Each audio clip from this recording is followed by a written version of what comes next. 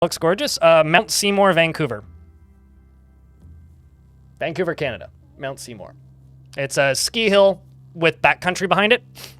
And you can walk around the ski hill. Because the ski hill wasn't quite open yet. I think they're open now. This was a couple days ago. Then you just walk up the side of the ski hill. And it's free. You can also camp back there for free, as long as you don't set anything on fire. Then they might fine you if they spot you. Or Parks PC will fine you. You can't get avalanches if there's no sign. Well, I've been climbing mountains, Min-Maxwell, long enough to like be able to look at a cliff face and be like, yeah, that's pretty fucking sketchy, and just walk around it.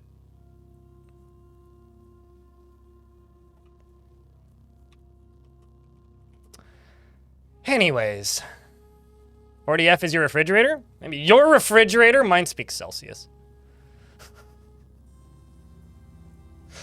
Anyway, my refrigerator is like 3C or something. Over in New Brunswick?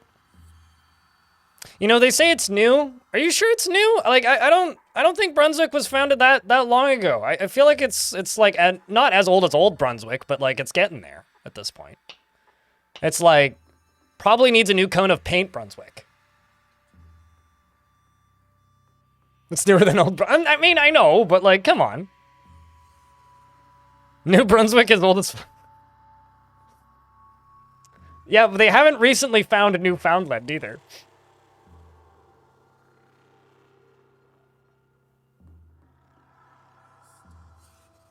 How many CCs if your fridge? I have no idea what you're talking about. You had your first snow day here in Ottawa? It's been like... We've had freezing rain a couple times. It's been consistently like frozen in the morning. It just needs to rain again, I think. Mm-hmm. And how many brain cells are in your ass? Because it seems to be pretty smart this morning. Suited. Speaking of just in time. You guys want to play some CUD? Chat room. Or by that I mean Twitch chat. If you want, you can say hi YouTube. Because they're here too.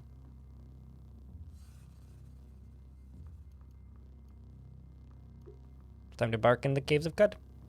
So I'm going to play a roleplay run because I value my time and I want to see the new stuff eventually, which we probably won't do today unless they've snuck a lot of new stuff in. But we're gonna play a roleplay run. This is just, you know, for my own sanity, because I've done plenty of classic runs. I will also probably be playing relatively safe, so I'm gonna try and die as little as possible. Roleplay just lets you save. We're also gonna go do a new run. And I'm going to play a mutated human because I've been prototyping builds for a little bit. Now, I'm going to be starting at the default town. So I'm not going to be playing a nomad, even though that's what I've done a bunch of.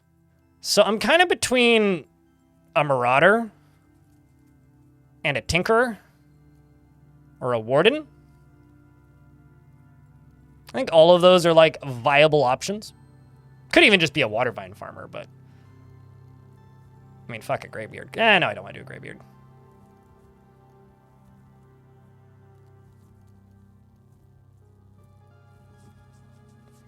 Tinker is like an intelligence default build, which also wouldn't be bad for the starting stuff.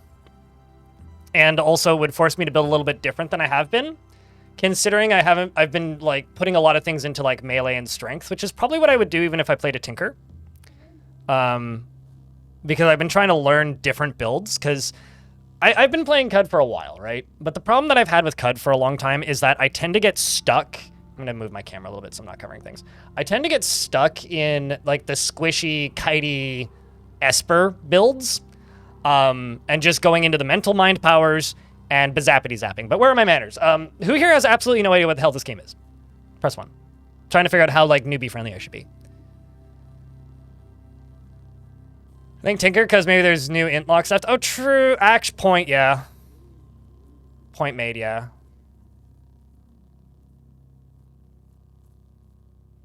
Okay, so Caves of CUD is a procedurally generated open world RPG / traditional roguelike.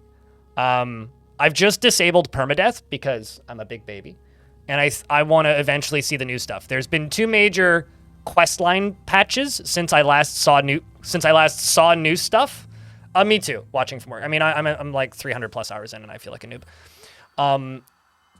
I have beat it a couple of times. There was one point I almost beat it 2 major storylines ago on permadeath. I made it all the way to about halfway through the Tomb of the Eaters on permadeath and then died. Every other credits I've seen has been on roleplay, which allows you to save. Which has been good because, like, the last time I saw credits, I would have died to a bug twice. So, yeah. But I hope that that's been fixed. There was a shitty enemy spawn where it shouldn't have been in a place where there's no fucking way you'd survive. So at this point, I value my time. So we're going to be doing this as a roleplay thing. If people enjoy this and want more of it, I could see myself trying to condense the whole thing down into one video, but we'll see what ends up happening. Caves of Cud has kind of 2 modes of play. You can either just play it as a sandbox and try and level up all of your abilities.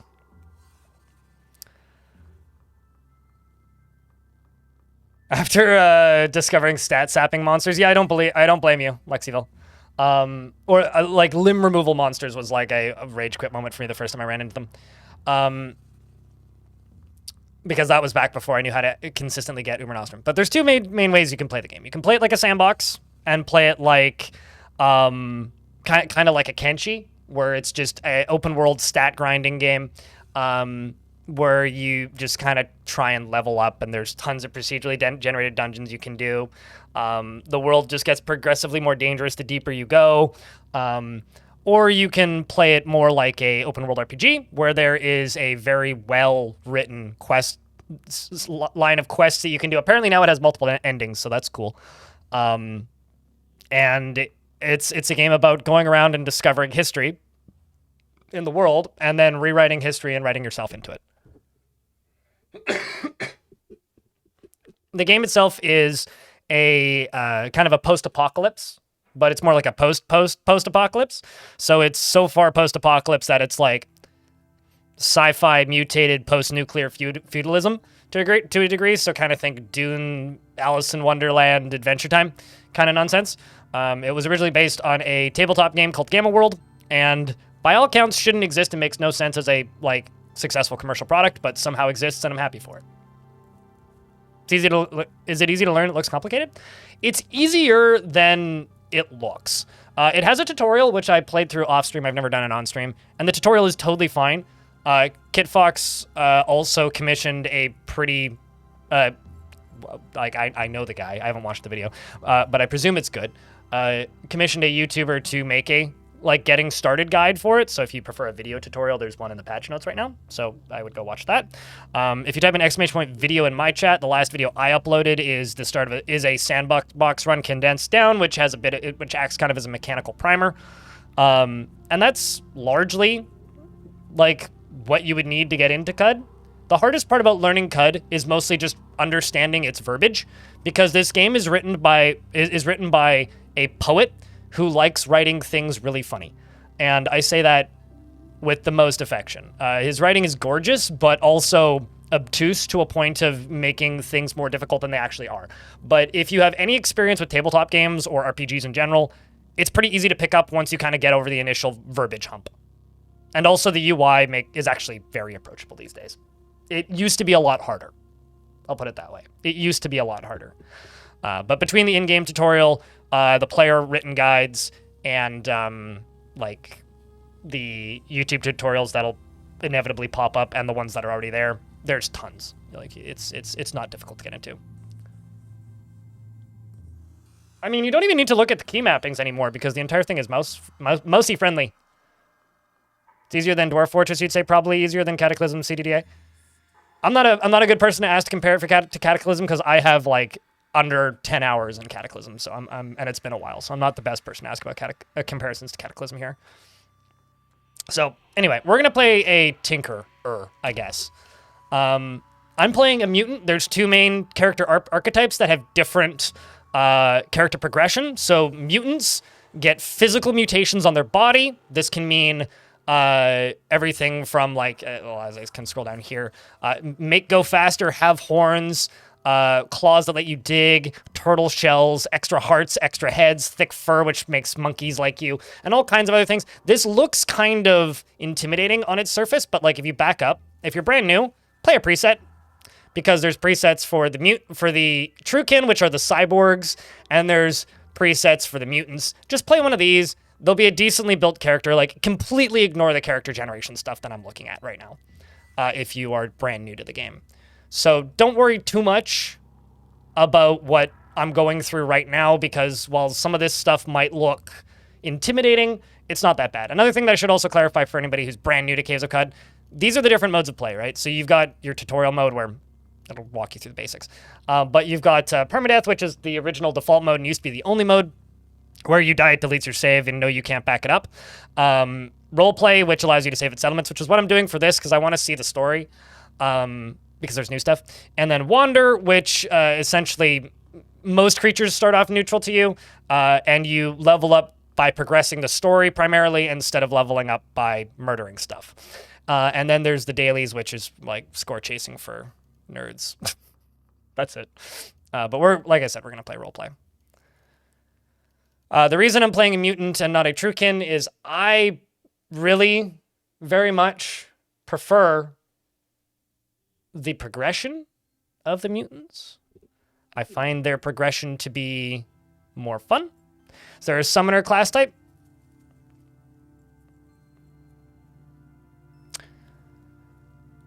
Oh boy, let's unpack this. So you can clone yourself, which isn't really a summoner class type. It's just a thing that anybody can get. And if you clone yourself, you can convince your clones to join you, and then that could do that. Or you could just get really scary and scare people into joining you. Or you can use mind powers to force people to join you.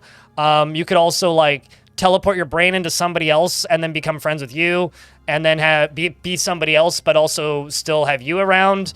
You can... is there a summoner class 1-to-1? No. Is there like 40 weird options that have similar effects? Yes. I'm gonna take horns, and that's gonna be my one of my primary weapons, I think. And I'm gonna take carapace. Horns are a relatively boring thing. However, they do allow me to have pretty good armor pen. Oh, yeah, I guess you can summon plants. But sometimes the plants will kill you.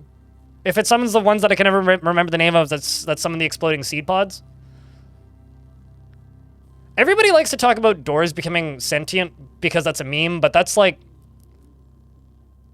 1, not practical. 2, more of a meme than an actual thing that anybody will actually do.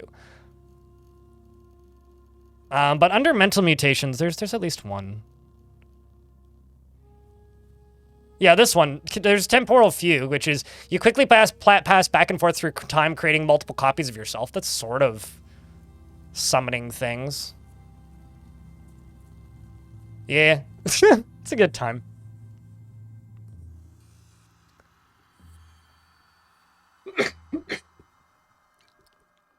I need to sip some water. Hold up.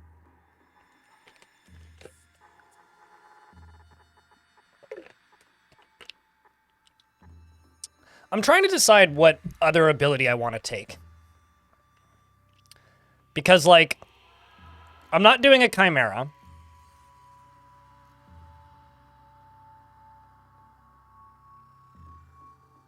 But I'm also not planning on starting with a ton of ego. So...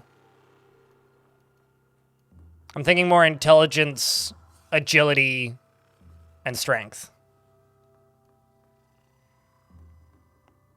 True, yeah, well, I mean, it's less of a summoner for the turrets and more of a... It's less summoner and more engineer from TF2. So if you consider Engie from TF2 a summoner, then sure. Why not doing a Chimera? Because I want brain mutations. Because Chimeras can't get brain mutations, they just get lots and lots and lots and lots and lots of arms, which I like doing for sandbox runs, but I want more potential ability variety. Blazing Iceberg, hello! Yeah, I guess we could just start off with Psychometry. Psychometry isn't that exciting on its surface. it just lets you you touch items and you learn how to make them, basically. Yeah, okay, why not? Doesn't that also let you open doors? Learn how to construct identified objects up to the complexity of tier 2. Must have the appropriate tinkerer skill, and you may open security doors and use some secure devices by touching them. Yeah. Okay. What are my other options here? I don't really want to take any defects, so I don't want to like preemptively screw myself over. You know, actually, thick fur might be useful. I do have 2 points left. That or heightened hearing. I don't want a beak. Because I already have carapace. So I could be a fuzzy turtle?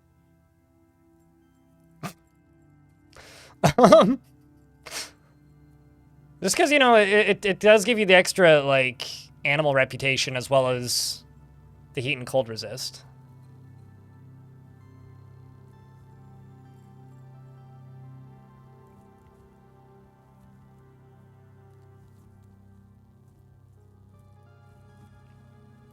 I'm sure we can stretch the definition of somewhere very thin, but what is lockpicking with summoning to open a doorway? Summoning an open doorway. Sure.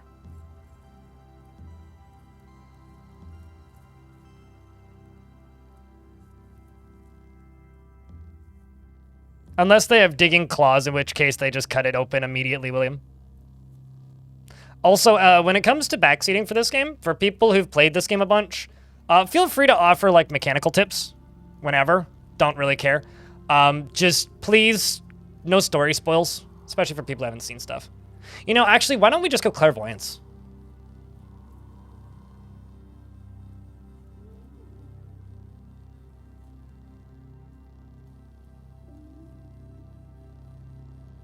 Chat, thick fur or clairvoyance? Or I could do like thick fur and Kindle. Or thick fur and psychic. Or I could do telepathy even. Talk with people through my brain. Yeah, but you have to level it up a lot. And I'm going to be leveling up my horns in order to see the whole map.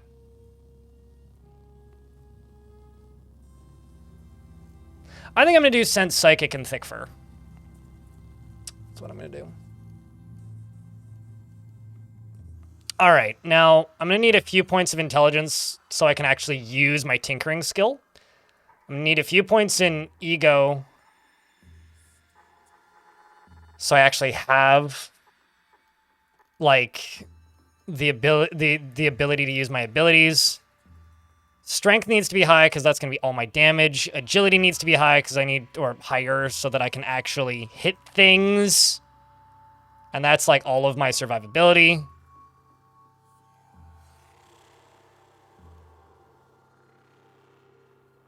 And then I'll put the last of it into willpower. Let's drop my toughness by 2 and put those into intelligence. Oh, there you go, Slip Feet. Hell yeah, you love to see it. Yeah, I'm going to be peeking at that as the day goes on. It's good to see. You'll love to see it. You'll love to see it.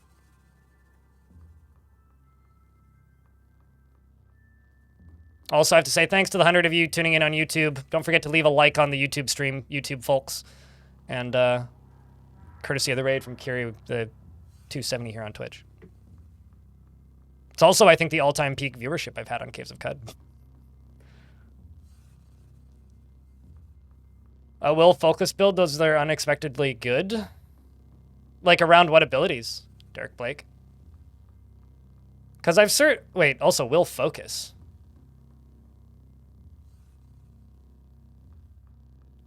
Trying to figure out what you mean by will focus. Actually, I think I'm going to drop my willpower by 1 and increase my ego. So it modifies the cooldowns of your activated abilities and determines your ability to resist mental attacks. You know what? Let's drop ego and increase willpower, actually. Welcome back, Irish Stupid.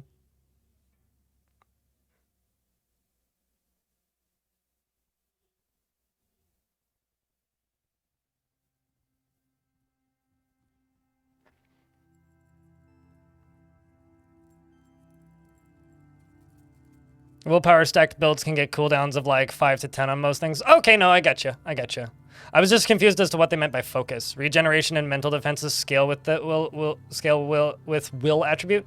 Yeah, no, that checks out. I've done a lot of like high willpower ego builds.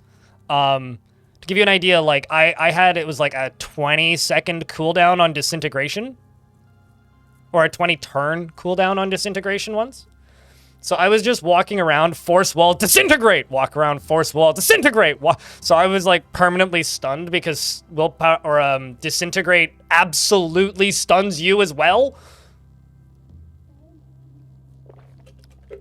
I got through the underground. This is like some end-ish game nonsense, but I got through the underground region of Tomb of the Eaters.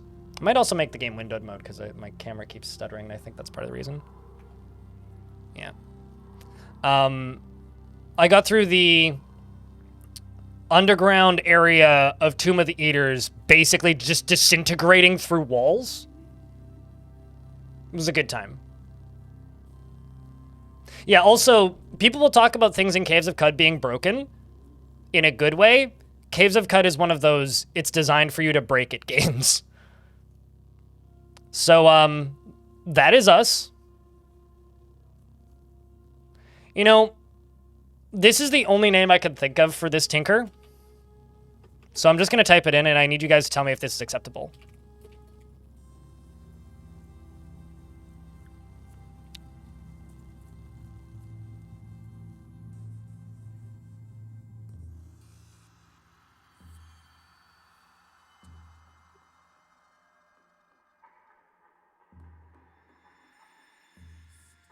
It's also a reference to a thing later in the game, too, so it does check out. Fear the Gong! All right, we are Tinkerbell, and I bought the pet DLC, so we've got Eros. Okay, so I just have to say, I love the fact that one of the pets is literally a chair.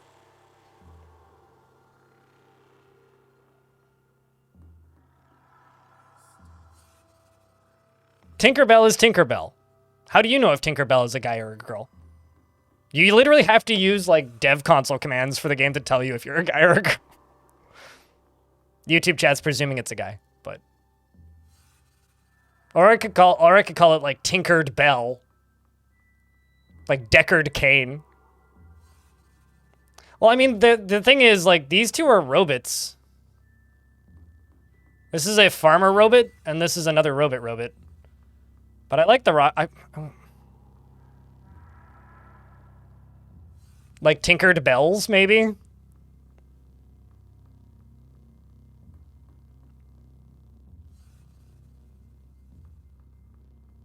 Not just a chair, it's a rocking chair. First choice is the best. Like if I open up the Steam page for it.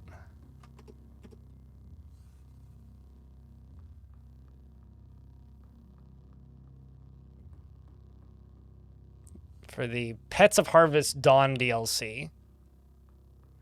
Eros will compare you to a summer's day. Ebishtabat is a Waydroid farmer who loves star apples. Either or is a pair of rhythmic shades who perform subtext of all affairs. Ercorlano is a rocking chair. S-Bear is what if a bear had psychic powers. Franzi is a sentient vine who cannot stop Kraken wise. Probably entertaining. Gloaming is an owl. This owl is not what it seems. Herman, definitely a human, not a claw of worms animating a corpse. And then Hylius is Boolean, a dog down on his luck. Can you help turn it around? And Lopenix the younger, descent of a three-headed goat Lopenix of the Athenreach. Sure. Lai is a dream frog come to life from an ink illustration. Man Opener is a cuddly beetler opener of men. And Utha Bathafath is a little hoof, big heart.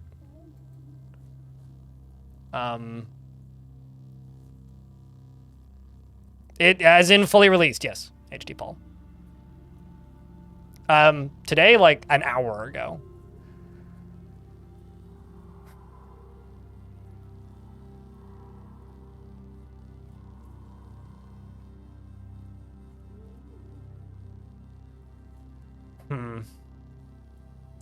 I'm between Eros, because that would fit a Tinkerer, the Farmer, and the Rocking Chair.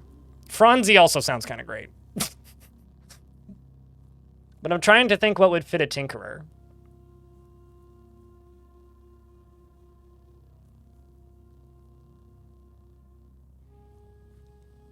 Yeah, that's what I was wondering, William, because in YouTube chat is asking explainer. If you sit in a chair, it gives you an intelligence bonus. So I'm wondering, and YouTube chat's wondering the same thing. If you sit in the chair, does it give you an intelligence bonus? Can you level up? I know nothing about this DLC. I presume they're like familiar quests. I presume it's like an extra quest line, is my assumption. Someone over there. Because like it's a $5 DLC that comes with these pets that launched today. So I haven't seen any of this. I have no idea what's in this or what any of these do. Mount the chair around the map. All right, I'm taking the chair. I'm too curious about the chair. We'll just, and I'm gonna rename Tinkerbell to Tinkered. Tinker or Edie? D or Edie? Tinkered or Tinkered? That looks like Tinker Ed. Tinker. Bells. Tinkered Bells!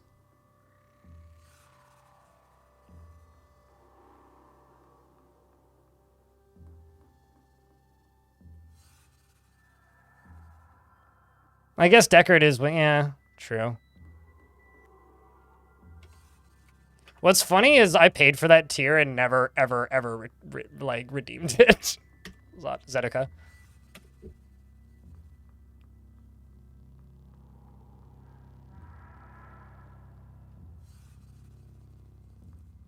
You hope it's not pay to win. That is one of the silliest things I've ever seen, V. Game adds a $6 DLC that adds familiars that could probably be acquired in-game that just have characters, writing, and dialogue. And the first thing you say is, better not be, I hope it's not pay to win, is one of the silliest things you've ever said in my YouTube chat. Genuinely. I have all links allowed. If you post a stupid link, you'll never post a link again. Arthur E. King. You know what? I hope it is pay to win. Yeah, I hope they're fucking OP. Mang. Okay, so we are Tinkered Bells. We have a pet chair.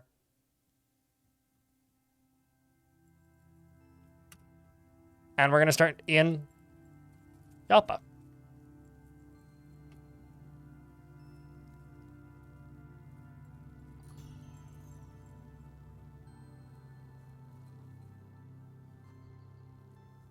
You pay for the game and then you win, pay to win. Yeah. Definitely. It's like the abbreviated tutorial for Warsim. All right, let me check my camera here. I can never quite remember where the top of this message log is. All right. Yeah, YouTube chat. You guys can go over here. Or Twitch chat. You guys can go over there. Sweet. Still technically correct. Yes, it is technically correct that buying a game is technically paying to be able to win. You can't win unless you pay. So, on the 27th of TUUMUT, you arrive on the oasis at the oasis hamlet of Joppa, along the far rim of the Megori, the Great Salt Desert.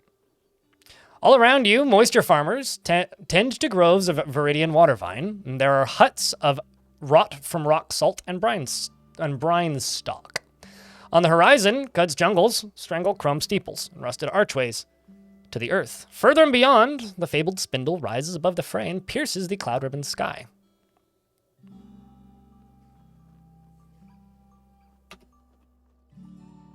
Okay, so it is a sentient chair that follows me. Engagement style, aggressive. I want to know what Nani the fucking aggressive chair looks like. but spiral-grained wood was coppered into a sublime angle by a secret carver. By a secret carver in 3 places: a headrest, 2 rockers, a small inscription on the oblong splat. Avers the wood was stolen from an emir's palace grove in the hanging hills and smuggled across the Holmes Delta. There, this mysterious stranger worked a simple beauty out of the wood. But what other workbench sorcery was performed? The chair rocks of its own accord. So it's from Poltergeist. Got it. Its tight friction squeals are a bride language to those who listen. It's wearing a shawl, and it has a pillow. Of course it has a pillow. Let's zoom in a little bit. I also want to jump up to the overworld. I was wondering if I'd hear new overworld music. Doesn't seem like it.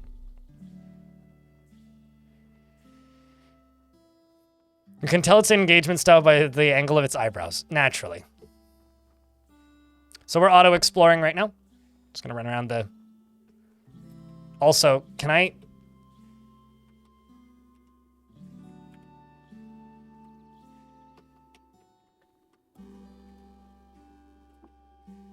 can chat, I can pet, I can sit.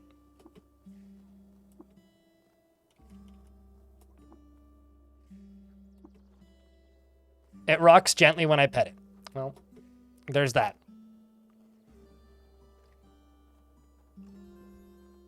Now you're married to it? Sitting in the chair makes you married to it? Apparently I'm already sitting.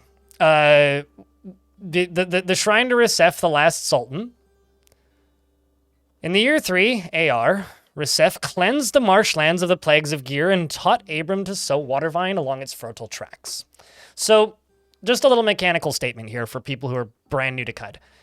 You'll find these statues around the world, and they will have stories from these sultans.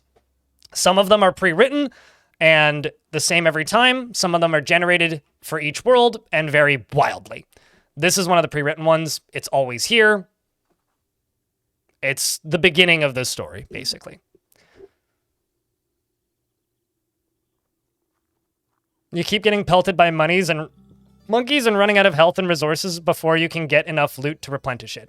So go somewhere else. Walk around in the marshes for a bit and get to like level 4 or 5 by beating the crap out of fish and crocodiles, and then the monkeys will not even damage you. If your gun is rusted, how do you repair it? You either need a repair skill or talk to a tinkerer and they'll repair it for you, or you need fix-it spray foam. Or get a new gun. So we note that in my journal. Apparently they've tweaked this UI and changed the journal UI slightly, but it looks the same to me, so. Oh, also I need to pet the cat. This is Sisyphus. I'm gonna give you a pet. It's an accurate answer. We pet the kitty. And I start to glow, because that's what this kitty does. One star ribboned night, a ray cat crossed the marshy loam and wandered into Joppa. The watervine farmers, wakened by the joyful cries of a small girl, gathered around to revel at the favorable omen, and extol the generosity of the beetle moon. And exol, I think is how you're supposed to say that, the generosity of the beetle moon. Since then, Sisyphus has spent his days curled in under the shade of the Brinestock huts, sauntering over the dirt paths. So long as he is approached with care, he welcomes hands of friends and strangers alike. The only cat I can pet in this video game. The rest all try to fucking kill me.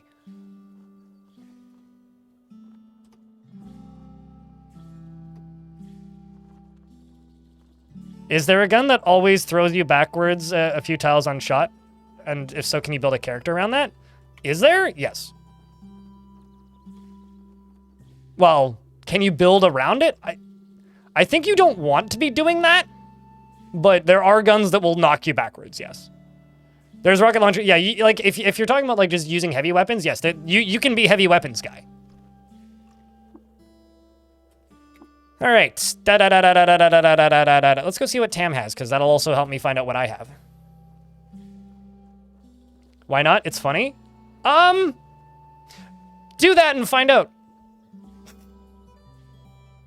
Because you don't always want to be thrown backwards. Also, I'm just going to throw the game into 1600 by 900 real quick, because it seems to be stuttering a little bit on my end. I'm not sure if that's translating into the stream viewing, but there it is. Just give me a second here.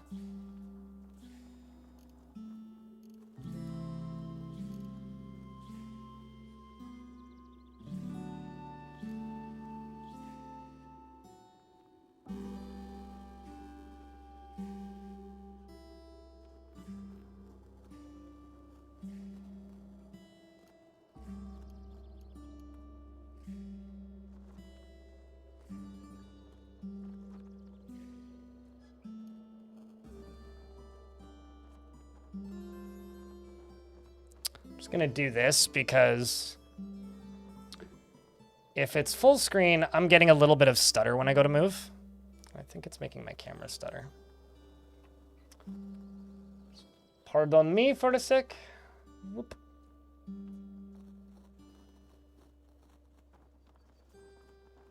That should be good.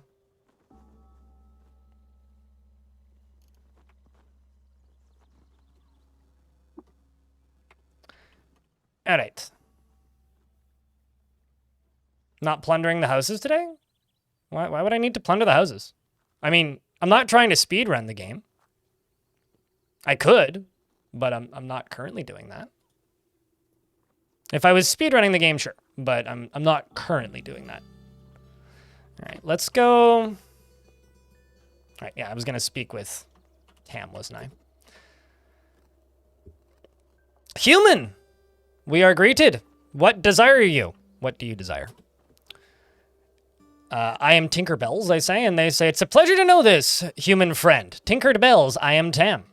Do you live here, Tam? Joppa is my home, yes. I walked the Megor Yi and in the caravans of my brethren and the salt and I can read this morning, and the salt stock. But upon meeting Elder Iridad, knew at once to settle down here. You will understand, human friend, if you speak to him. What kind of creature are you? I am Dromad, human friend. Some say Salt Strider. Do you know this? I do. They're camel people. And we're gonna trade just to see what I have. Got a bunch of random bent metal sheets, a rubber gum injector, sleep gas grenade, 2 of them. I know how to make a scrap passing chair. I have no idea what that is. What do you have, Tam? He's got a musket. That's nifty. I'm looking for engraved items. Tam doesn't have much of value this time. That's unfortunate. Oh well. Good to know, though. Let's just jump into my inventory real quick. Sit down to this. And I'm going to learn to make a rubber gum injector. You abide by the memory of the rubber gum injector's creation, and you learn to build rubber gum injectors.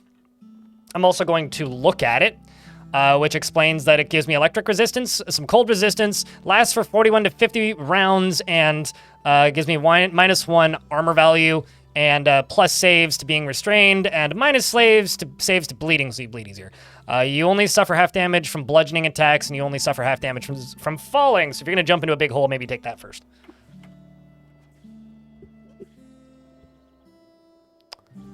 Simultaneously do bullet damage and also impact damage to whoever is unfortunate enough. What? Anyway, yeah, I mean, like, here's the thing, Selphus. Go absolutely nuts. And build a thing around firing yourself backwards. But if you're going to fire big guns, you kind of don't want to fire yourself backwards optimally. So I can eat their food here. Food is important. You need to eat. You start to metabolize the meal. And you gain the following effect for the rest of the day. I thirst at half rate, and I have +11 natural healing rate. Oh, that's actually pretty good. Shall we go get the first quest, chats? Although, before I do the quest, I'm actually going to go look at you. He is a wide, carved man with the posture of a vine reaper. His spine is bent to the point And his spine is bent to point the bright turquoise of his eyes at a tilting angle. His hips are pushed odd forward with the slumping ease of the stance of a much more relaxed than his. If it weren't for the salt on his brow, and the scarred knuckles, he would seem a marble sad parched under a crumbling tomb. He's got painted sandals on. And also, who likes him? He's hated by the cabal of the Gleamthaquala Idistafa partner, sure. Hated by the mechanimists for disapproving of their famous theorem. Well, I'm not going to do a water ritual with you because I don't want those people to hate me. A water hand, eh? Live and drink. Also, chat room, I think investments are probably open for those of you who care. I'm called Tinkered Bells, Mahmet. The tongue says, live and drink, Tinkered Bells. Can you tell me about your village, Joppa? Watervine farm in the lap of the marsh. You've sucked the moisture out of a vine wafer, yeah? We tend the plant here.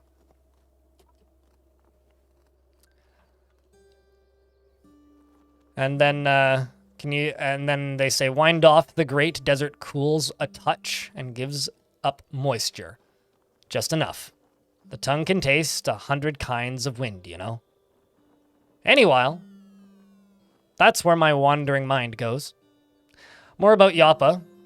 I say speak to the elder friend, Iridad, up northwise the path. And I say I'm in search of work. Aye, I have it then. Something is eating the water vine. Round Beetle Moon. Did they change his dialogue? Kind of seems like it. Q-Run says he saw a creature spider-like slinking in the brine. But no spider would dare go so near the warden's stumps. I tested a bit of red fleck in the pool, like we find in the soil by Red Rock.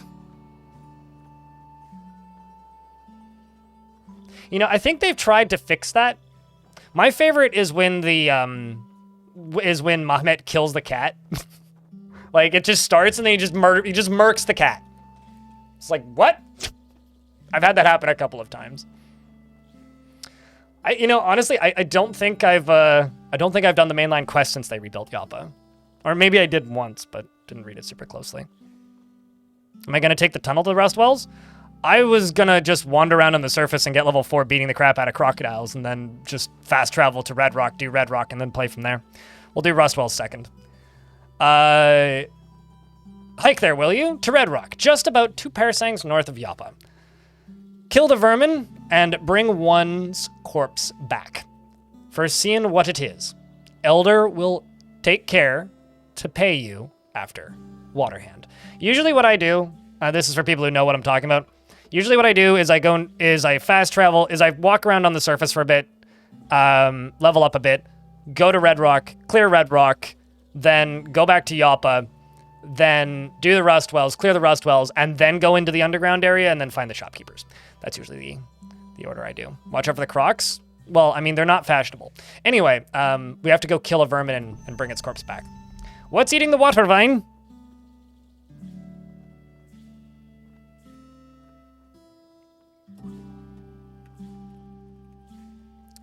So let's explore. Actually, I need to talk with my chair. Can I? Fancy a rock? Rest your bones, Tinkered Bells, so I can sit. Speak and calmed me. Speak and calm.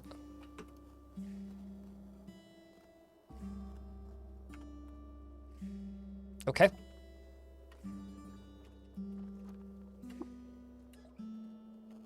So it's just trade and speak and calm me. Rock your troubles away. Well, that's a chill vibe. So the kind of tiles surrounding the town are always going to be kind of a neutral zone. Looking for the statue, though. Shrine to Iram, terror. Got a cough.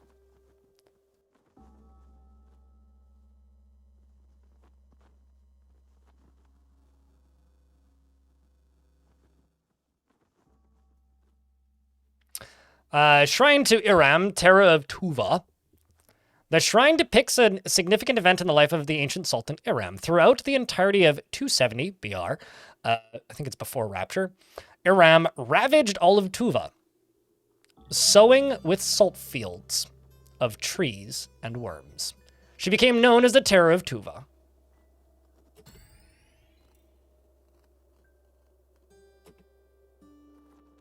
So we've just discovered a new location. So this will appear on the overworld.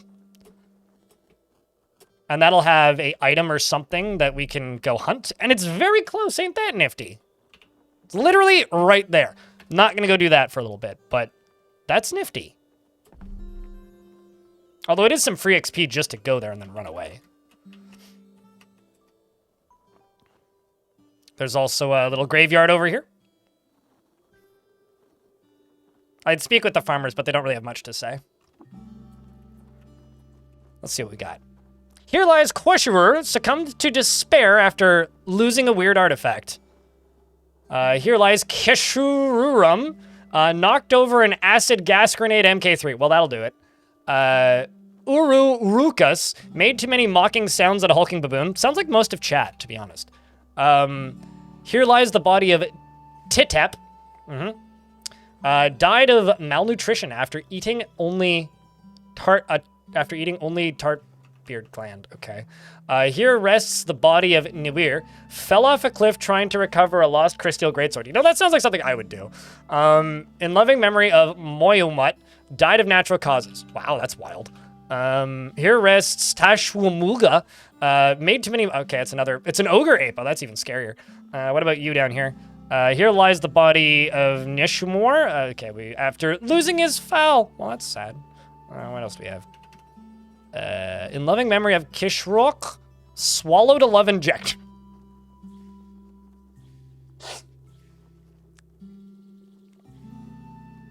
What can go wrong? Oh, it depends on how endgame it is. It's in an early game zone, so I could probably do it at like level 10, 12. Because it's in the mountains, it's probably just full of pigs. If I had to bet. I mean, the last one I did in the mountains was just wild boars.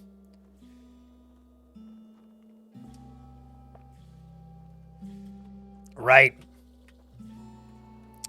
I've played with night vision a lot recently. X100. So I've got a wrench in one hand. And I'm going to have to equip torches. So what I'm going to do is I'm going to wait until morning. Then I'm going to go over here. I need another one of these. And we're going to go on a walksy. Let's head north. So everything has dialogue in this game. And look at everything. I don't actually know where the look button is. Is this? Yeah, it's that. So look at everything. Because everything has writing. Even like some basic ground tiles have writing. And it's great. It really, really, really gives you the flavor of the game. Is getting killed by plants natural causes? Well, plants are natural, and the cause... bludgeoning, I would argue, is natural, so. Does the chair speak? Yes. I can also sit on it. Hold up, new music.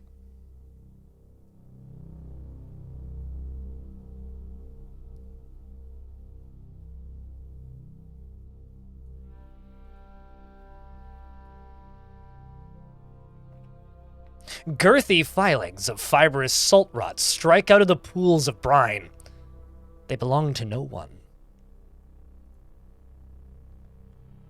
A tangled nest of roots spill through the earth. The bark is splintered into pointy spines. The leaves are greasy and stinking. Stupid cheered. X100. Thanks for the second dollar. Crypt Pet Moss. Appreciate you, Ire Stupid. Means a lot, mate.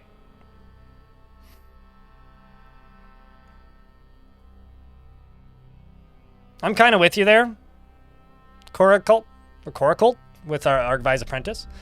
Twitch chat is in an ad at this exact moment in time. So I'm going to take 10 seconds and hop up and top off my coffee, and then we'll continue heading north. I just want to say a real quick thank you to everybody who's tuned in so far. If you guys want to help me out, if you haven't yet, this is a YouTube video I uploaded about Cut a couple days ago. Well, you're lucky then, Arthur. leave a like on that and let it run in the background, because I really need that video to do better because I put a lot of hours into it. So I will be back momentarily with more coffee.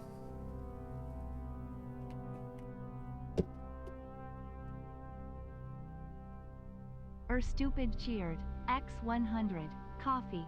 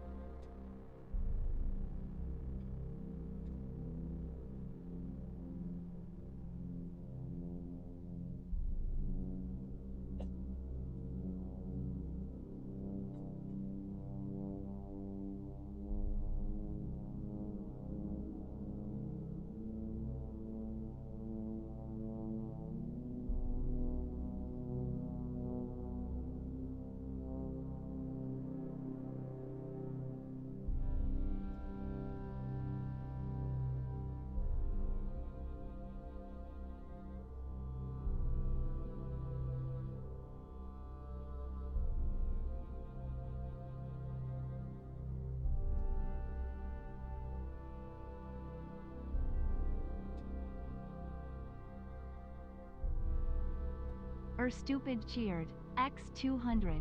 I am going to get some coffee myself. Thanks for the $2. Jack, can I get a round of beers for our stupid? Chucking them bits into the chats. All right.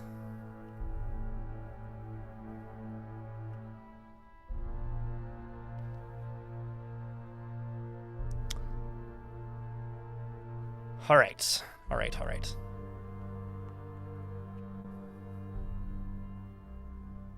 Today is a good day. It is, Benich. So I'm going to go murder some fish. The fish are friendly. They're neutral with you. But I don't care. Luminescent flit beneath the water's surface. Because I need XP. So if you want to attack a neutral entity, you just hold control. And another thing I'm going to do is I have a horn. So because I have a horn, I want this to be my default weapon, because right now it is by far my best weapon. It has a ton of armor pen and basically does free damage, whereas my dagger and my wrench are significantly lower in the damage variety. So I'm just going to go here and press insert on the keyboard. There's keybind down at the bottom. And then it's going to put a tiny little asterisk next to it to imply that it is my primary smacking method. And then when the other fish witness that, they're going to be like, oh my god! He is a murderer! And I'll be like, yeah. Yeah, what of it?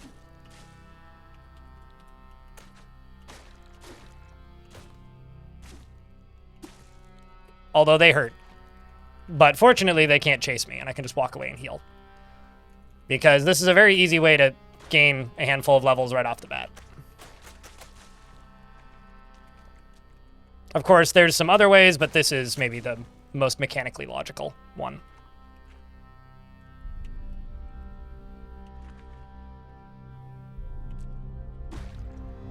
Level 2. Watch out, because I'm a gamer and you just look like XP. Yeah, pretty much. Sorry, fish. Now I wonder, is the chair just gonna be neutral to everything, or is something gonna just fucking kill my chair? Because I, to be completely honest with you, have absolutely no idea. Come here, experienced container. Any more fishies? There's another fish. Bonk. Oh, come on.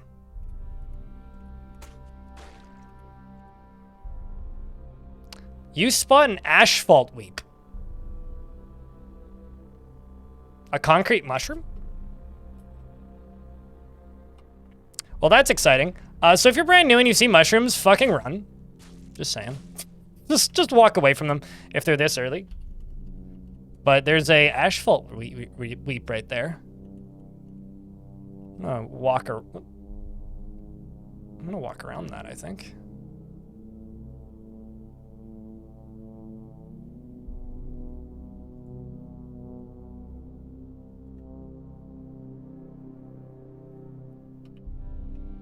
Actually, more specifically,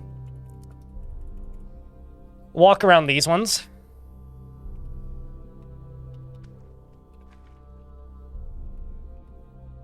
And basically walk around the brightly colored ones. I wonder if my familiar chair here can become friends with, or can become friends with fungi.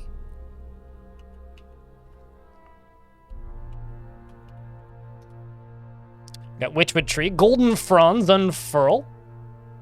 The desert wind moistens. Pieces of bark, collated into tiny intersecting rings, have been chewed off by wood grazers. Live and drink. It's Sapo.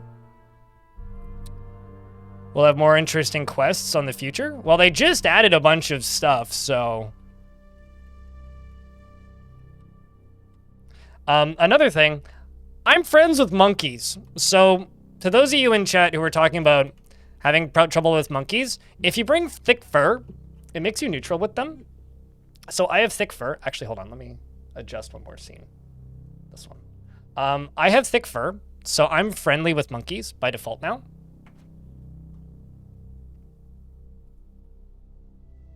Just saying.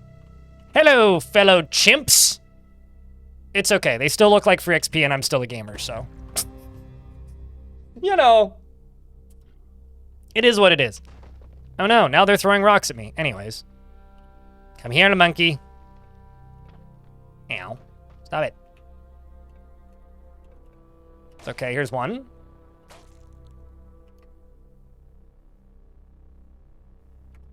It's okay, you wounded. Ha! Got him. Let's just walk away, down to here, and wait until healed. And walk back. How are we doing on levels? Got an attribute point I can put away. I'm thinking intelligence. What do you think, chat? Yellow not bad as long as it's one at a time.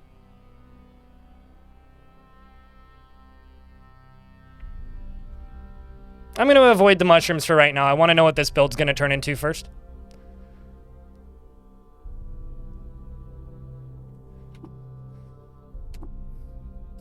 We did int for skills. I kind of don't want to dedicate to any weapons right now until I know kind of. With a new creature, you get a... Ooh, maybe we should start off with customs and folklore. Thick for a day keeps the monkey away. Yes.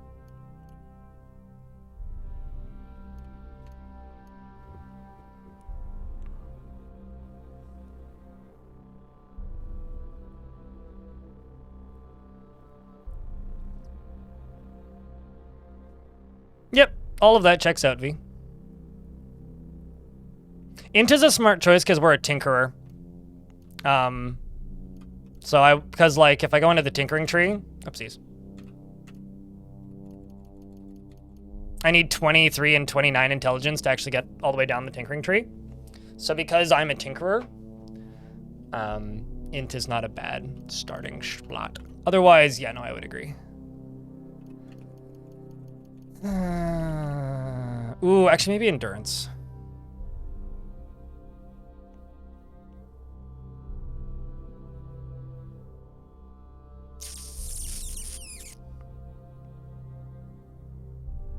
Yeah, also what Nimlark said. It gives you more skill points.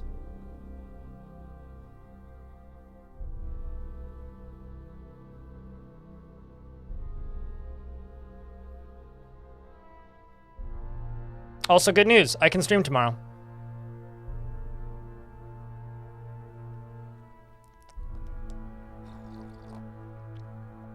Oh, true. Yeah, I always forget about Scavenger. Doesn't it also let you,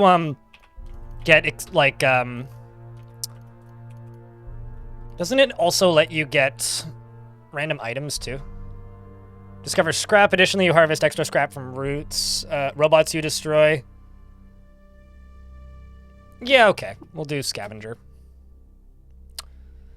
We'll do Scavenger. Oh, also, something else I should do before I forget. What is this?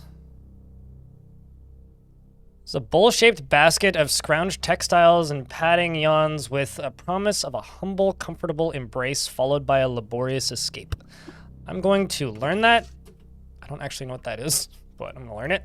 I'm also going to go into here and I'm going to disassemble my inventory items. Because these numbers and letters back here are materials. So these are your crafting materials, essentially.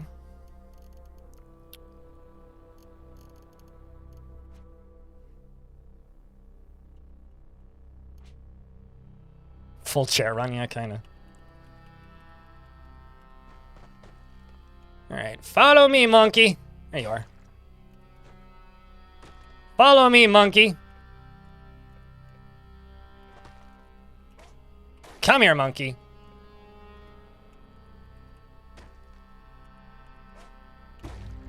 Level 4. All right, one more level and then I get to pick a mutation. Could probably get another one off of the monkeys too. Because they will follow, if they're aggro, they will follow you off the map. You just have to move away and then wait for them to come to you. There's the blue one. Let's see, how strong is the blue boy?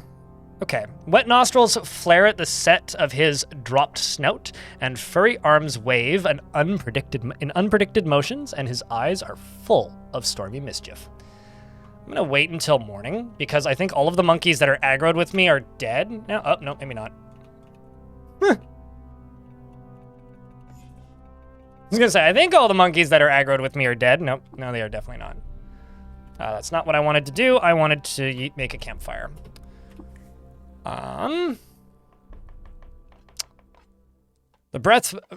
fire breathes its warmth into your bones. Rummaging around your surroundings, you find these ingredients. A sprinkle of dissected shavings from a tortoise shell, once bare tooth, and a temporal gutsmonger's feet.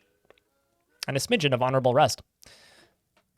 Completely different flavor profile than dishonorable rust. You know, that's forever just a League of Legends character in my brain. Orbital frame. What kind of game is this? It's somewhere between a traditional roguelike and a CRPG. More of a traditional roguelike, though.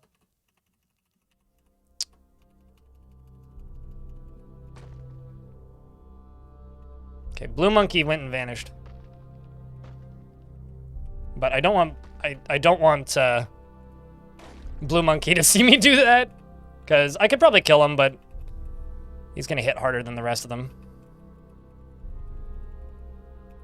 Let's just look for the stairs.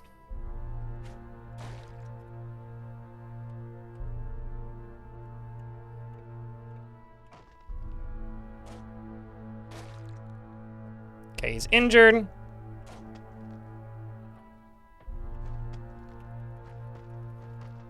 Just gonna, you know, be a little tactful. Tactical.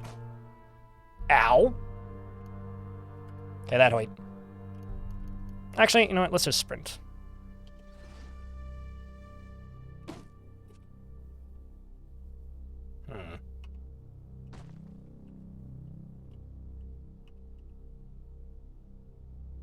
Actually, what I'm gonna do is this. Let me eat that. Which heals me. Move down here. Because until I rapidly mutate my turtle shell, I don't really have any armor. Okay, if I kill one more, I'll get another. Actually, probably if I kill this goat, I'll get a level up. Nope, not quite.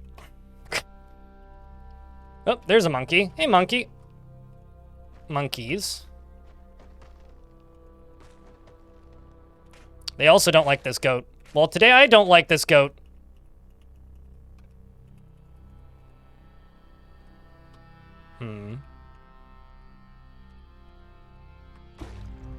There we go. We got level 5.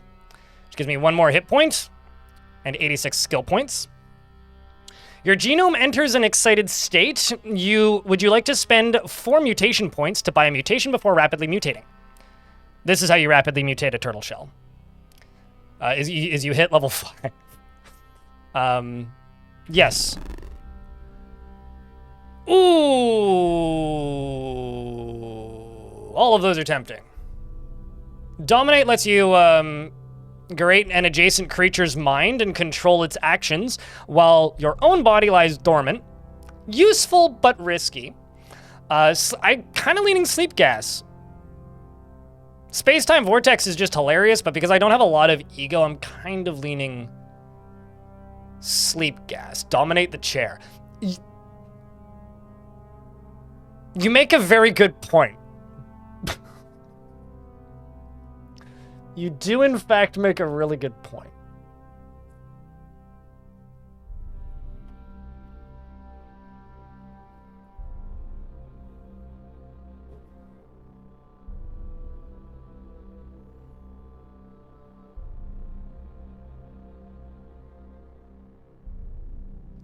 All right, chat. So for me, it's between sleep gas and domination. What do we do?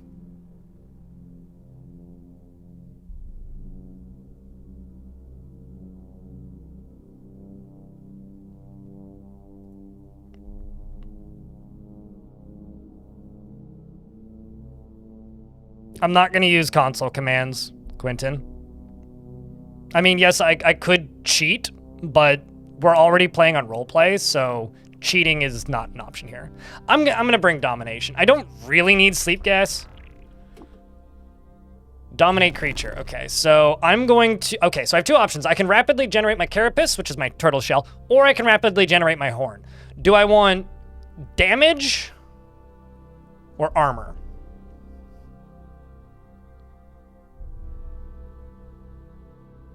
Bend over, Clayso. I mean, what? Are you immune to the gas? Yes.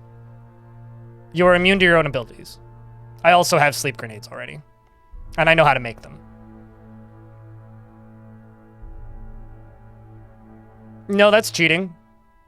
Because it tells you things you wouldn't know without cheating. So, that is cheating.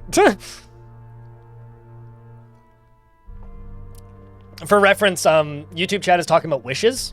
Wishes are it's a dev command basically that allows you to complete quests, skip things, summon items, and all sorts of other things.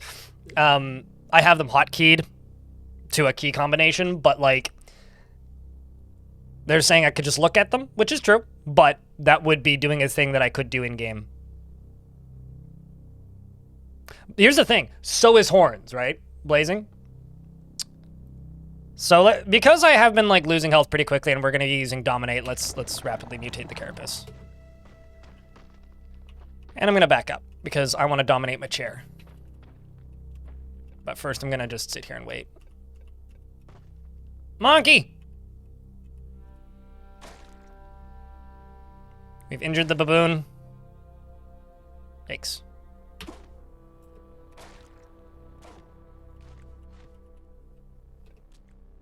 Okay. Waited to heal. Come to me, monkey. Or don't. Okay, I'll come to you, monkey.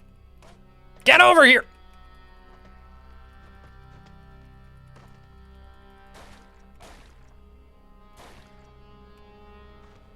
Ooh. Because this is a mushroom field, I really want to know if there's a water weep in here. I just found an infinite money generator, sort of. So, sorry for the, brah, what? Fungus-ridden croc. Oh. That I'm gonna walk away from. Begone, crocodile!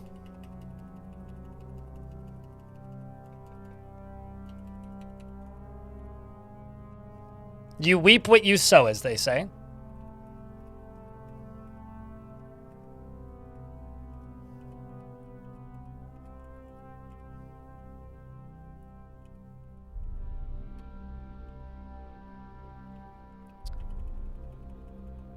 There's also a fungus-ridden glowfish. Are you fungus-ridden? No. And a wax weep.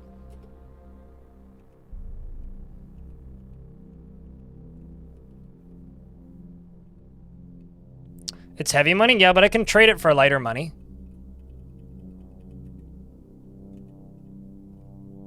Okay,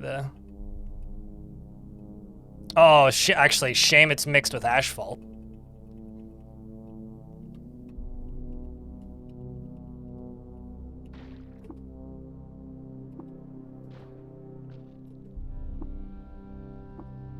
They did nerf them pretty considerably, though.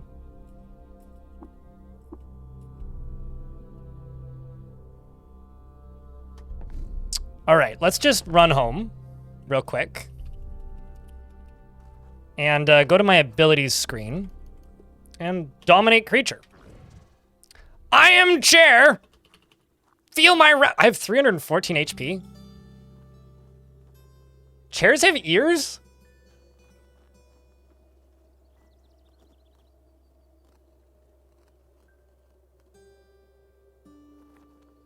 Huh. Okay.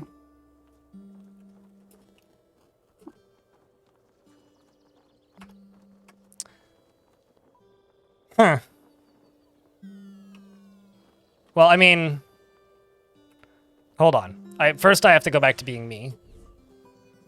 Just let me give the chair some items. Like some grenades. Well, actually, hold on. I'm just gonna go to my inventory real quick. And I'm gonna unequip the dagger. Chair with knife is a very funny brain hit image. I'm going to...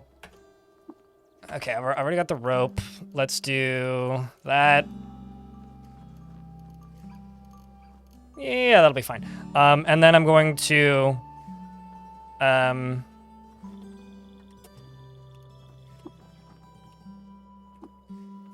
trade. Where's trade? Give items, that's what I want. Let's do sleep gas grenades. Oh, I have to remember to give all this stuff back. And some of the torches, as well as the cloth robe.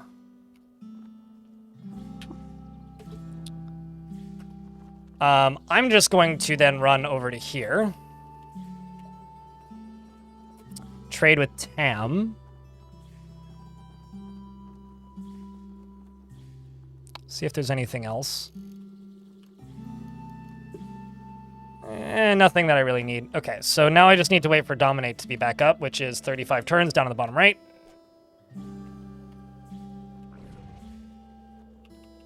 All right, let's go be a chair.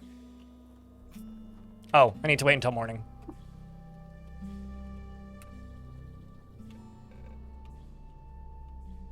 Also, do chair need to eat and drink?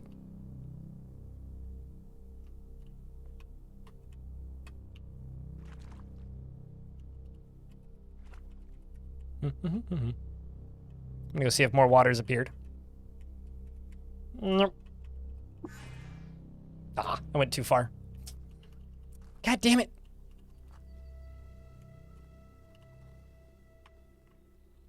Let's just do this real quick. I thought I could go one more tile.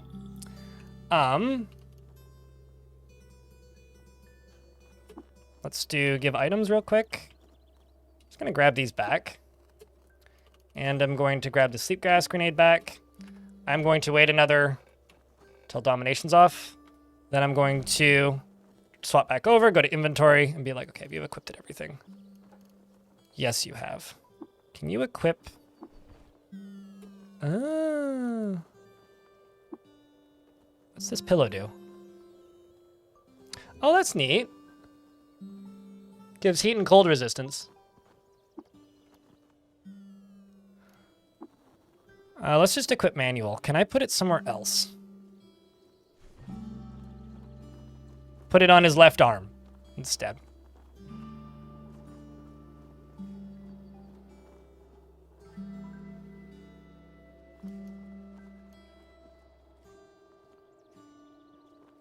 Also, what the heck is a chair splat? I guess you could also use the chair as a light source. All right, anyway, let's yep.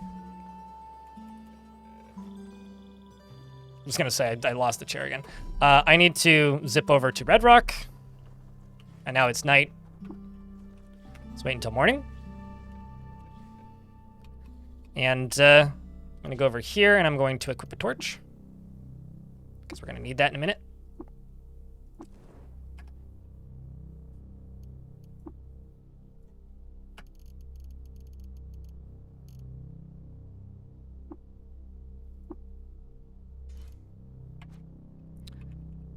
And we are going to explore.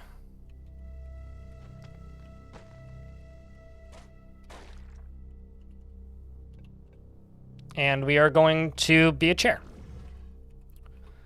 All right, chair.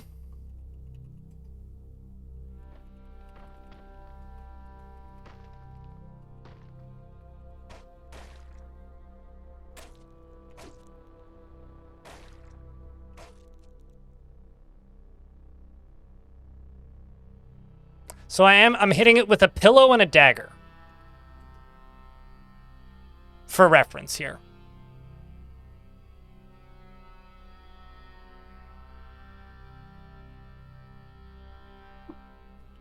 Okay. Let's go to the stairs and move down, which are off in this awkward corner. And I need to go into my inventory and equip a torch somewhere.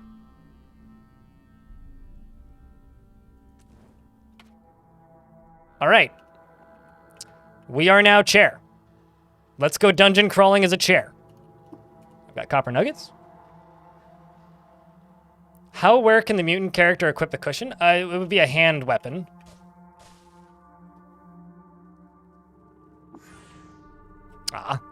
Didn't quite make it far enough.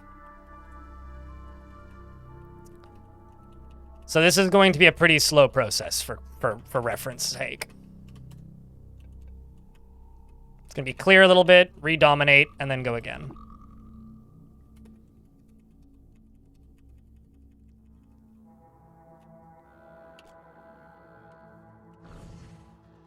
But as we level up dominate, we'll get more distance on it. So I think it's limited by number of turns. So these are snapjaws. Tussocks of fur, dress, skin stretched over taut muscle. Upright she stands, but she looks ready to drop onto fours. Her snout snarls and her ears twitch. She barks and her hyena tribesmen answer. Also, this is kind of giving us a sort of precognition as well.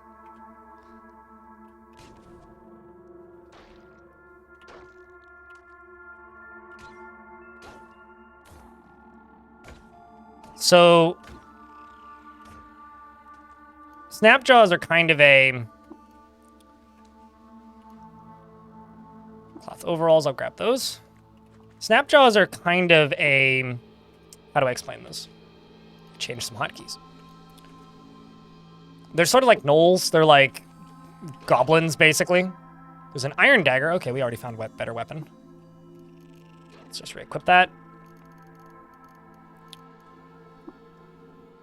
Equip manual. Swap that in.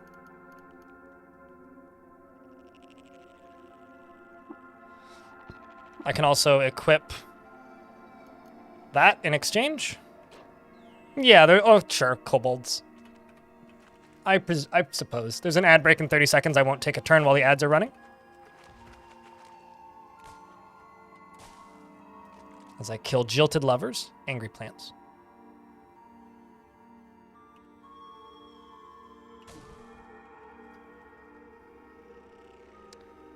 Spiky cushion, you mean danger cushion? This is a turret vine. Jade green tendrils curl inward and hung their center in tension. Their leaves vibrate to low volume crunches as they compact seed matter for spitting.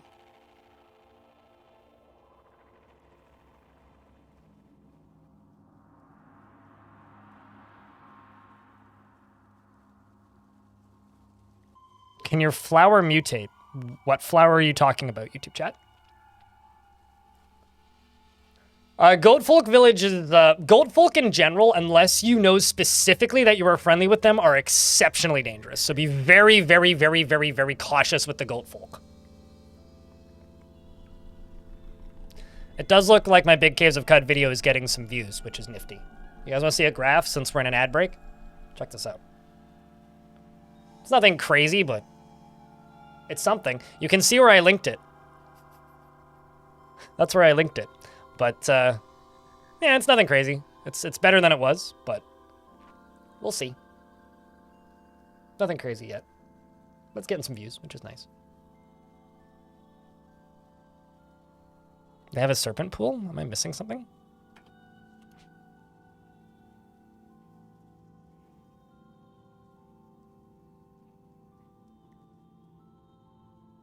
I'm not seeing what you're seeing.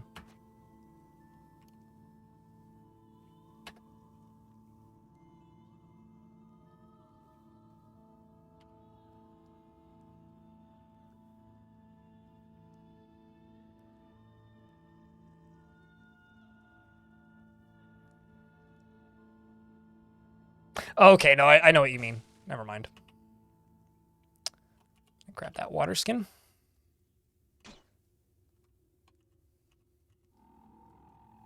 So this right here is the cannibal. Sunshame has left his skin pulpy and spider white, and his capillaries are shot with blood, 2 shades too dark. Excuse me, why are you... You know, he's probably neutral with me, actually, but not the person dominating it. Why are you just running away from me? And I can't run. Anyways. How many turns left do we have? 17? There we go. And I just wait. 5, 4, 3, 2, 1. Go again!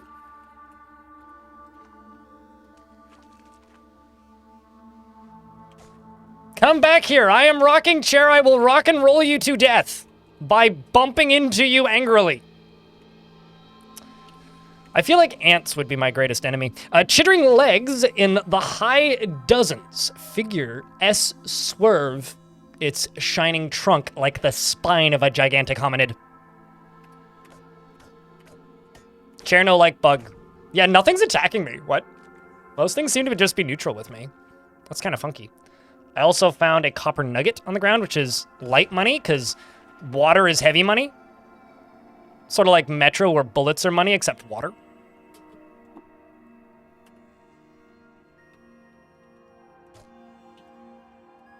Yeah, nothing seems to be hostile with me. That's fascinating. I also found a weird artifact. I guess I'm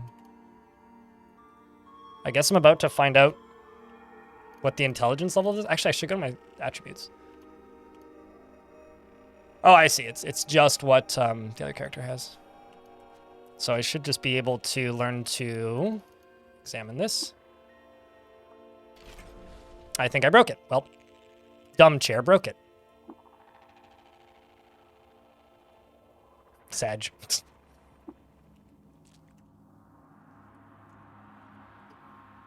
I'm still gonna have to go through and... Yeah, if you look at the top, the level is the main character, not the chair.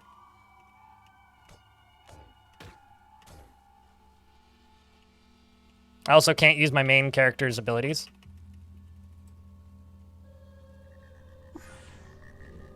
Speaking of... Let's just give items. Take the weird artifacts. The daggers. And the nuggets. And then... Just going to check this. 5-1D2. Remove. Let's equip the bronze dagger. And see if I can repair this. I can R repair. You cannot repair the artifact until you understand it. Okay, can I read history with, oh my god, it's a jackhammer. Okay. You flush with understanding of the artifact's past and determine it to be a nanophonemic fanatic? I always get this one wrong. Jackhammer. You don't have the needed stuff to repair it, although I will be able to. That's actually a pretty advanced artifact. This one is a stun rod. which if I had a battery, I could power it. Which may actually be pretty good. Everybody always explains this to me and I will never remember, but thanks for explaining it. Let's move down a floor and auto-explore this level. And go get the crafting materials with the main chair. I'm also going to need to eat some food because my character's getting hungry. Equals electric chair. Well, okay, so there's more electric-y items.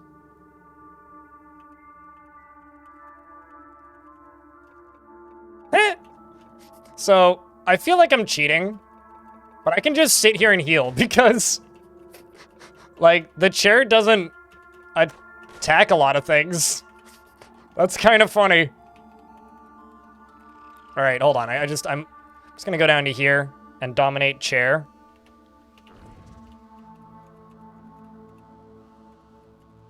Because I don't know what the chair's alignments are.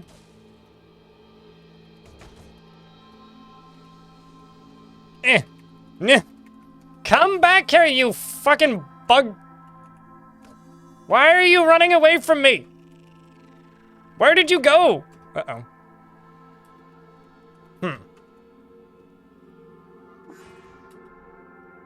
Also, chair is thirsty, so...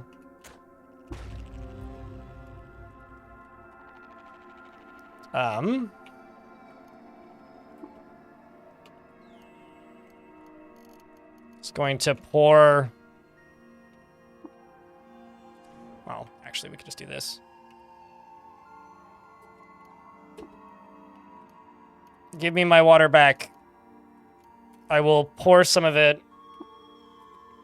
into one of my other containers. Let's pour into another container, the other water skin. Let's do just 10 maybe.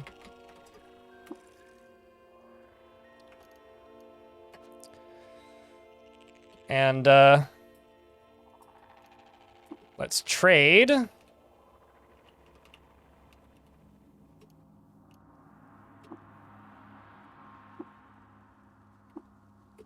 Trade. So hold on a second.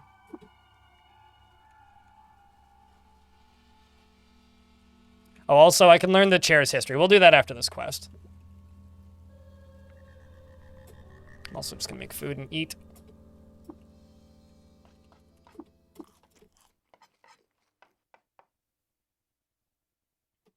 I mean, it's true, Oscar. I don't. I genuinely have no idea what this chair's alignments are.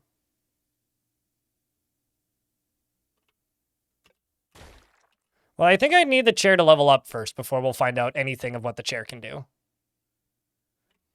Find a shrine to Recef, ghost in Carillion. In the year 2, Rebecca, after Rapture, Rebecca died of glot rot. On her deathbed, Recef forgave her and absolved her of sin.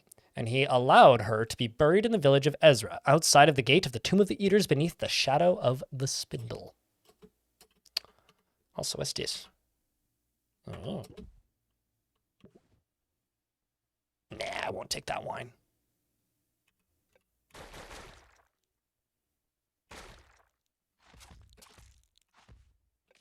Bloody bleed.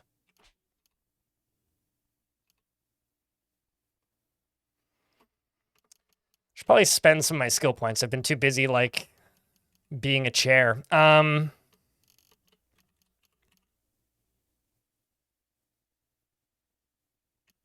should just deploy turret. Let's do that.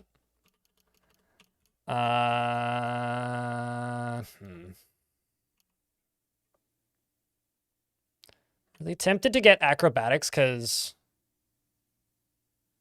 acrobatics is a very useful thing right now because I'm doing plenty of damage. I mostly just want to, like, stop taking damage. You jump into an I don't want jump. I want spry. You gain +2 bonus to your dodge value. Yes. Let's do that. And then I'm going to spend some points on wayfaring. Mind's Compass doubles the chance of you regaining your bearings when you're lost. Just for some sanity. Oh, what? Oh, I see. I only have 75. I read that as 175, but I misread. Ow. All right, let's dominate chair again.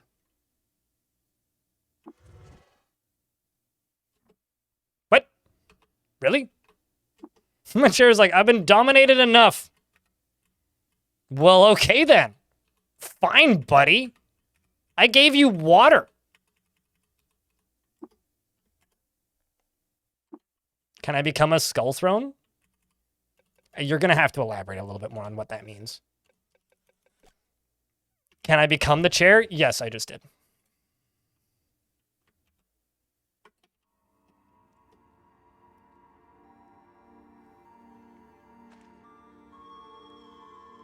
Although, to be fair, I too would resist if I was the chair. I don't think I would trust me very much with my mind.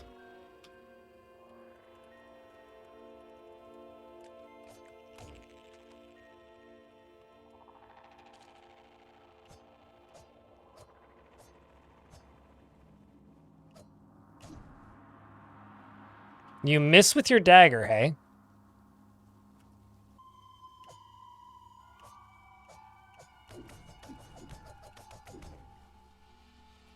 Well, that took a very long time.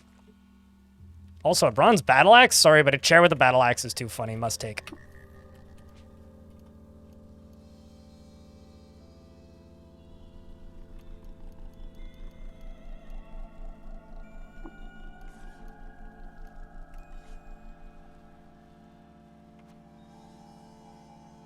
When you sit on the chair, it becomes more submissive. Oh, so it's more likely to take the dominant role. That's funny.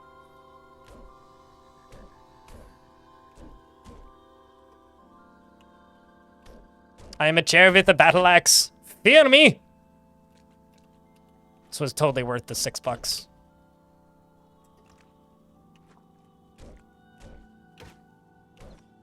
Okay, well, you I can fight with. How much time do I have left? 18 turns. I wish it would give me a countdown at the bottom. Oh, it does. Active effects. Don't exactly do much in the way of damage, but... Oh shit, there's an engraved club down there. Whoopsies. Let's just auto-explore.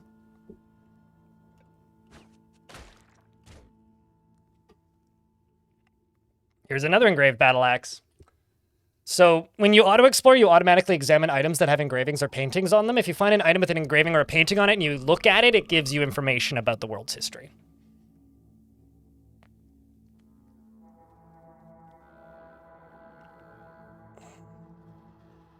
So for the dozenth time, I feel like, maybe I'm just thinking it repeatedly. YouTube chat, the chair gets the abilities that I have, right? I can look at the chair and see what it has equipped, but it doesn't have any abilities every time I've looked at it. I can look at it again, but it doesn't currently have any abilities. So I need to wait for it to level up before I find out without using wishes, which I consider to be cheating. In 5621 before Rapture, Antipater wreaked havoc on all of Quabipad? Sounds like a tech startup. Forcibly relocating the families and hermits and apes. He became known as the Pest of Quabipad.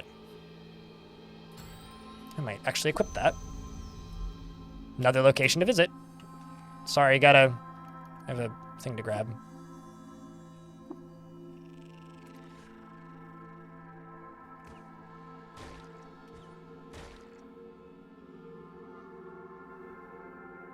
Do chairs evolve? I won't know until it levels up. Chat might know, but I won't know until it levels up. Just gonna auto-explore.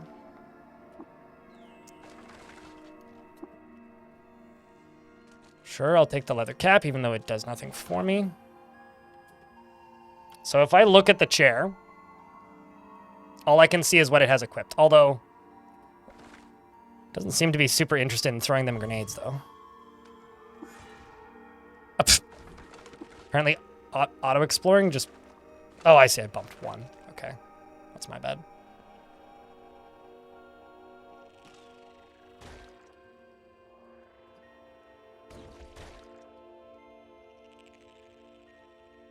Leather whip. Uh-huh.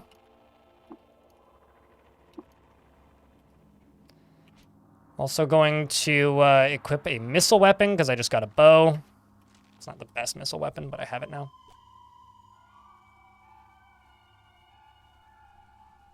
You're wondering if I will eventually get a throne. I haven't looked I haven't looked at it on the wiki at all. Just kind of leaving it up to surprise. If you want to research that, I would honestly say your best bet is to look it up on the wiki, see what information is there. So I'll bet you there's something there about the chair. For me, I kind of want it to be a surprise.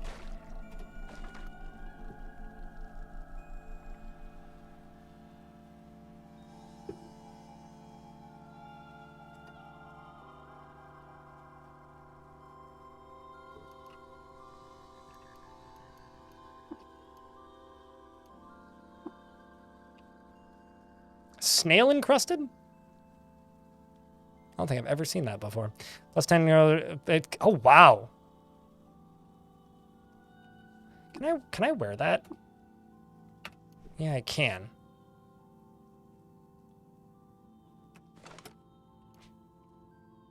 Chad, is the thing in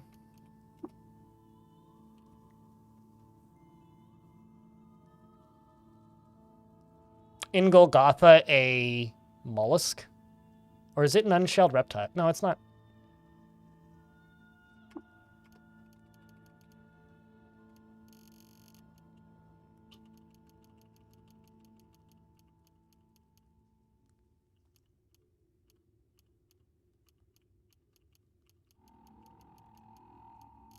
Oh, right, I can search, duh.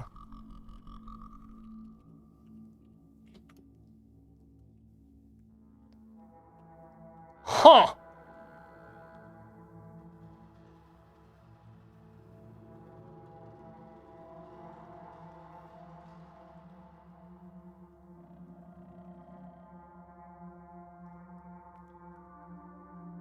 That is a very valuable shawl.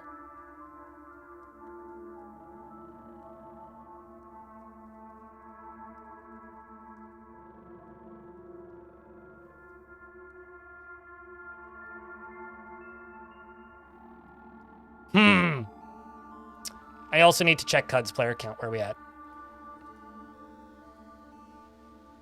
1,400, but it's plateaued pretty heavily. That is cool, though. Roll call. How many folks in chat are currently playing Cud?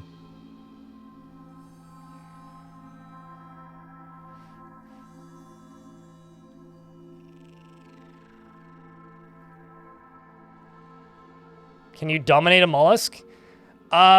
You can dominate anything that you are capable of dominating, which I know is kind of like a non-statement, but the short answer is yes. The long answer is yes, asterisk. Probably.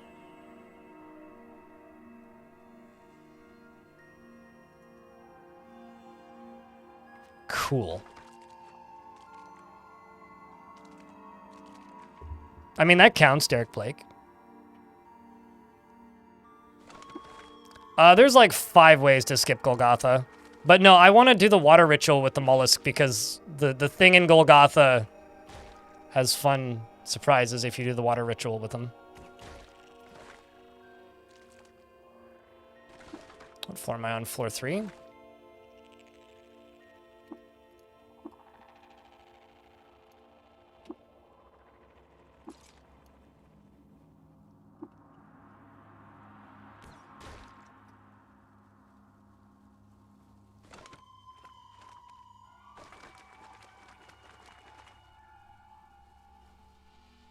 Yeah, I know what I need. I've done it before. Done it before. That's the engraved club. 5,600 years before the rapture, Antipater, pest of Quebipad, died of natural causes. He was 105 years old. Oopsies. I should pick that up, because that's worth more money than not. Besides, we got tons of time to, get to,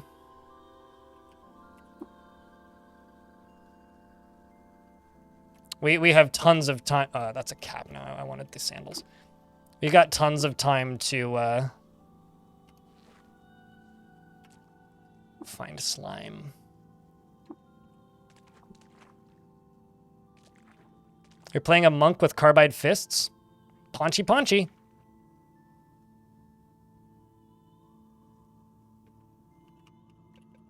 I do move way faster than Chair.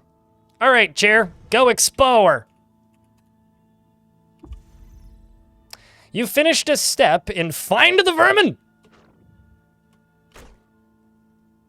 Alright, well at least I can hit it.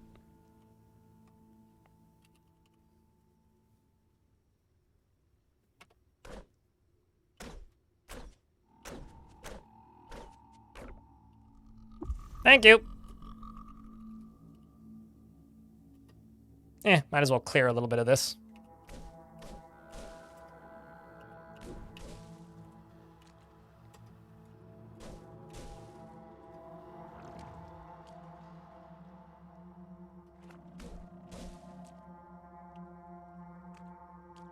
Yeah, come back here. Okay, fine. I like how they're listed as hostile, but they like don't attack me. Also, this chair is really slow. Like its natural quickness is not that great. Also, doesn't have the best dodge value. Although a chair dodging, I think is to be expected. This is like a mess of visuals. You are overwhelmed with terror. Chair feel no terror. Although chair fear terrier, as in small dog, because dog chew chair.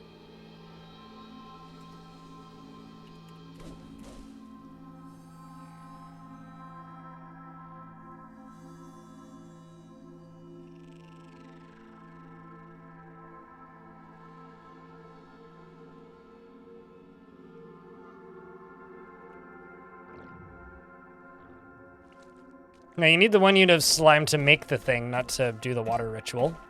But you do the water ritual to get the thing. All right, domination is busted. Let's move up. Oh, actually, hold up. I gotta take an item from you.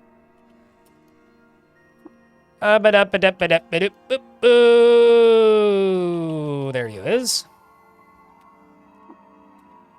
Let's also... I'm actually just gonna grab the rubber gum injector back from you. The copper nugget. The burnt capacitor. Iron dagger. Yeah, you can keep that. It's fine. Let's move up. So now the question is... Oh, let's clear the top floor. Right into the stairs very quickly on the top floor. Could do rust wells next. The rust wells would be kind of nifty. Because rust wells will... Oops. Ow. Actually kind of hurt. The rust wells will... if I do it as the chair, my items won't rust. Which would be nifty. Be cool with that. Also, I wonder how much fall damage that... I need to give the chair wings. So I can, like, pilot the chair down.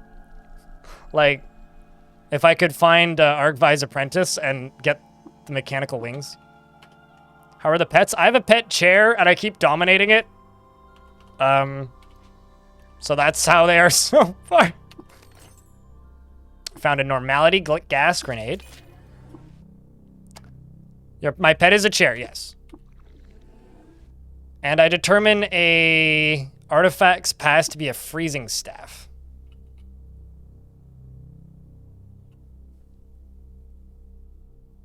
Huh. I'm presuming that's like a portable freezing grenade? Yeah, this is here, I'll chat with my chair, I'll let you know. Why am I here, says the chair. Speak and calm me. Take a seat, Tinkered Bells. Oh yeah, I'm Tinkered Bells, by the way, is my name. Santa's... You're not wrong, actually. Now we just need Santa's sack to go with Santa's staff, and then we just need to dominate Santa and make all the children happy. That sounds like a disturbing sentence. Trade. Yes, I have everything that I need from you. Oh yeah, the other thing that I've been doing is I keep dominating it and playing as the chair. So, like, blue monkey, come to me. Bonk.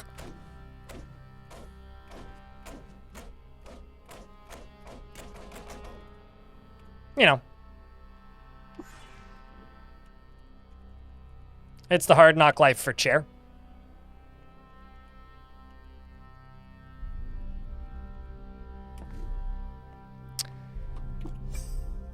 I fast traveled on the overworld and stumbled upon some ruins. Sure, we'll investigate them.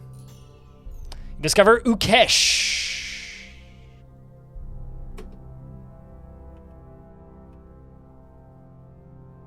Alrighty, chair.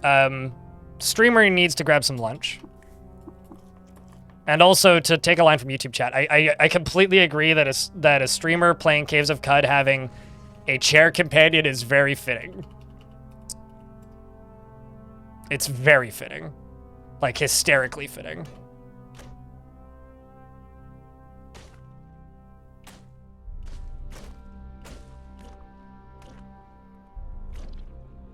Chair doesn't do much damage, though. Even though Chair has an axe. Chair just has lots of HP.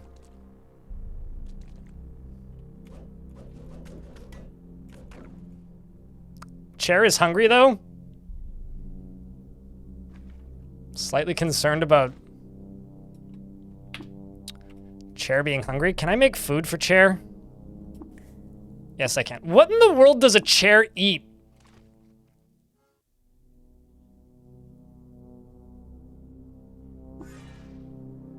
Anyway, my domination's busted, so let's go up here and just walk around as me. Chair eat butt. No, chair hold butts. Chair doesn't consume butts. Maybe pocket lint? Spare change? Hair ties? Cat toys?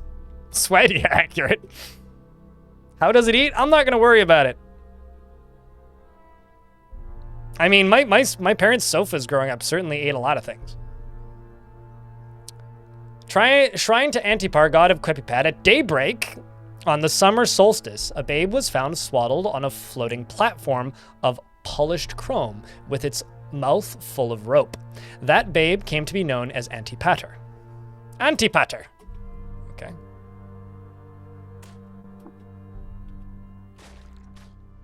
You know, if I was a spider, I also would refuse to speak to me.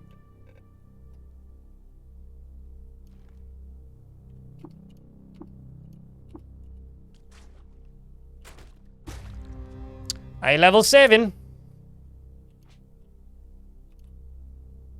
2 mutation points. And I can grab Wayfaring now.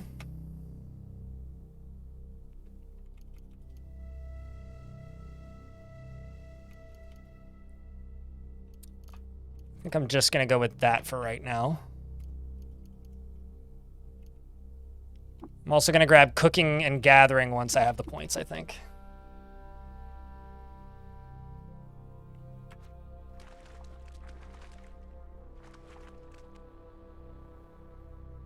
And also, chat, if there's anything I can do to make the game easier to understand or comprehend, let me know. Okay, speaking of, I need to know, can a chair become lovesick? Oh, come on. Don't make me sit on you, chair.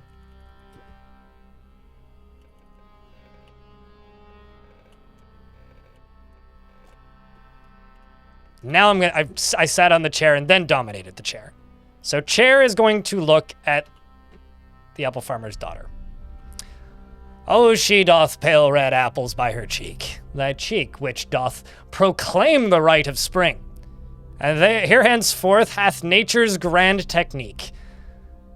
Ne'er ripened lips so red from which to sing, begone, false son. I know thee for a fraud. Her fairest skin illuminates the day. All gold is brass and airy jewel is flamed. When she beside the sums her eyes might pay. The spindle which from almond porch ascends must surely be her likeness, brightly wrought, as the likeness fails to apprehend the artless beauty that its makers sought. Did I know love or beauty? No, for shame, for I knew neither, till they spoke her name. Welcome back, Arthur. Also, chat, Case of Cut's a hard game to stream. So like I said, anything I can do to keep it interactive and also easy to follow, let me know. That's basically it. Just let me know.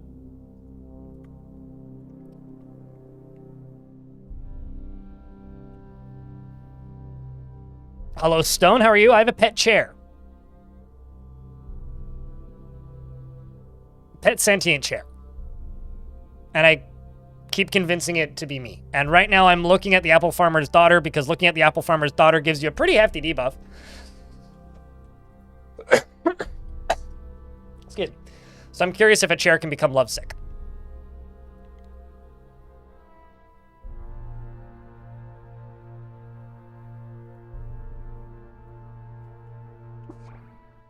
You fall in love with the Apple Farmer's Daughter. Oh, did I become lovesick? So chairs can, in fact, become lovesick. No, I became lovesick via the chair.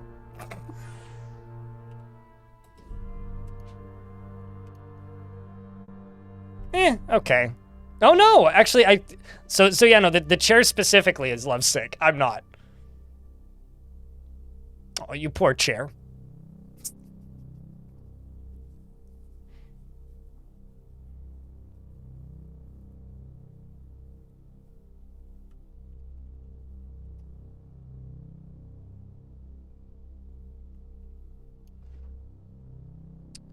I beg your friggin' pardon?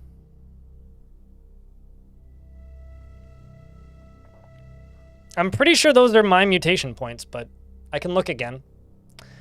Wolfhalio Wolfulu Prismatic Rod. But, yeah, you're right. I should try and mutate the chair. Iron lines unfold into the head of 6 flanges. It's etched with tiny images of mirrors.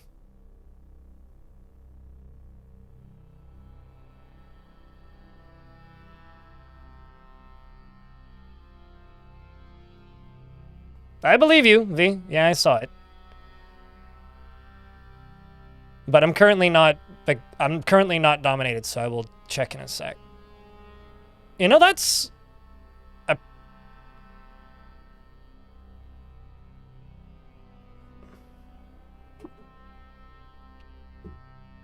not a bad little weapon. It's pretty low in the damage, but it's got lots of pen.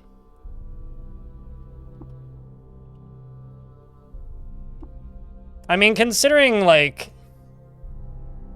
it would be my secondary weapon. Yeah, that's not bad. Oh, did I not grab that bracelet's crap? Excuse me, fish.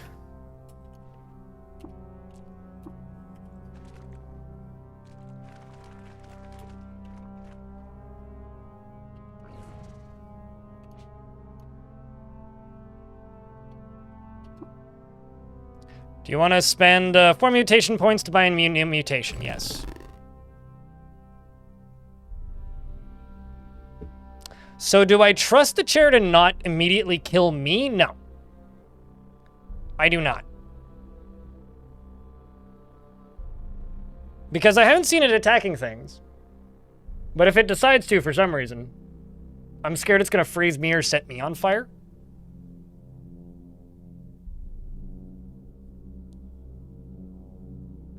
But I almost feel like clairvoyance might be more useful.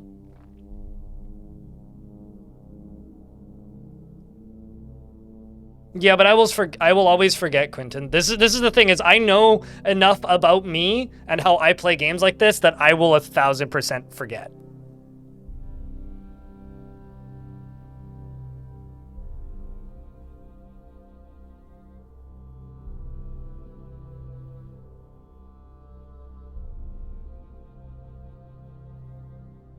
So I think I'm just going to get clairvoyance on it. My chair now has clairvoyance. But I'll buy another mutation or two, so it'll get more. What do I want to level up attributes-wise, though? Maybe willpower?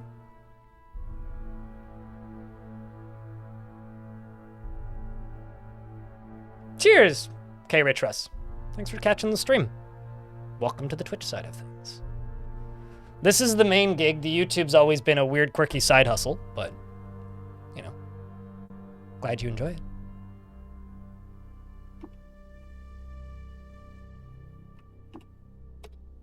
Maybe if it gets, concussive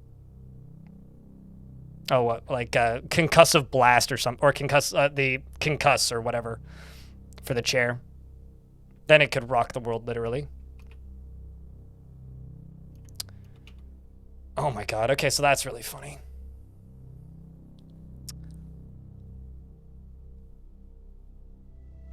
What kind of weapon? Is this Schmelly too? Not really. No, this is Tinkered Bell. And their companion, who is a rocking chair, who I'm currently leveling up.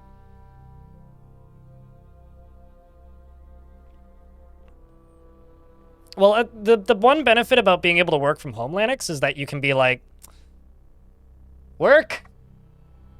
I feel like shit today. So I'm just gonna phone in and not actually do as much work as I should be. It's easier to get away with not doing stuff. We're also actually doing the main quest line this time. Dornelius, thanks for the Prime for 22 months. I have no idea. Okay, so like, what if I dominate a rocking chair and then persuade things to join me with the rocking chair? Like, just go menacing, stare, and intimidate.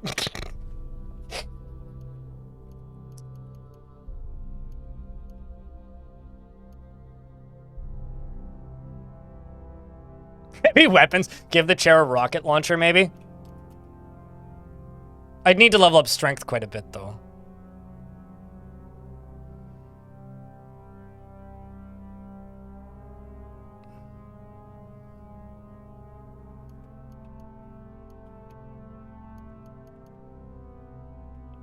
The Twitching, thanks for the raid. What's up? How was Cud? Saw you in the directory earlier.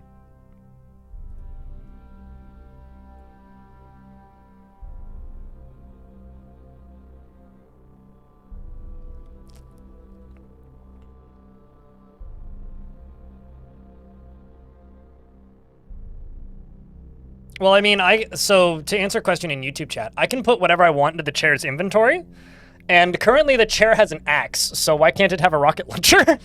Just like, you know, place it on the base of the chair and be like, all right, chair, I'll get out of the way, fire! You're so happy that it's 1.0 now. I never thought I'd see the day, Twitching.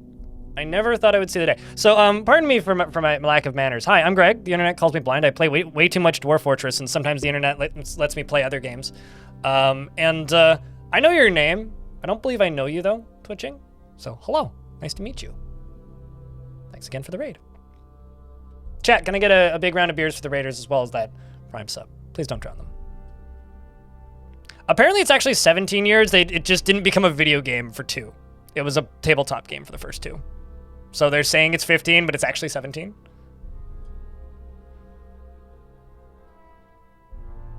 No, Bonesaw just has a weird heart boner for Creed, and I don't hate Creed, I just think Creed is painfully uninteresting.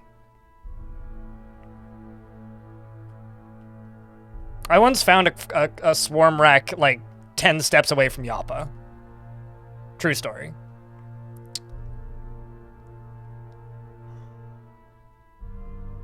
Man, I do not know what to give it.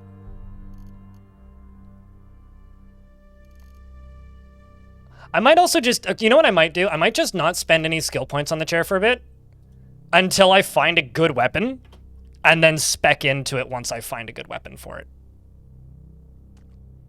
Yes, I'm a chair. Don't worry about it.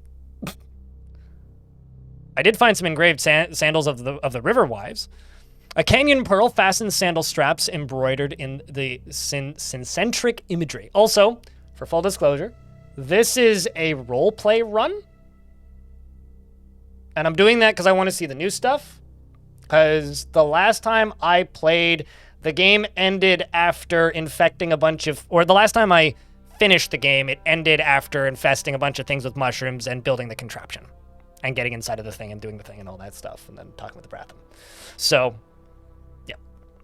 You were doing a Trukin one, which went well until it didn't. Tried going for Plugist using unarmed attacks mainly. But how's your run going? So far, so good. I mean, like, you know, we've finished Red Rock and not... I haven't completely finished Red Rock yet. I need to go talk to Matt yet, so I've been playing pretty slowly. I'm not much of a speedrunner, so the speedrun challenge is kind of the antithesis of what I do. While leading a small army in Queripad, Antipater challenged the legitimacy of the Sultan of Kud over an ordinance prohibiting the practice of setting out on an adventure to find a famous token. So Lord of the Rings is illegal there. Got it. And he won and took the reins of power, and he was 98 years old. Okay, well, I'm just gonna pick this up. Oh my god. A jewel-encrusted steel dagger. Well, that's schwanky. Let's grab that, and this, and, yeah. I can use clairvoyance as a chair. I'm also lovesick, so poor chair. I just need to wait for the chair to come over here so that I can trade with you. First, I'll pet the chair. Good job, chair.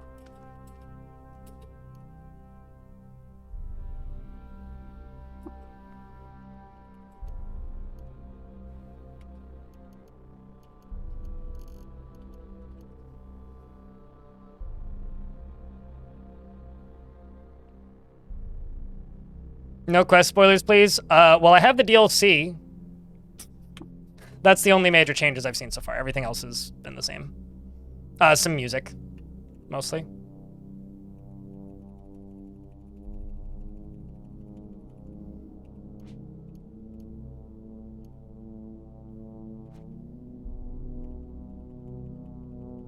Come here, crocodurper.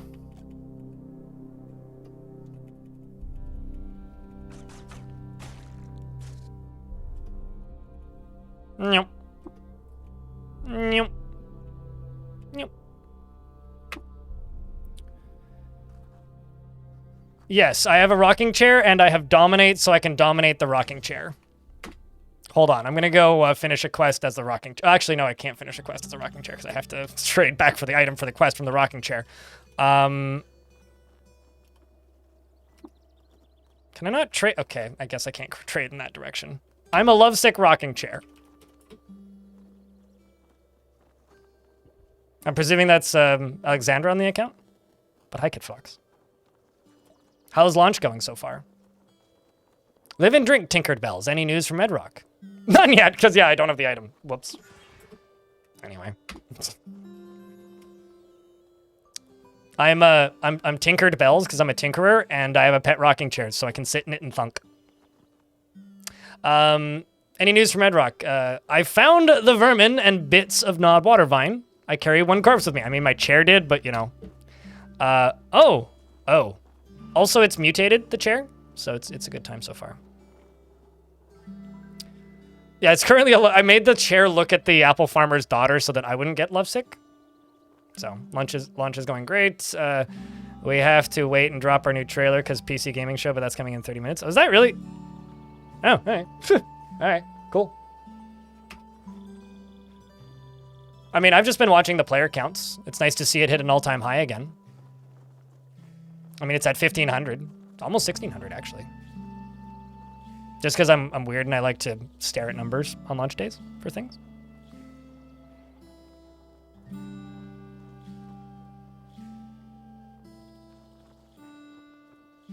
But yeah, it was between the chair and the robot, but we took the chair. All right, let's go speak with the elder, who I haven't actually talked to yet. I also need to speak with the warden. Yeah, more than the infamous YouTuber Spike. Wait, what? You look like a hologram for a second. I was like, what the hell's that? Elder Iridad smiles and says, live and drink. Come in. Come sit. Oh, also, for people worried about spoilers, my plans for the next few days is I've just found out that I can stream tomorrow, so we're going to stream tomorrow. And then I will give you guys Saturday and Sunday to get ahead of me in the quests.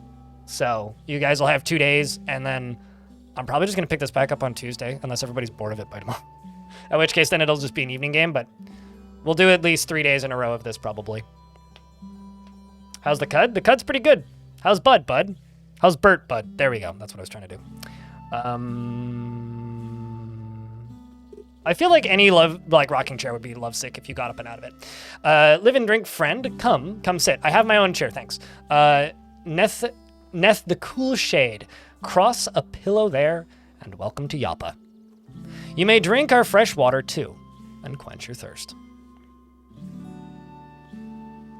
I'm just gonna give him the thingy. I'm back from Red Rock with the corpse of the pale spiderling elder. Would you examine it? This? Oh.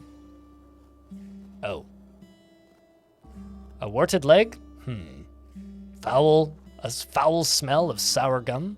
Moon and sun. It's a Gershling! A Gershling. You're chilling? I'm also chilling. It's about maybe 8 degrees Celsius in my apartment. It's lovely. I finally feel alive.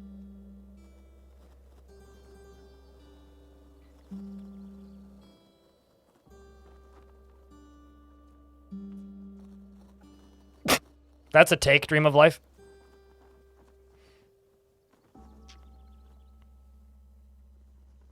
You too, LaFop. I actually haven't done the water ritual yet. Although maybe I can become friends with slugs if I do water rituals. Foul smell, sorry. Blah, blah, blah. Creature of plague, friend. This is one. This one, covered in slick and muscled out, the bilge hose of sleeping Algogot in the cave under the cloaca. But here, a Gershling this far west, there must be hundreds for one to reach. But does the gear widen again? Gear? The plagues of our great grandsires, I guess, many times over. Salt darkness and Sverdum frog and Gershling. No, it's all good. I mean, this is how launch days go. Do all the posting on the things and the shouting at the stuff and the yelling at the stuff and the informing people that they need to buy a thing. It's in the job description, methinks.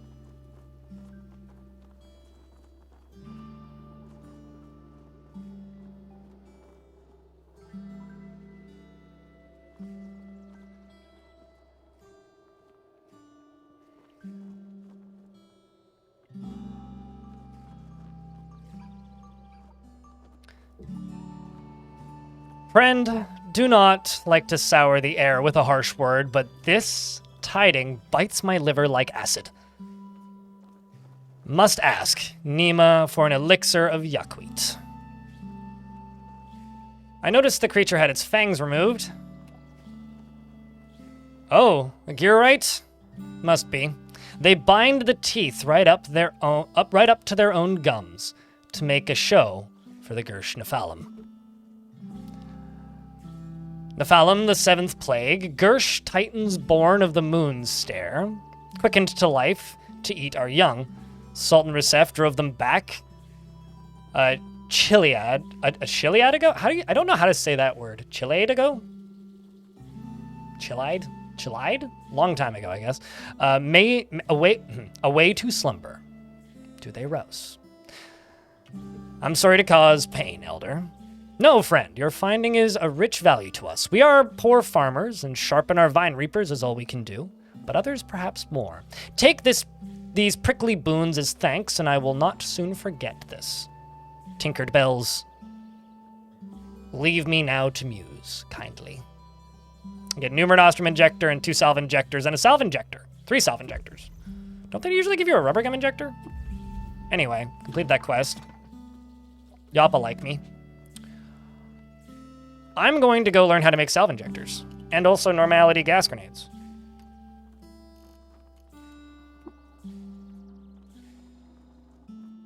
Oh, I already did that with them.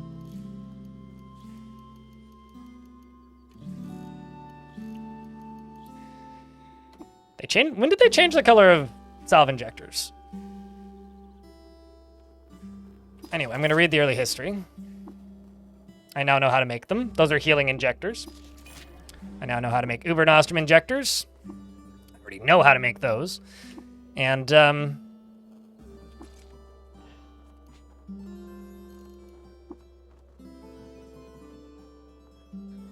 anybody know how to mark these as scrap?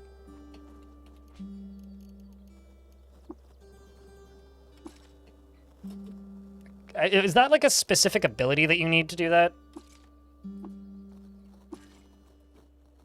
Because I don't want to keep doing that manually. How we doing? We doing? I have a chair and also a named item. So, pretty good. Equip those gloves, because apparently I have gloves. Let's see if I can repair that jackhammer. God damn it. We're getting close, though. That or just learn how to make it and disassemble it. I just do that. Did I learn how to make you yet? Oh, I see. There you go. Treat these as scrap.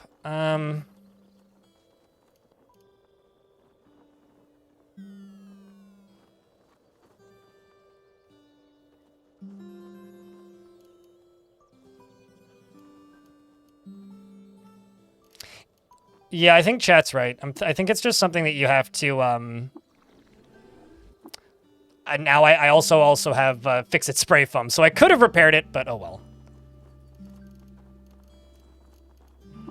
And this is probably a battery? Yes, it's a chem cell. So I could... This is actually kind of a fun idea. I could have a stun rod. I might go cudgels, actually. So I've got this, which is a cudgel. Then I can install the cell in this. Remove you. Or actually, I could use the freezing staff.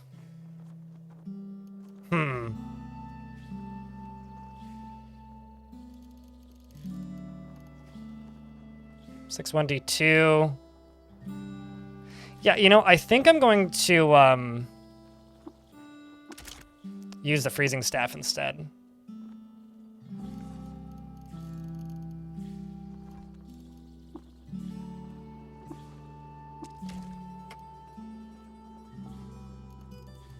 And then I'm just going to disassemble the stun rod.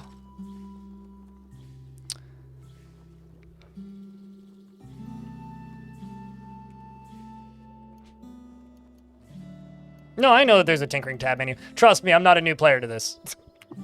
I have 300 plus hours in this game. I'm aware of what I'm doing.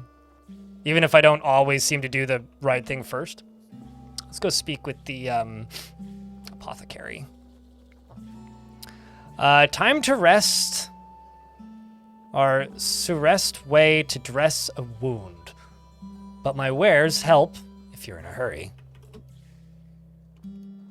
Just gonna buy the witchwood. Witchwood? That wood, obviously.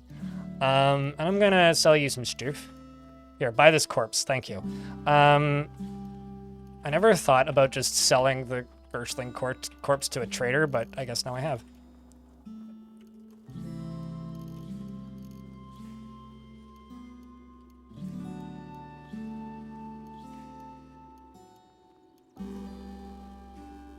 Actually, don't need all of this yuckweed, just one. Let me keep the wrench. No, I don't need the wrench.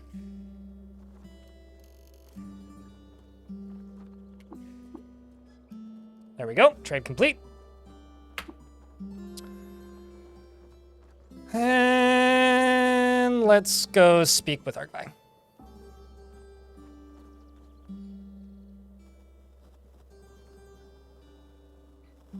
The thing is, random artifacts, usually you can find stories about them, and they've been lost. So, yeah, it is a random artifact, but sometimes you discover where they came from before. Man, when I first played Caves of Cud, this entire little room here was just filled with placeholder assets, meaning they were all still ASCII. I really wish I still had those VODs from back then. I never kept them. All right, chat, meet one of my favorite early game characters. Exceeding mass thresholds, perhaps a ganglionic teleprojector fitted with suspensors. Oh, I didn't notice you there because I was ignoring you. Waste heat from the thermal cask and centrifugal extraction to the P density sling. Unexpected deviation from the clack constant. Must you bother me? What are you, some sort of water freak? Fondrin-eyed pilgrim? Arcanaut? Make yourself useful and get me a knick-knack from one of the caves, and I may reward you. Fortunately, I already have multiple knickknacks, so I can knick-knack them all the way up in the yakety-dack. There are caves everywhere, you dolt. Scoop the surface of the marsh, or head east to the rust wells, or wander into the desert for all I care. All right, well, thankfully, Argvi. Chat, do you guys like to gimmick this quest as much as I do? You know, actually, to people who've played CUD, who's your favorite character? Because I have two favorites. Max Clank, Mushroomman, and the shopkeeper in the Mushroom Village. Do you like, you're a Q-Girl fan? Fair. Q-Girl's interesting. I also really enjoy the whole side quest line in the Hindran Village. Do you like the merchant in Freehold? The writing in Freehold is just like hurts my brain. It makes me feel really dumb. Like I read it and I'm just like, I feel like I need to relearn English, but this isn't English, so it doesn't help. It's like trying to talk to a bunch of people in Scotland. Yeah, the old Argvi spread is one blind has. This is true. You're standing in my light. What do you want? Here's your knick-knack. I'll just give him my grenades. I know how to make them. You're a useful one after all. Go fetch me another. Okay, fine. Well, it's fine. I already got you another. Take one of the salve injectors. Impressive. You. Maybe you're fit to poke around my workshop and swap scrap. I read that scrap crap. That's how I read that. Swap scrap with me. I've been wanting another apprentice. So unfortunate what happened to Scruff with the disembowelment and all. Take a seat there. Now, to screw the nut on the bolt with an explanation. I'm on the cusp of... I need to cough. Hold on a second.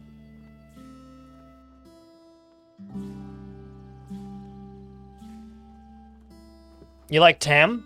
I think Tam's funny because the first thing you can always ask him is, what the hell are you? Just, what are you? Approach Tam. Who are you? What are you? And why are you a camel? The fuck?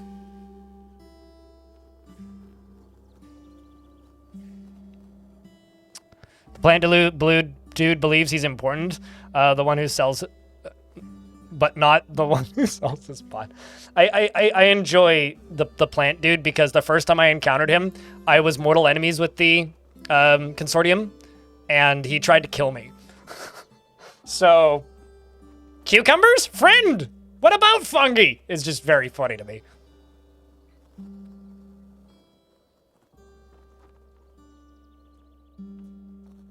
Do you really like Indrix? Last time you asked why he's a pariah. I have a question. Who here has the do it achievement? I think that's what it is. It's the one involving Indrix.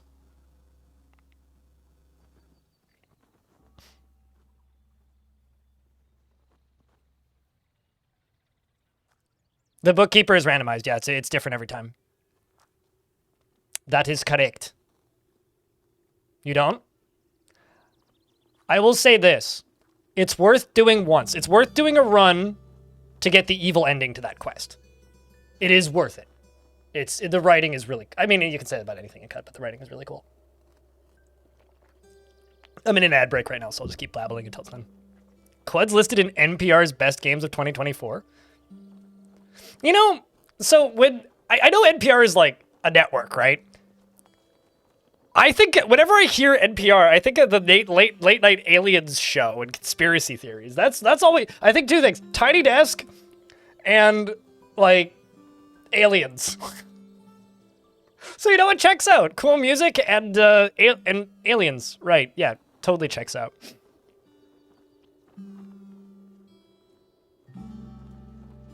It's a pretty cool ending. I'll say that.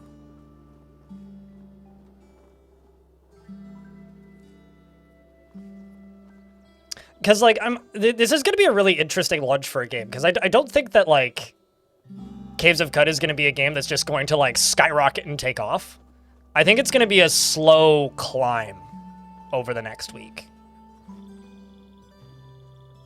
Could totally be a network of aliens. And you know what? I wouldn't be surprised either. Hello, how you doing, Midnight? Caves of Cud is now in 1.0. Shh, don't tell anybody. All right. Now, to screw the nut on the bolt with an experiment, I'm on the cusp of a grand discovery. The Weirdwire conduit is near assembled, and once it is, we'll be able to chat with anyone in instant time, from here to the Yid Freehold. But before I can finish, I need wire, as much as you can find, at least 200 feet. You should be able to scavenge it from the rust wells. I'll fetch you some wire. So I know that it's an antenna, is what he's building. In my mind, it's just like paper cups and wire. That's how I've always imagined it.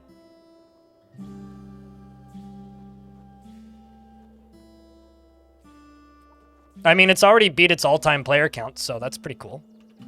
My poor lovesick chair. All right, who's ready to go to the Rust Wells? Well, actually, what else can I do first? Let's go speak with the warden.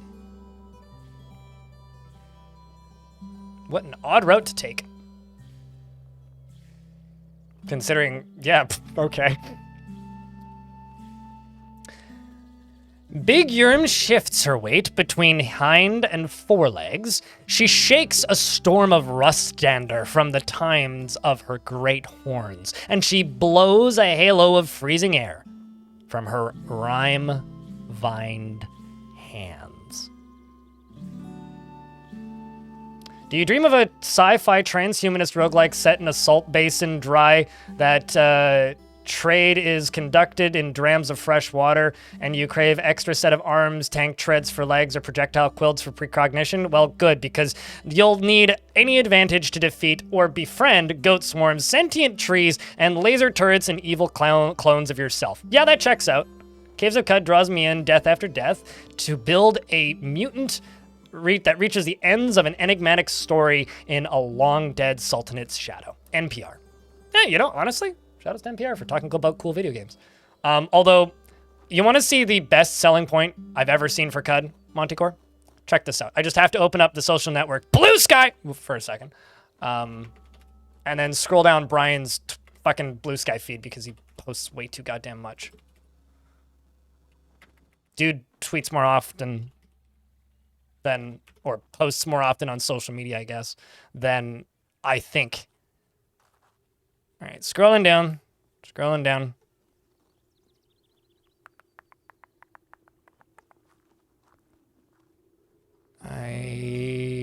Okay. Ah, here it is.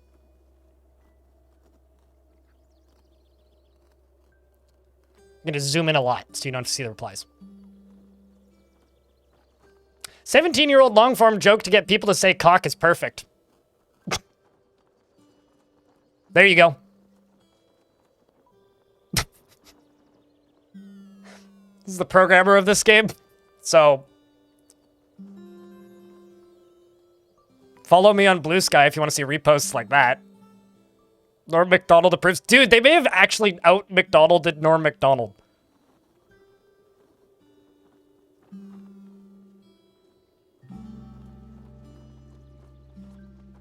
Hazy, I will say that the saves are not compatible if that character wasn't dead, but...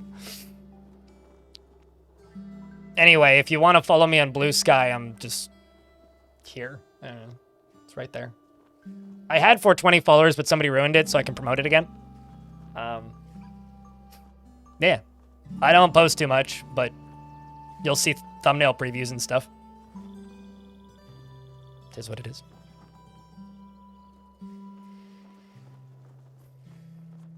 All right. So Big Yerm shifts her weight between hind and forelegs. She shakes a storm of rust dander from the tines of her great horns, and she blows a halo of freezing air from her rime-vined hands. She's equipped with icy vapor. She's loved by the Fellowship of Wardens and admired by the villagers of Joppa for defending their village. There's absolutely no negative to this water ritual. Yerm! Tsundere bird.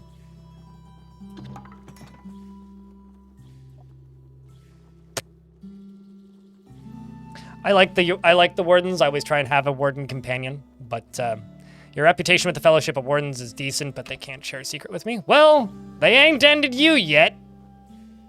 I must search the rust wells out east. Ugh, I wouldn't go. Get to Quizu. Like as rust, the Paldron's right off shoulders. What? Gotcha. What is a warden? Nah, every settlement to Quad keeps a warden. We snuff threats to peace. To the peace. We snuff threats to the peace. Yes. Who are you? Coiled Yarm, Warden a Joppa. I kill trouble. Don't be trouble. Okay, got it. Won't be trouble. No trouble. Me no want trouble. Gotta pet the kitty. I'm also going to dominate my chair so the chair can pet the kitty. Actually, I'm just curious if the chair can pet the kitty. Chair pet kitty. Chair pets kitty. Can chair pet me? No, chair can't pet me. I'm disappointed. All right, let's go. Tally ho! Oh, should probably wait until morning.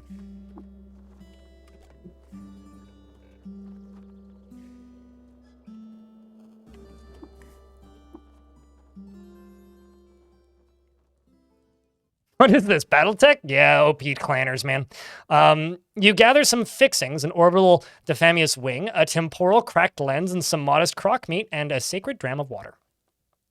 What are these pets? So alongside of the release, they released it's a $5 DLC. And the $5 DLC is this. Well, no, not this. That's the soundtrack. The $5 DLC is this, which comes with a bunch of pets. They're optional. When you start a run, you can bring them with you. They seem to be neutral to most things, but I've dominated mine, and now it has clairvoyance. You can, at least in the case of the chair pet, you can talk with it, and it seems to do something. I don't know too much, and I kind of don't want to know stuff unless I find it organically. So, just saying. But yeah, it's a $5 DLC to also help support this game, because this is one of those games where it's gonna be kind of eternally niche. So it's wise for developers to release small, cheap DLCs as just like a method of, how do I word this? You know, making money, not going fucking broke.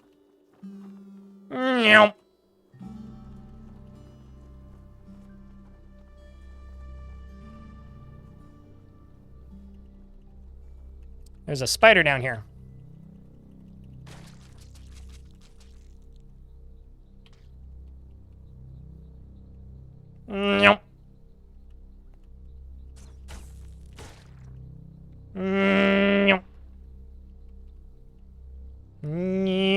I realize I could be fast traveling, but oh shit! I just found another town.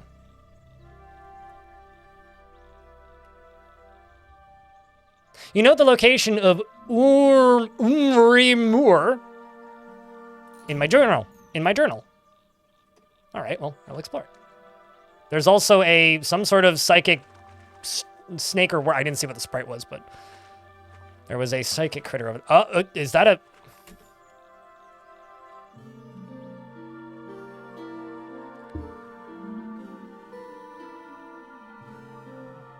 There's a water weep just completely surrounded with slime. I think that's a water weep. Not a very effective warden. It can't exactly move. You died restarting with your angel build? I'm playing roleplay because I do that because I want to see the full story. We'll do suicidal normal builds after I beat the game. When the fry first creeped from the hearthstone on the first day of winter, Tashmaruk founded Umiror with a thermal grenade MK2 in each hand. I live, I die, I live again. Okay. From then on, the villagers of Umiror were known as the people of the thermal grenade MK1.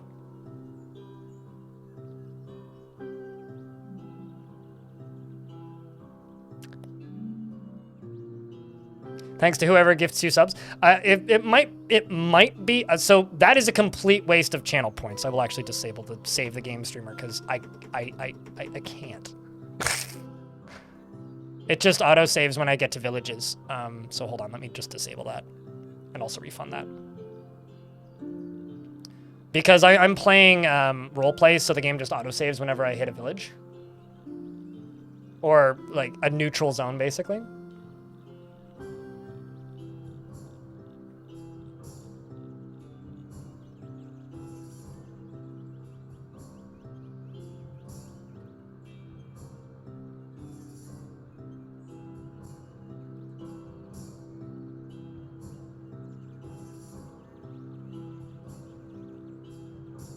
So I'll just pause both of those for my sanity. Maybe you make an Espertrukin. Hey, do what you gotta do. Do what you want to do. Do what feels right for you, friend. Also, just because I happen to have this page up, I am currently $40 away from my daily minimum. My daily minimum is the amount of money I need to make minimum wage here in old Canada for an 8-hour stream. Also close blue sky because I don't need to have that open anymore. All right. Well, anyway, ponder the orb and the other orb. This object has a moment from the scene of this village, and the wisdom of cats was revealed to the people of Umiror through a How? How do you discover the wisdom of cats with a grenade? I would like to know. Please do tell. Exactly how you discovered the wisdom of cats with a grenade. That's how I mean, that's how you did it? Really? How? Kodiak, thanks for the 5 tier 2s. Holy shit. Appreciate you, man. That'll probably cover my daily minimum. Thanks, dude. 9 lives?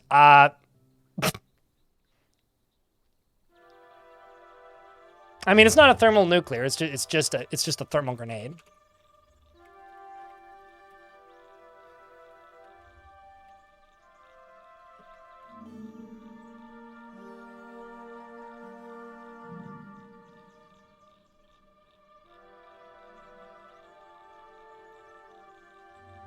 Maybe it was like inscribed with cats? Cat knocked it off. True, actually. Migda, thanks for the brand new Prime, or not Prime, the brand new Tier 1 subscription. Appreciate you, friend. So this is a randomly generated village with random history. There's also a statue of a cat over there. So they worship cats and thermal grenades. There's also a psychic fish right there. And another chair. More statues of cats. Okay, well, let's go speak with a warden. So they're mostly cats, by the way. Or mostly, sorry, they're not cats. They're all fish. Fish and mushrooms.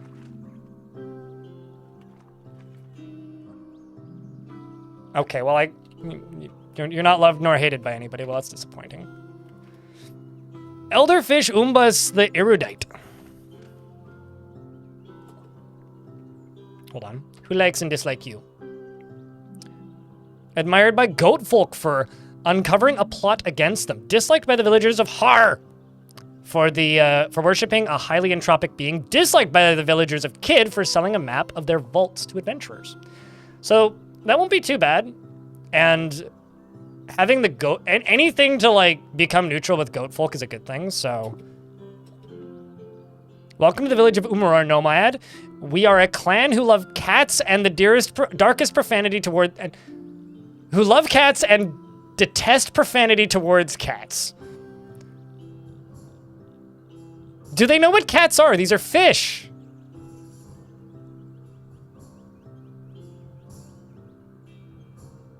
I found fish people that worship cats. Anyway, sorry, your thirst is mine, my water is yours. I know you're a fish, but have some extra water for your water, fish water. It's like fish are friends, not food from Nemo. You share, it would be better. The only way that this could be better is if their warden was a cat, okay?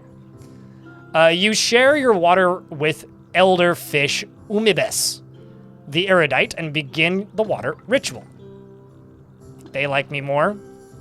Fish still hate me, it's fine. Goat folk also still hate me. That's fine. It can teach me akimbo. It can teach me to dual wield weapons. What does that say for fruit snails and open flame on top of algae? Well, I'm not gonna do any secrets with this one right now because I need to eat their food and find out what it does first. Anyway. Using a pillar and a lever to destroy the ground on Dwarf Fortress. What is it? You saw you on a video using a pillar and a lever to destroy the ground on Dwarf Fortress. What is it? What am I using to destroy? I mean, you answered your question. So I'm not entirely sure what the question is. I do. Like, what is it for? How do you do it? You build stuff on top of a pillar and then pull the lever. Make sure nothing's supporting it, and then it crashes down and breaks whatever's beneath it. Can destroy floors. Can't destroy walls. How do you drop the ground a level? If it's completely separated from everything, nothing is supporting it, and you've built it with supports, and then remove the wall support, the permanent supports, and just have a support there, the pillar, the building item, and then you connect it to a lever. The lever make it disappear, so it'll drop any structure that isn't connected to anything down a level. Drifter, we are speaking to saviors, and we came upon a nearby location forgotten to our people. The 16th Transverse Shervawar. Okay. A nearby location forgotten to our people. What might this place hold? Sunken treasure, rivers, an altar to cats? We must know. Find it for us. And we will compensate you for your labor. Will you do it?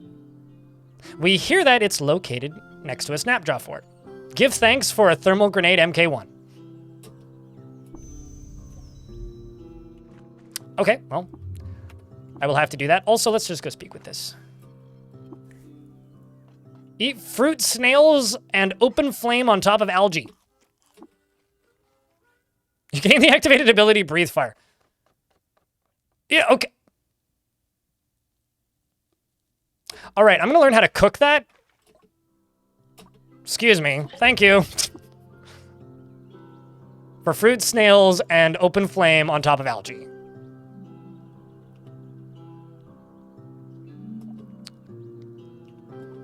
So now I just need to see what ingredients it needs. Whip up a meal. Oh, I need to actually learn cooking first. Which I need to level up.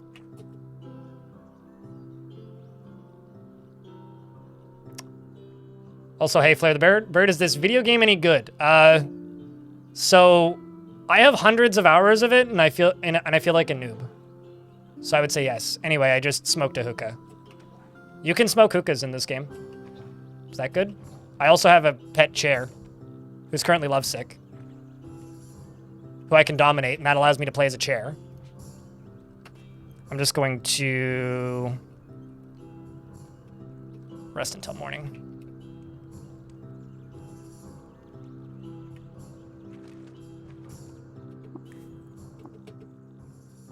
Nope. Okay, well, I'm not going to do that quest just yet. We're actually just going to fast travel to the Rust Wells.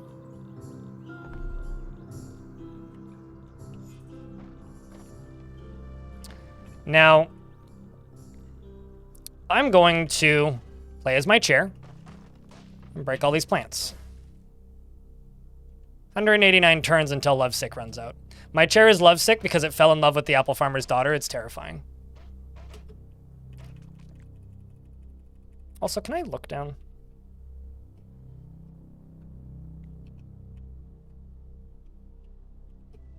I guess not.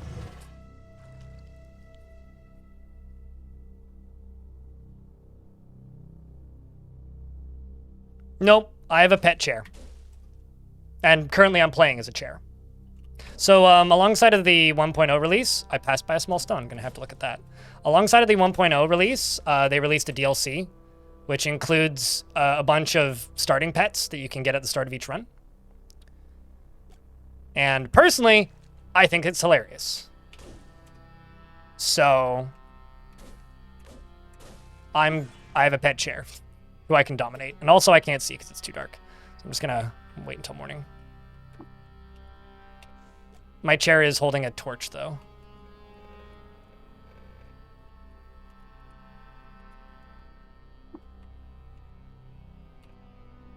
There we go.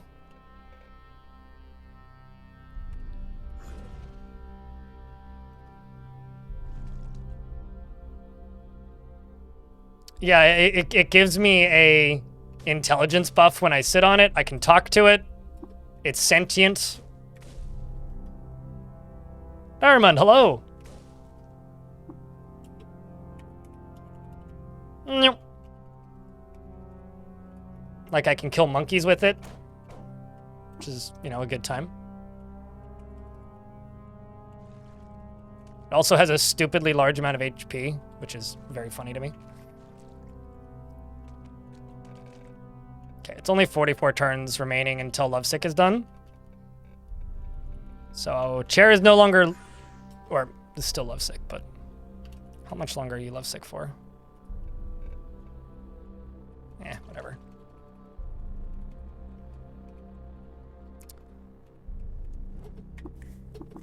So let's whip up a meal, which is tastier than usual, and I get plus 10% to natural healing rate. Actually, let's trade with the chair. Give items. Oh, I thought the chair picked up the small stone. I guess it didn't.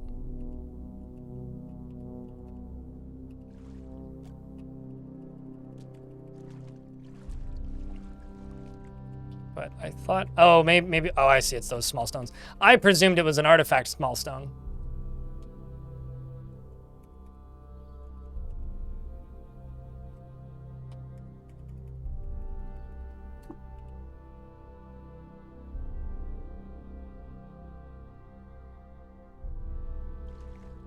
I mean, it's like, they say dogs are man's best friend, but man, have you seen a lazy boy? I mean, come on. Maybe that's Grandpa's best friend.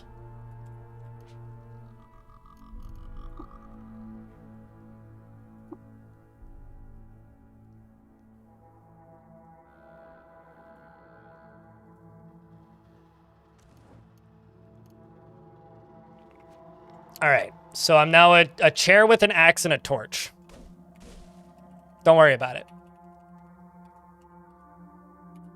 Found 50 feet of wire. Hold on, I gotta pet a pupper.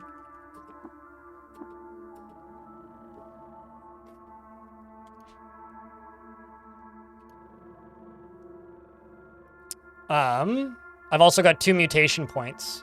I haven't started leveling up any of its abilities because I don't know what I'm gonna spec into, so I'm waiting until I find some good items for it.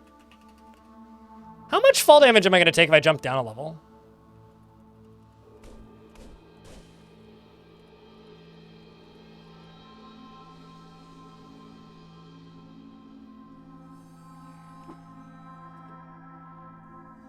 None.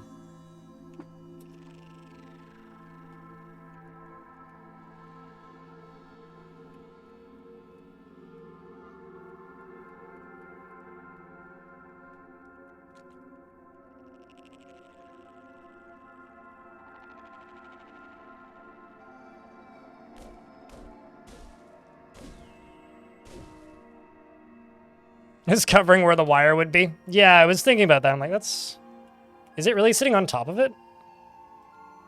Yep. That's all I have to... Actually, can I kill it, do you think? Probably not, right? I probably can't even damage it. Yeah, no. Not a very hostile slumberling. All right, run away then, Spoder.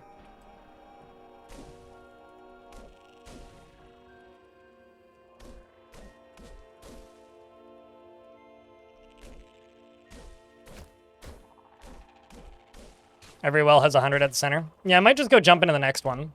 I don't think I've ever seen a slumberling. It's usually like a madpole or something. Or maybe not. Is it madpole? I don't know. Anyway, let's just go to the next one. Because there's 3 of them. We'll do the same thing. And I discover a slime bog, apparently.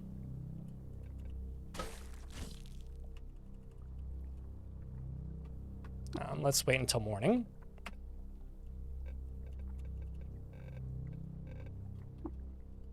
Wait until morning. It's time to dominate the rocker. Oopsies.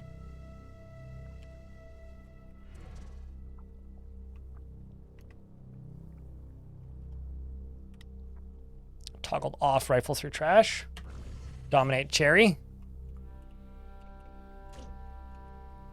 Uh-oh. Maybe I did that too soon.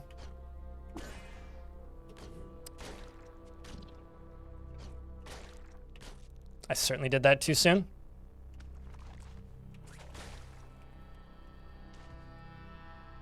Another 50 feet. Also, speaking of slime, I'm not going to drink it, but I am going to collect it. 128 grams of slime. That seems heavy. Game?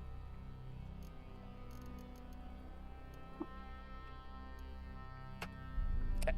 Wouldn't let me exit out of that. And I'm just going to why are none of my hotkeys working?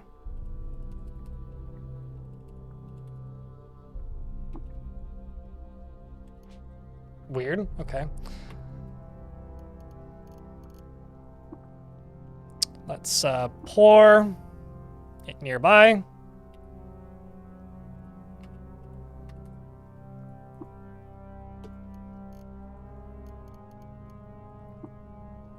Pour nearby.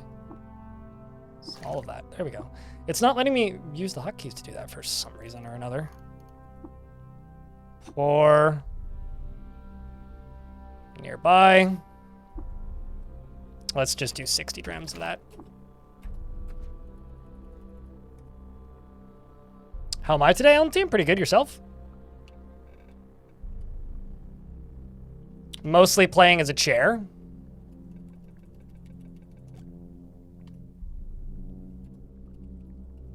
Where are you going, chair?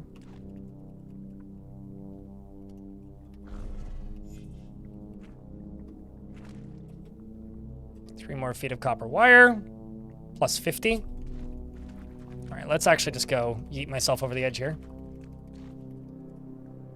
Whoop. Whoop. And whoop. Okay, so over here at the center is a wet eyeless crab.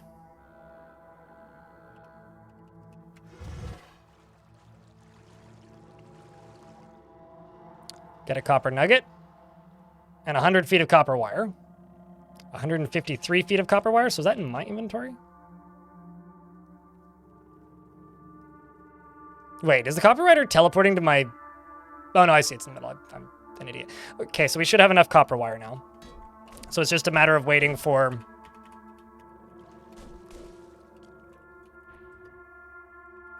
It's just... no, I don't want to fight the crab. I went on a hike this weekend. It was beautiful. You should go outside more. It's healthy for you. If you think outside is yucky, then that's a you problem. Outside is the greatest gift that we have for our species. If it wasn't for outside, we'd all be dead.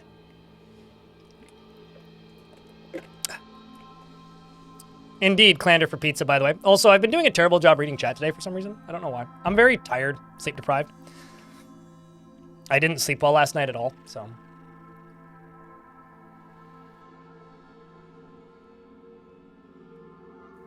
For some reason, I was like weirdly nervous about Caves of Cud hitting 1.0. I don't know why.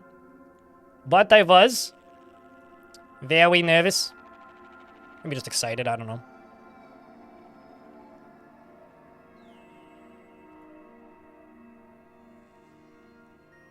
You'd love to enjoy outside? Well, I don't ever want to hear about how you hate outside again, because outside gives me a will to live. Chat, can I get a round of beers so I don't need to see the Salinas again? That'd be lovely.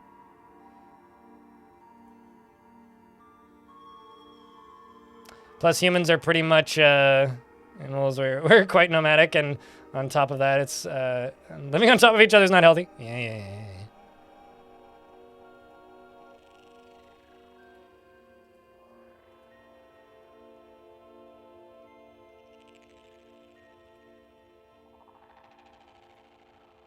Thank you. Remember to stay hydrated, though.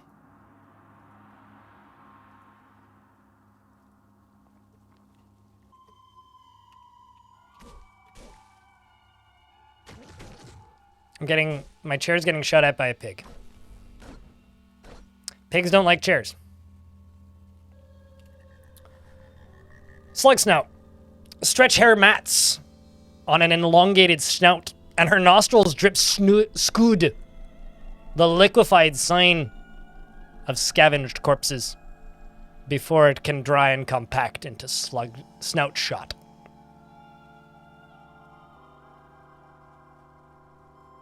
Inside has its place, but outside it also does.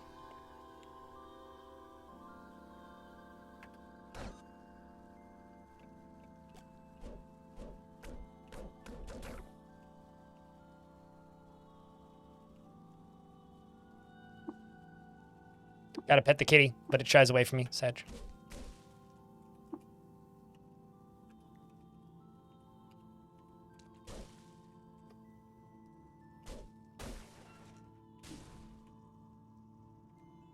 Small chunks of XP. Excusey.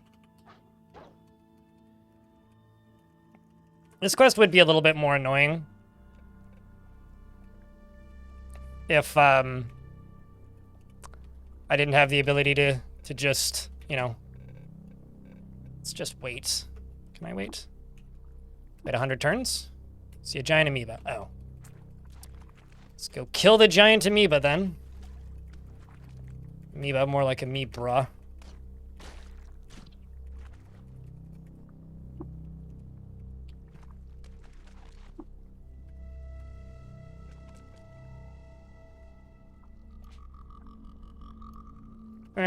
I'll just wait.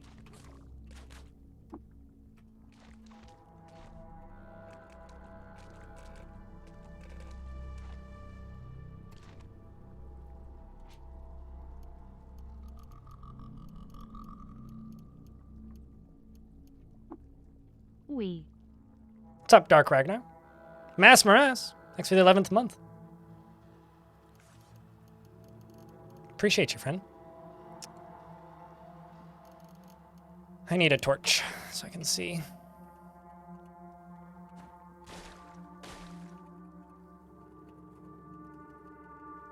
Trying to find my companion.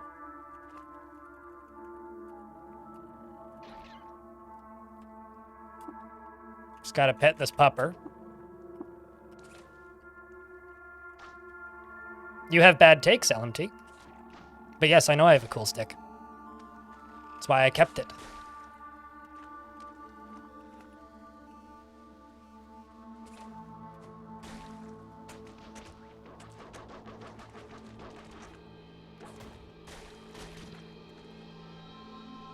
Pet all the puppers? Damn right. And then kill them for the free XP while you're low level. I mean, what?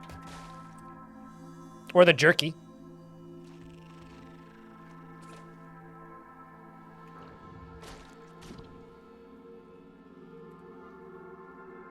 Huh.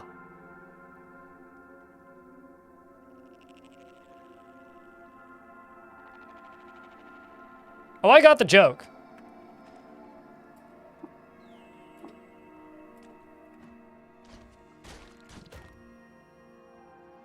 I do not fucking know. Can I have 2 chairs? I should probably clone myself and then dominate myself, actually, is what I should do. Yeah, just sitting there, yeah. This is why you walk slowly, so you don't step on it. Although first I have to refine my chair. I don't know what's happened to my chair.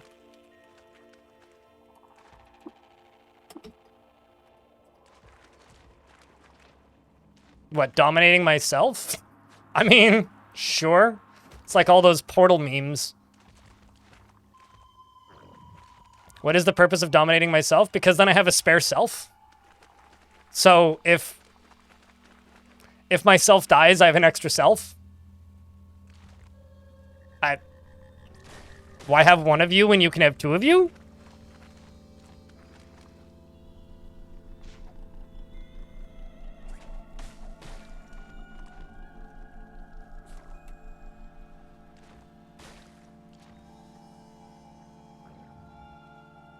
Oh, there's my chair. My chair's lost. Having to go get my chair. There you are, chair. Now we can go home. Chair? Chair.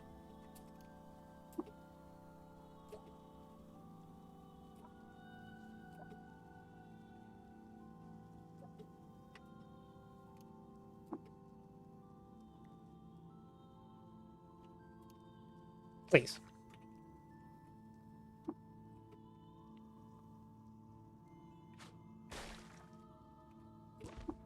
Why might chair no follow?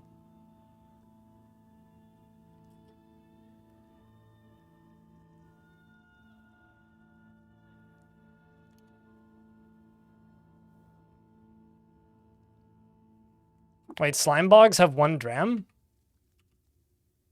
The more you know.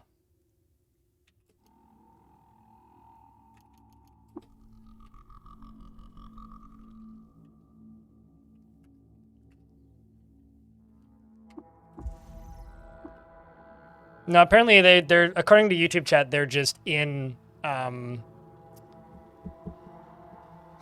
draught just exists in slime bogs.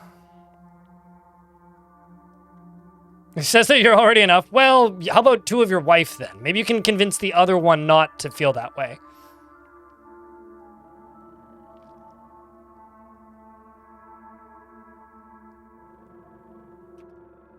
Well, it depends on how well that first one does, Shaman. All right, well, follow me? Chat, why is chair no follow me? Does anybody know? Oh, now it seems to be? Okay, let's...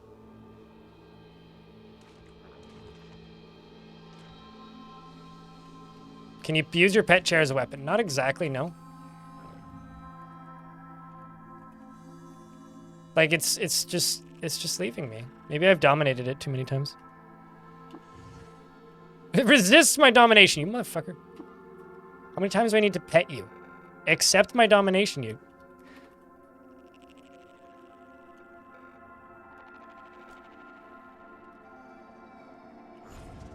Oh, true. Maybe it's dead roots. Yeah, okay, that might be it. It's just terrified all the time. I just kind of forget about dead roots, to be honest. Although the concept of a chair being afraid of dead roots is kind of hysterical to me. I'm just gonna walk it up to the surface. Although, actually... Let's see.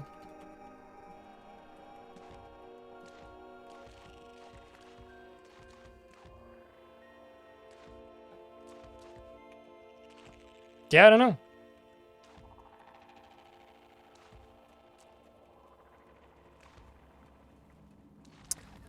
I'm just gonna walk up to the surface and see if I can fast travel it. Or fast travel with it. Let's see, it's wrong button. Maybe the issue is it doesn't know the way out because it jumped in.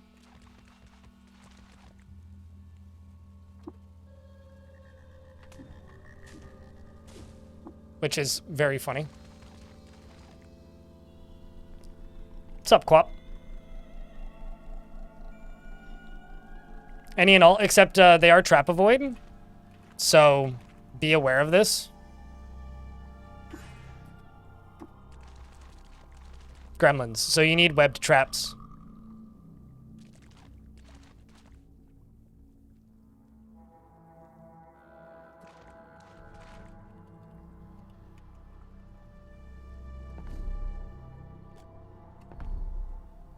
So the chair has abandoned me.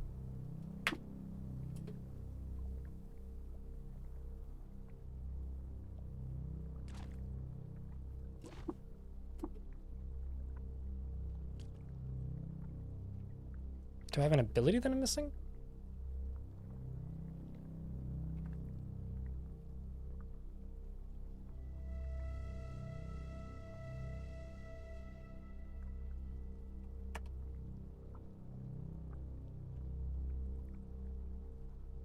You always murder them, they drop tubers. That's true, yep. I don't see a stay command. I don't think I would need proselytize.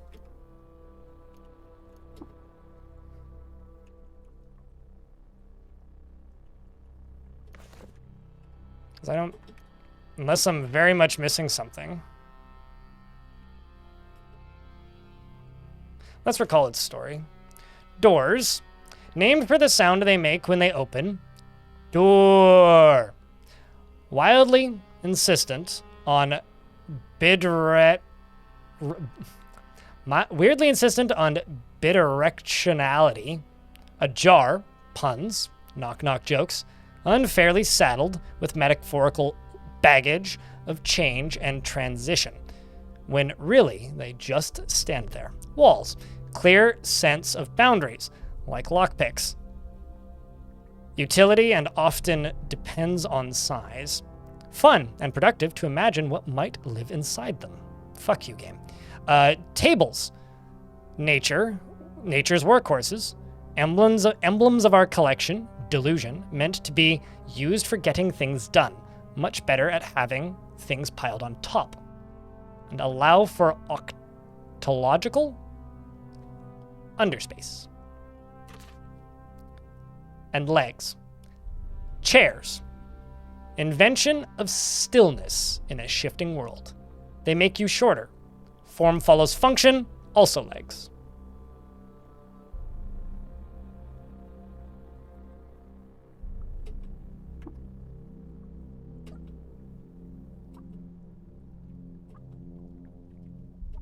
Yeah, maybe I do need a ability.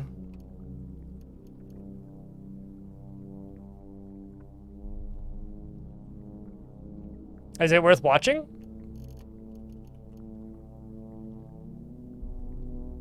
Yeah, I don't have anywhere close to enough ego. So, hold on a second. Let me try something. What if I give the chair proselytize and tell me to follow the chair?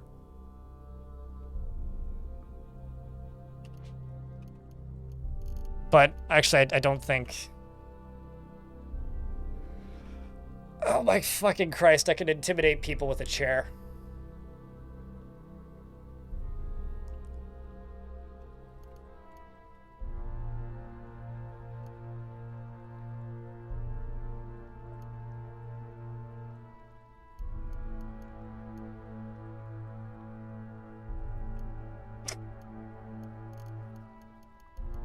Could also just stare menacingly.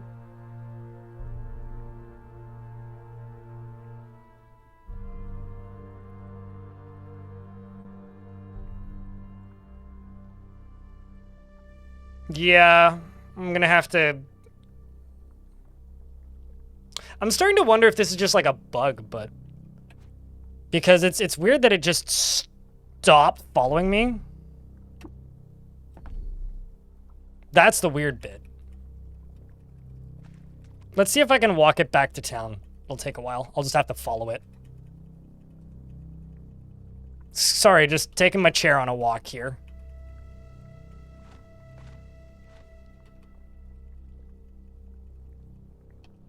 Maybe chair hungry.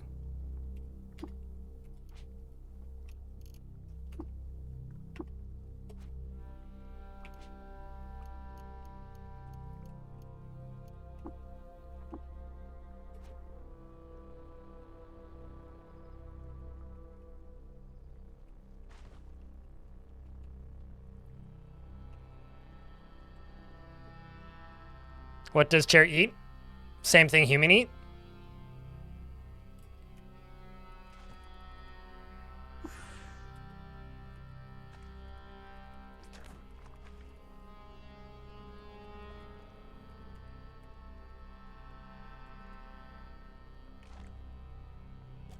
I mean, earlier we were saying that they eat hair ties because that's what my parents' cat used to put.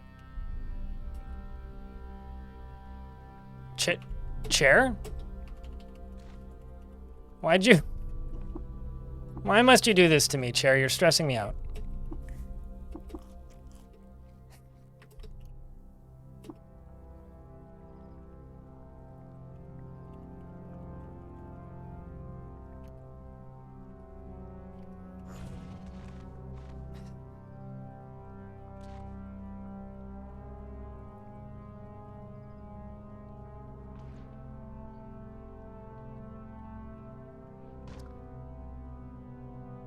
You know what? Fuck it. I'm actually just going to go leave it in the rust well, and we'll just work our way to the silts and learn Prostalize. Because I'll have to reacquire my pet chair. There's no way I'm going to lose my chair this easily.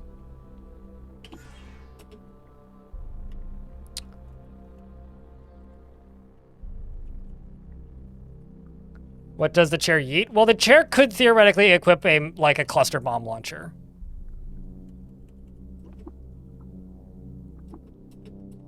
Let me just clean the chair real quick.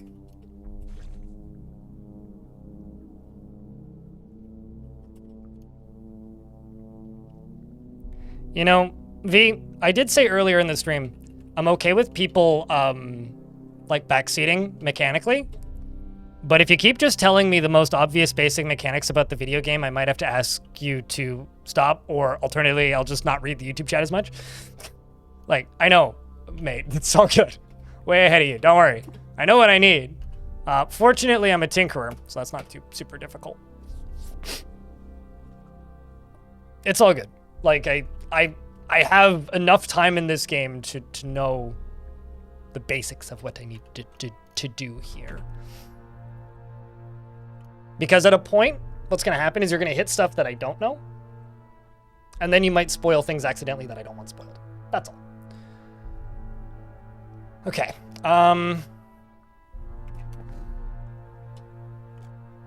Also, you're lost. Great.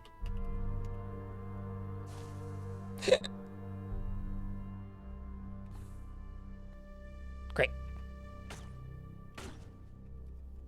I touched a mushroom.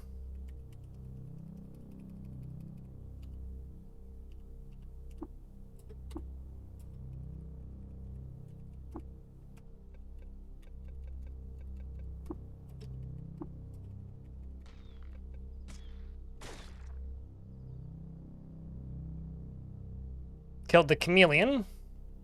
Got a luminous mushroom from it. Well, now we get to find out if I'm infested with mushrooms.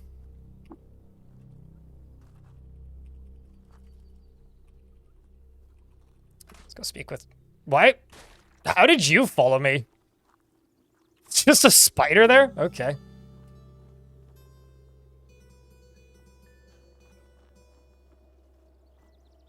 You don't think you can spoil anything? Oh, it's fine. It's just... Be cautious. I should be fine, yeah. But fast traveling would have told me I have itchy skin already. Which, even then, it's worst case scenario, I just get a crappy mushroom on me in a bad spot. Actually, can you get wax flab on your body if you have carapace? Because that would just be free armor on your armor. The wire, give it to me. Yeah. Beautiful wire. Oh, before I forget, I repaired an old recoiler for you. Use it whenever you wish to hop back to Joppa quickly. Now give it to me. Now give me a few moments to attach the wire. I have an idea.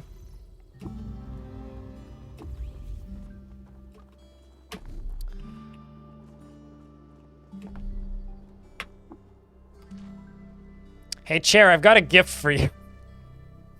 Brought you a recoiler.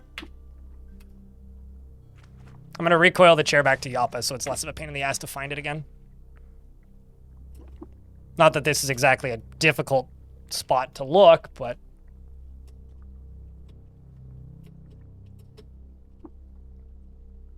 That's not what I wanted. Oh, I see, I'm one tile away.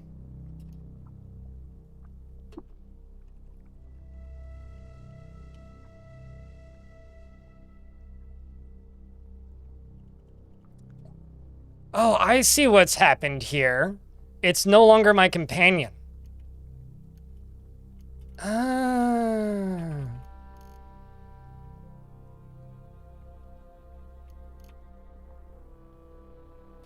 Yeah, that's whack. Hold on, gave it the Joppa recoiler.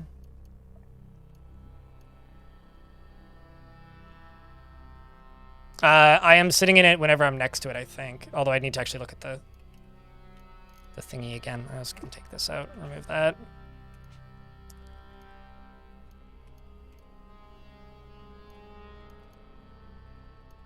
Tinkering is the menu I'm looking for.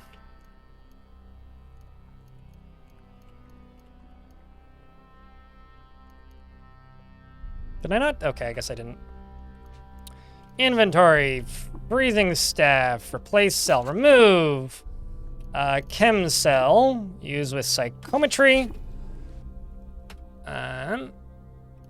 Skills, attribute, tinkering.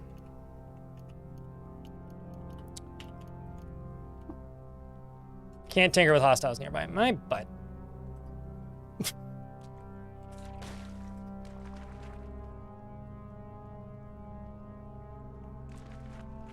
Possibly got fed up with being dominated. How's that my fault?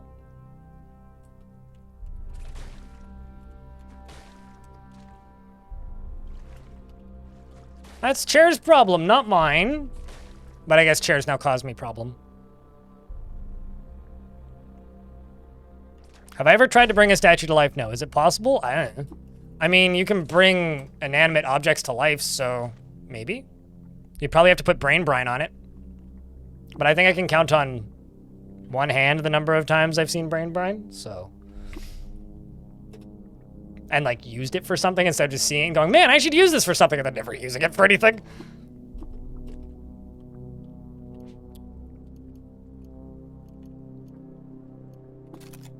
Tinker up a chem cell.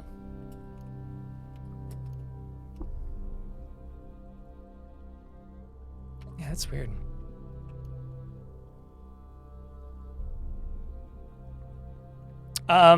It gives me, or it rather, it gives me an intelligence boost if I sit on it. It also tells me to sit on it, so, you know. It's not like it's against being sat on, or sat in.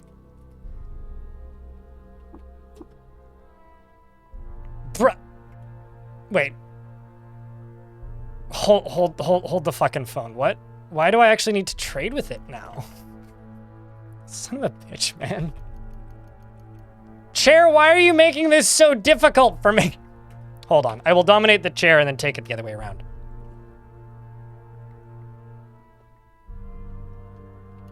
Also, I keep hitting rifle through trash and toggling that off by mistake.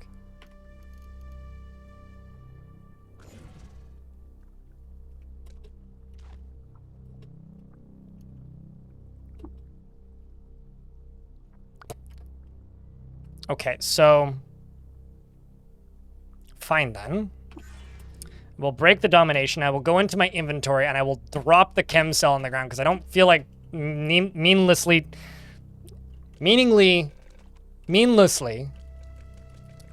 trading back and forth. Chair, come. I can't tell if this is entertaining or frustrating to watch, but here we are. God damn it!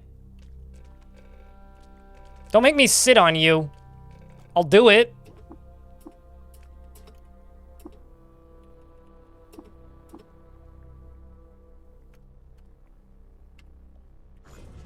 Okay.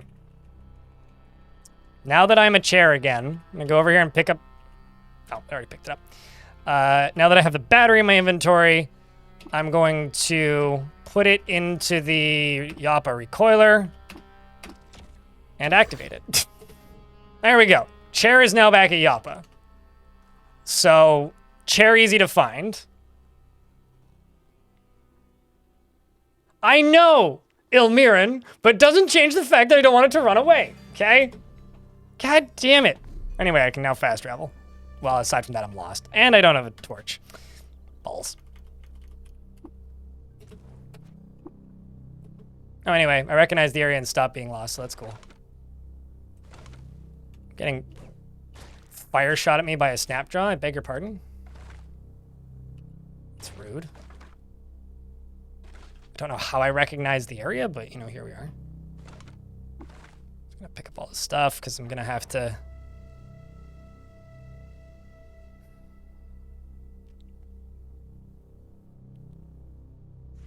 I don't need you to warn me, mate. Don't worry. We're good. I got this. It's also, you know... If you feel the need to warn me, this is where you DM your friend about the bad thing I'm about to do. It's just a roleplay run. So it's fine.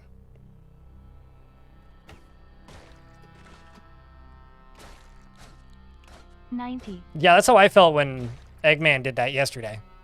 Audio.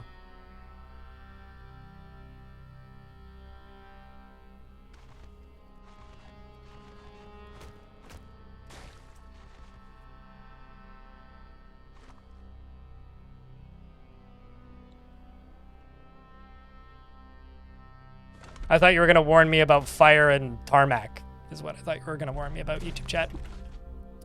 Rifle through trash and find a microchip. Copper nougat.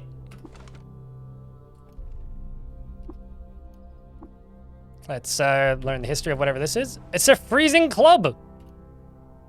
Club frozen in time.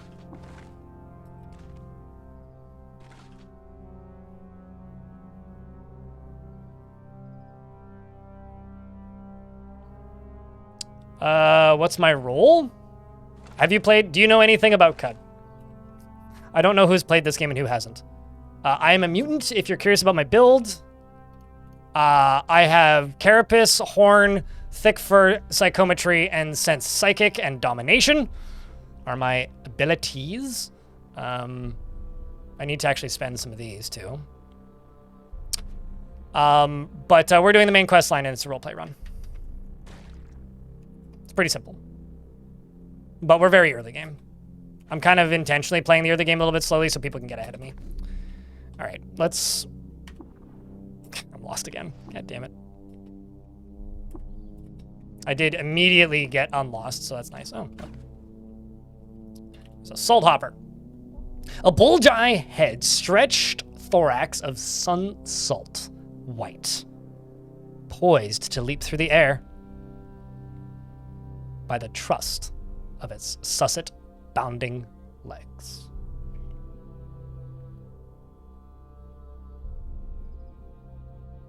How make well work? Put hole in ground above water. Put well above water. If the water froze, well no work. If well empty, well no work. If there are no hole below well no work because well hit floor.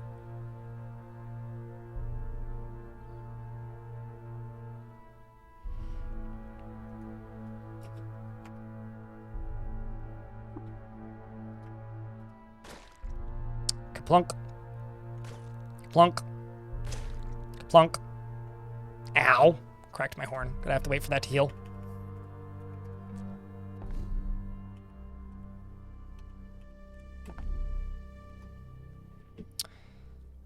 Alright. I do have a tutorial on how to make wells, so there is that.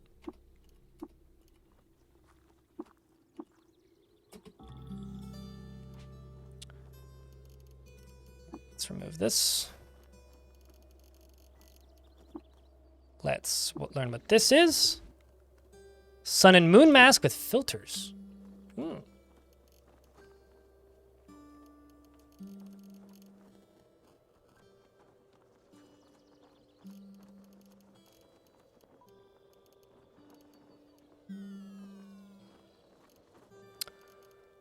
Also, I'm going to need to go dominate the chair again and get my recoiler back.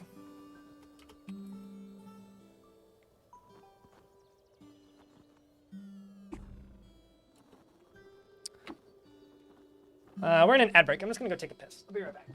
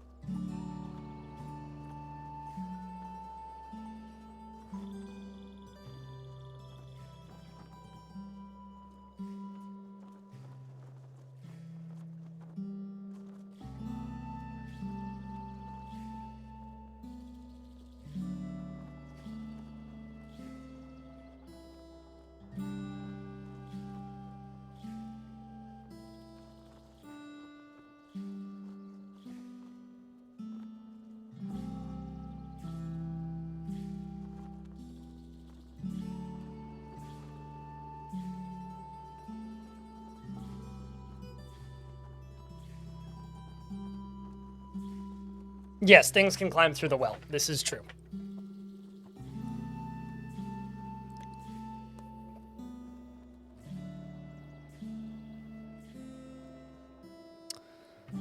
All right, let's go redominate the chair after petting it. Come back here, you infidel. I mean, sit. Okay. 0. Hunk. Okay. Now, inventory. Drop 2 copper nuggets. Drop the water skin. And go consume some food.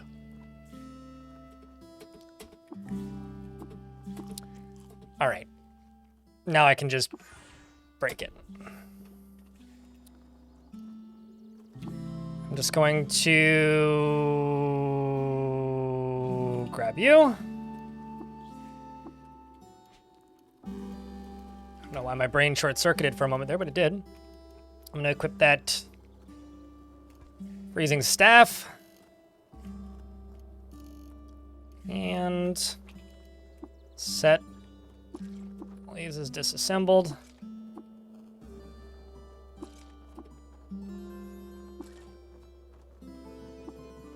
Oh, I was like, why is that not working?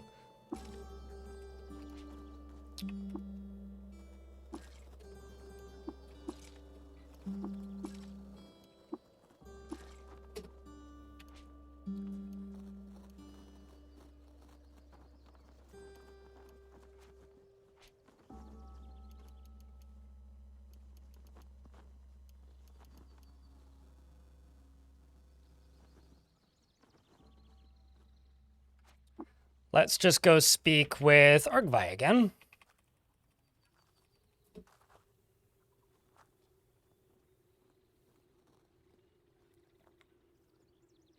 For me, I've been letting a light aquifer fill a small area and put a well on top of that. Yeah, although you want to do it 2 levels down so you don't get mud in the bucket. Oh, right, yeah, I'm famished. Hold on. Probably go eat something.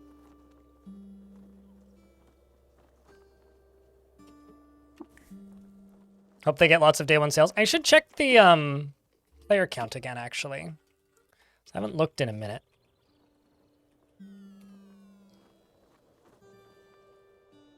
Because they already, yeah, they're almost at 2,000 concurrent players. And climbing. Deep hole for well? No, deep hole for the water under the well. The well itself doesn't need to be super far down. And the bucket can go down as far as it needs to.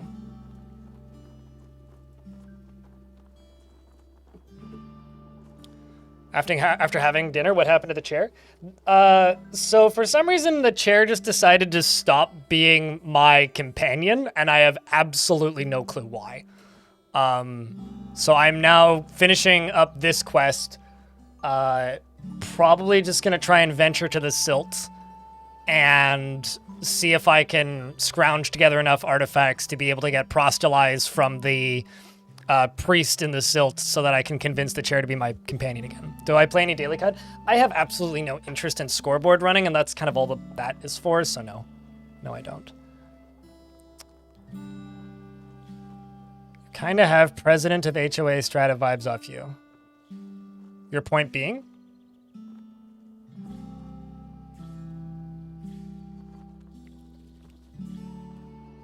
Not to be rude, says something that could be taken as something that's rude. It's working. Genius.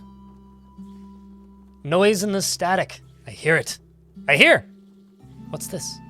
What is that? Wait. It's repeating itself. Argvi mumbles to himself for several minutes. Apprentice, come here. Something strange is occurring. The conduit is picking up a signal. Some sort of repeating transmission. I cannot decipher it. However, I lack the cryo gull, eggs, and... Never mind. I have a great task for you, my apprentice. Do you accept it?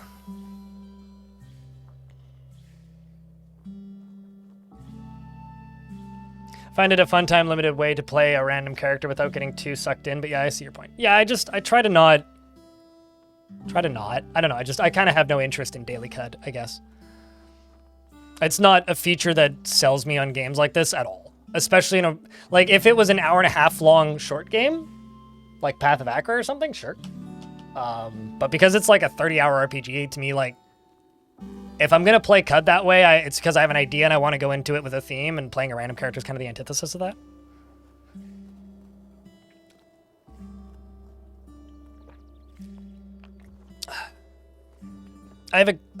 Do I accept the task? Yes. You must seek out Baratham of old, the eldest and wisest tinker alive. He lives with his followers, the Barathamites, under the Arch of Grit Gate to the northeast. In the jungle strangled ruins of Cud, he will know what to make of the signal. Disciples of Baratham, mostly Yushrib, like their mentor, quilled albino bears who prefer their candle-dim caves to the sun-salted surface of the jungle. 1,000 years ago, Baratham and his kin crossed the Homus Delta into the rusting heart of Cud. He has spent centuries peeling chrome shells off Time's artifacts in his workshop. He cannot decipher the signal. No one can. If he cannot decipher the signal, no one can. You got Caves of Cud long ago, but the game was always too unapproachable to me. It has a huge tutorial now. I haven't done it because I don't need to, but if you need a tutorial, there is an in-game tutorial now. Also, an option to save at towns, which I have turned on, so I can see the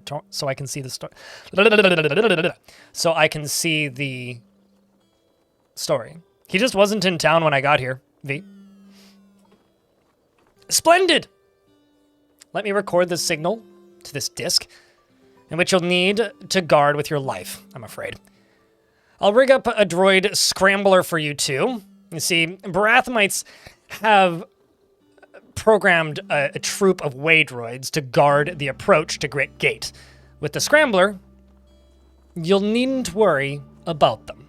Wait here. Here you are. Now go, off with you. May you live long enough to do my bidding. Away. Away. Round of beers for a new quest start. So what do? Do we go to Baratham or do we go to the Silt? Actually, you know what I'm gonna do? I'm just gonna dive down into here. There's a stairway down like right here. Oh, there it is. Let's wander around down here for a wee bit, gain another level, and also try and find those shopkeepers.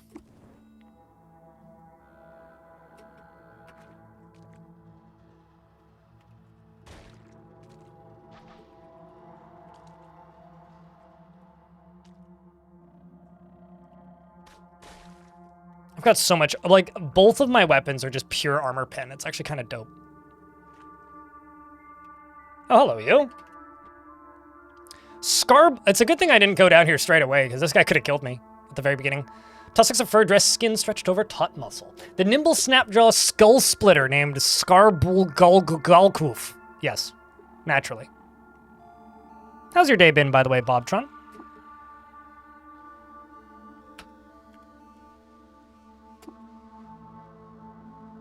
Refuses to speak with me, that's a shame.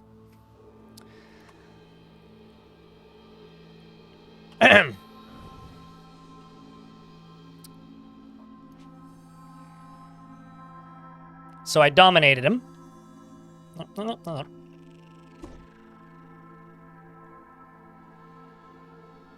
Your companion scavenger died. He was killed by you. Yeah. Oh no! Ah! My dominate was broken. Welp. I tried. I certainly tried.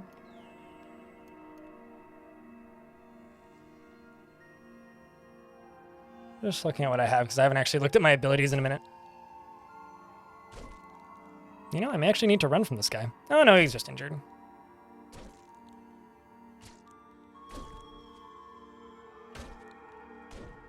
Ow. I thought I died. I always think I die when this pop-up pops up. It doesn't matter that they've changed the sound. Your reputation with Snapjaws decreases by a lot. It's fine. The villagers of Tepur like me more. The villagers of Mipur like me more. Now I'm getting shot at with a bow.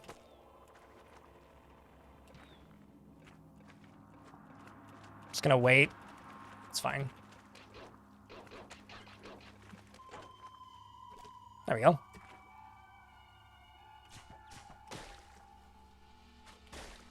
That actually, like, kind of hurt a lot. I don't know.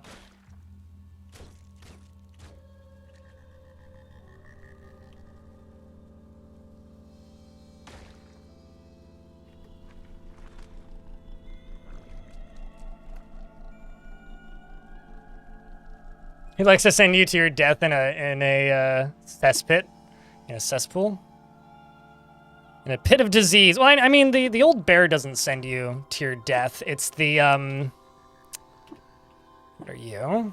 Acid gas grenade. The old bear doesn't send you to your death. It's the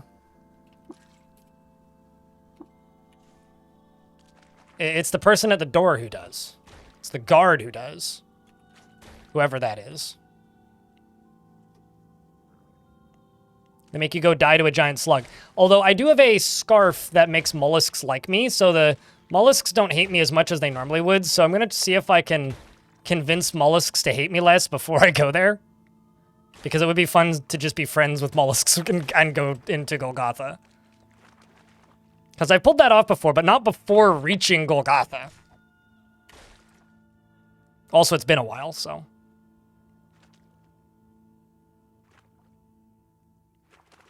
possible that the guard is acting without... And I mean, the guard is just acting on protocol, right?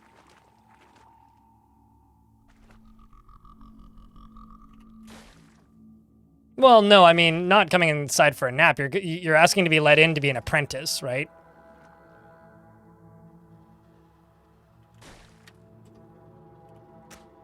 I think that, like, if you were doing more than just asking to be an apprentice, then... you know.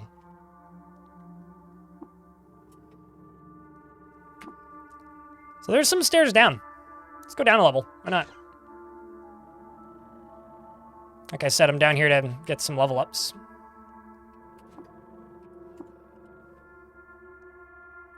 Threat isn't the mollusk? Are you saying that the threat is glot rot? The diseases?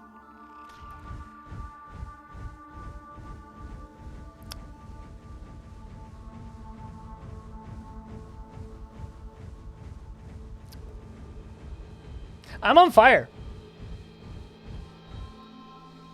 No, I'm not. The heck did that? Rude. Oh. Okay. Awesome. Hated by the villagers of Urspad for lighting a beacon of fire to warn their enemies. Okay, so who shot me with fire then? Which one of you twits did that? I mean, if you insist. Hold on a second. Do I have a thrown weapon even equipped? I have a spring turret grenade. Well, okay. That's actually not that useful to me right now.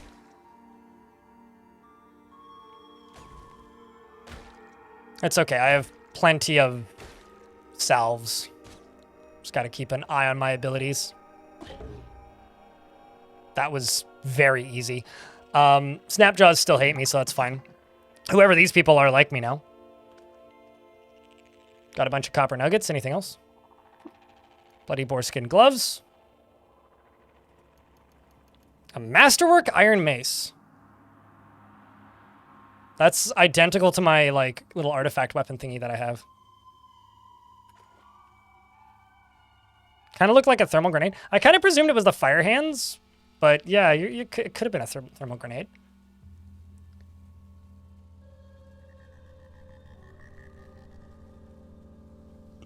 Like pyrokinesis is what I presumed.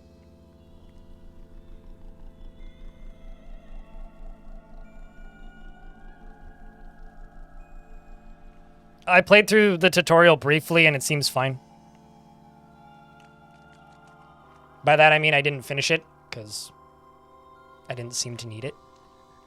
But this game is not that hard to learn. It's one of those games that just kind of requires some exploration. And you've probably played harder games.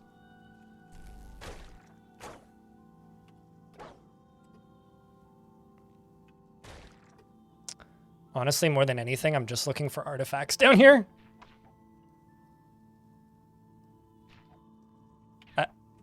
Where did that sword come from? Just like a sword appeared in front of me?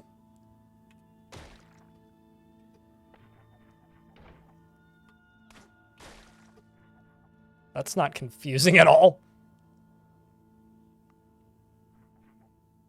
Yeah, I didn't see flaming hands in the character description. I mean, it could have just been a grenade. You're absolutely correct. Snapjaw Warlord. I'm just kind of expecting to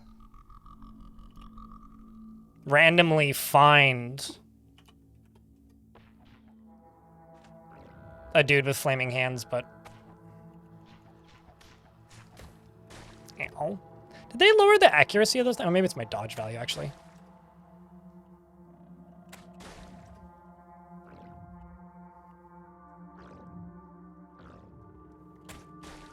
I don't really want to go any deeper into here. Although there is another stair down. What's up, mental breakdance?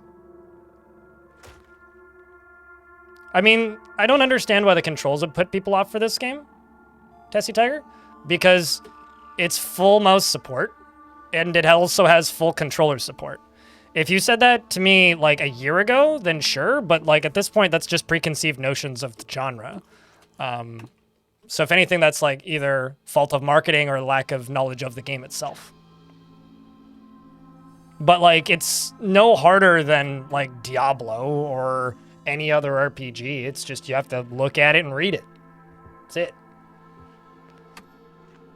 Like the old UI, yeah, no, I'd completely agree with you. But the current UI, nah.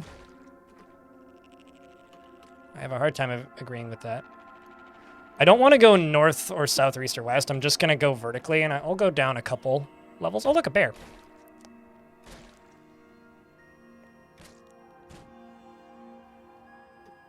Bears are decent XP at this point.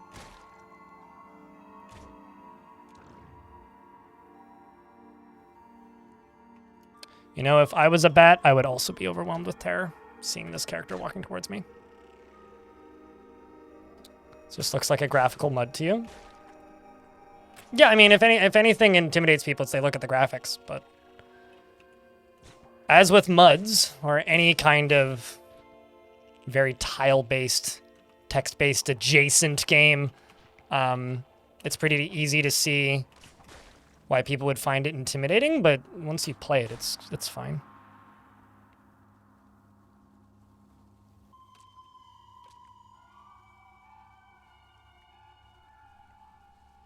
Yeah, I don't know. Personally, it doesn't look like a graphical mud to me. Like, mostly because I've played several muds, but I've never played a mud with a movable character on a screen like this.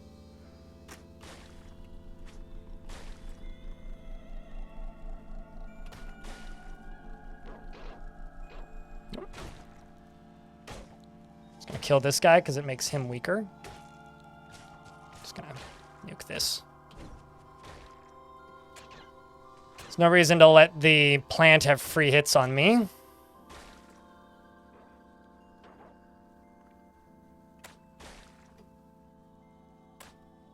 Yeah, I mean, like, you know, as an example, like, does any, you know the game Hacknet? Like, that's a game that's done quite well, and a lot of people have played, and I've never heard anybody talk about that game being unapproachable, and it is literally text and then, like, some graphical elements on screen.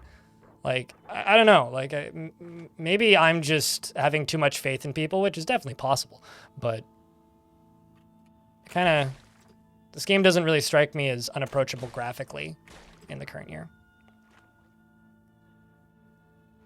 I'm not talking about NetHack, for clarity, YouTube chat.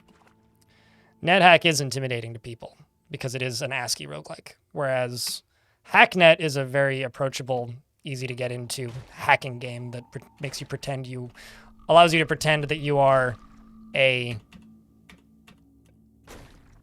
character in Hackers.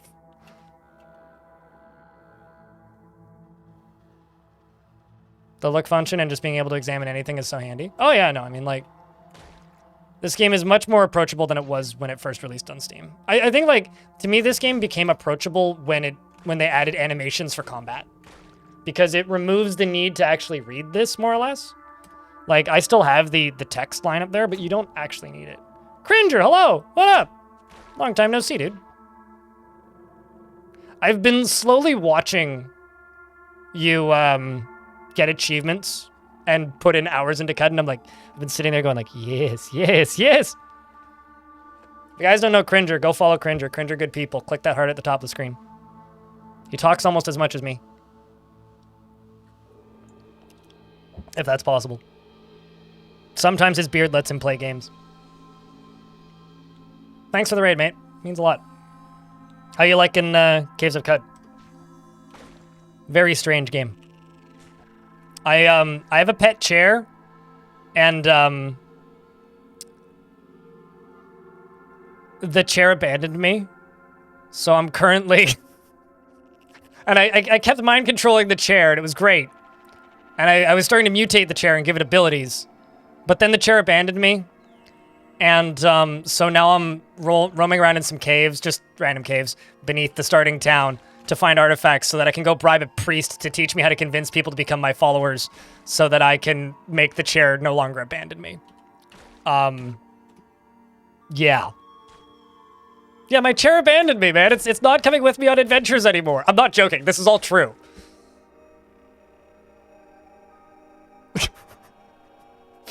We also just... my chair has clairvoyance. Ow. Douchebag. And I have horns and a turtle shell. It's a pretty good time. Also fur. No, I didn't make it a sentient chair. No, it's... So there's a DLC drove in that released alongside of 1.0, which is like $5.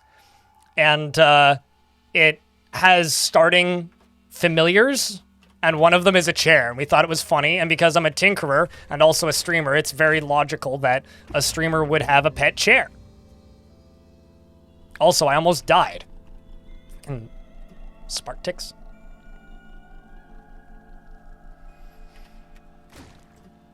So yeah, I am doing the main quest, but I'm currently on a side quest to reclaim my companion because my companion abandoned me. Oh, I also have cloning draught. You just died under Joppa. Oh yeah.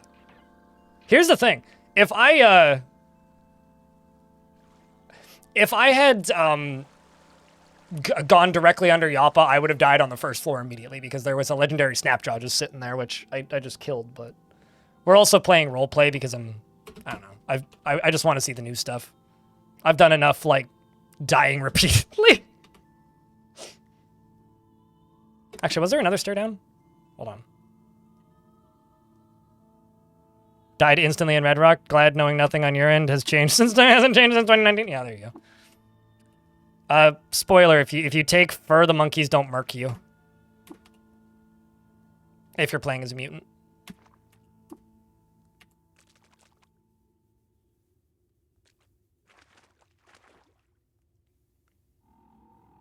So I gather you're enjoying it then, because you say that you feel like an idiot for waiting so long to play it. This game has largely been playable in this state since, here, I'll introduce you to my chair, chat.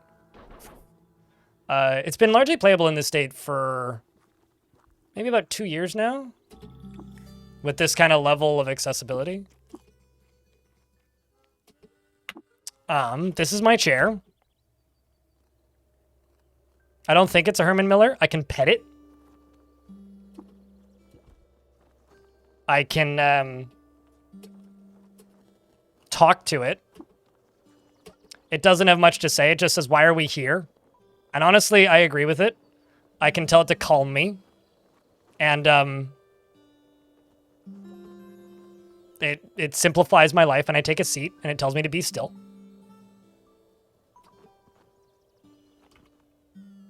and I can trade with it. I've given it an axe, which is rusted, which is unfortunate, but using this ability, I can dominate it, and now I'm the chair. Which is dominate. So if I actually go into here, you can see that the chair has 498 skill points. I haven't given it any skills yet because I want to know what weapon I'm going to give it first. I want to give it like a heavy, like Jack keeps talking about giving it a rocket launcher because that would just be funny. So I want a chair with a rocket launcher. But in order to do that, I need to convince it to be my companion again.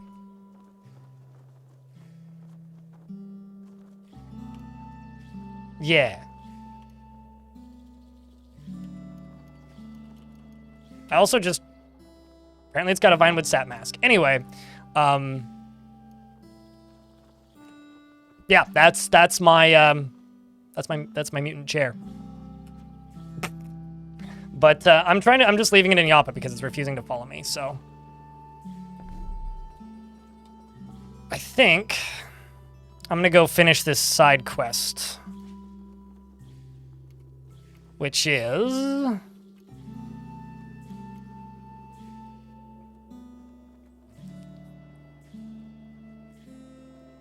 It's located next to a Snapjaw Fort.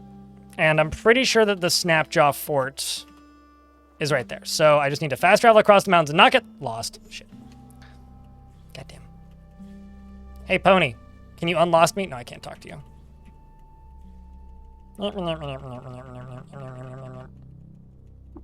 There. I'm unlosted.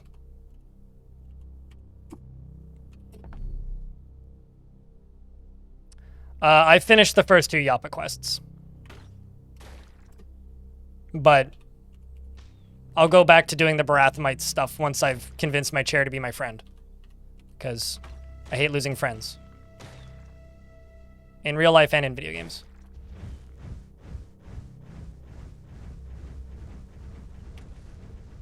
Gross. Quit it. Enjoy the lurks. Time to go in and out of a room over and over for a little bit. Do what you gotta do, man. Thanks a lot for the raid. It means a lot. It really does.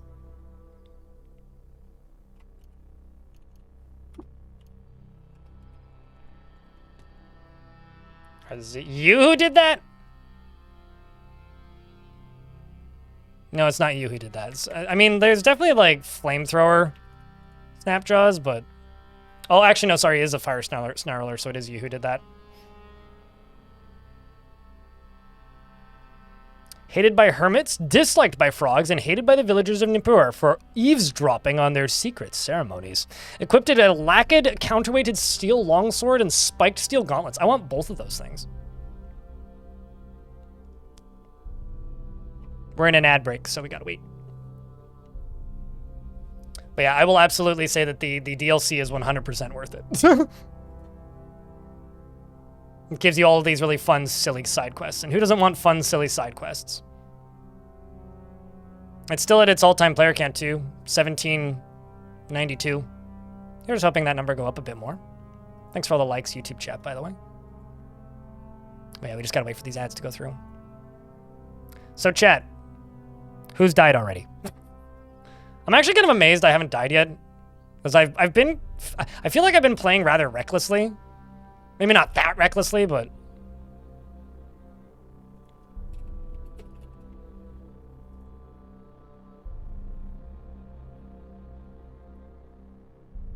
But I do feel like I've been playing rather recklessly.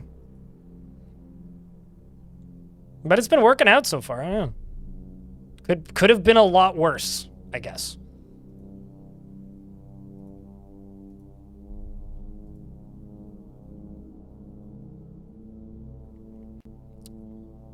And it's also not too uncommon for Snapjaw leaders, I suppose, to have fire abilities or steel swords or steel gear.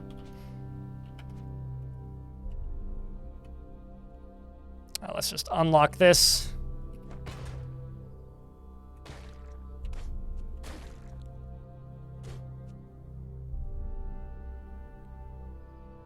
How much damage did you just do to me?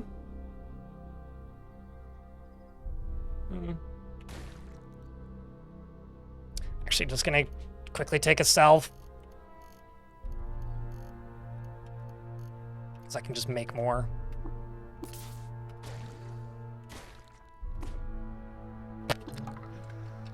Hermits like me. Frogs still hate me. These villagers really like me now. And I'm going to take and equip these. I'm going to... Ooh.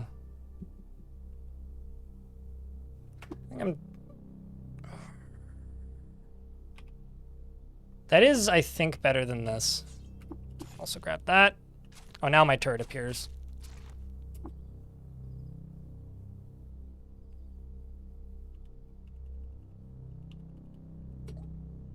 Beep boop, says the turret.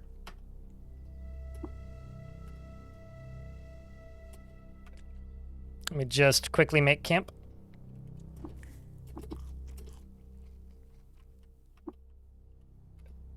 Let's wait until morning. Just so that I can put this torch away. And I'm gonna equip this. Actually, you know what? Let's just do that. Yeah, sure, why not? I should probably like learn multi-weapon fight, or like actually get shields or something. Stranded your mind in a Snapjaw King. It's been smooth sailing. Really? Snapjaw King has been doing all right for you? Ow. Hurt shot me. Rude.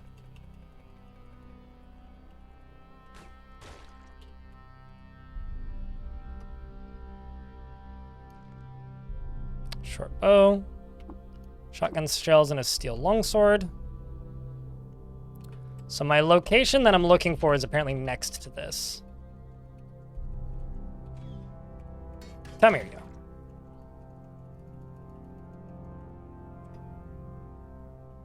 Shields are what crept your Truekin for a lot of levels prior to 1.0.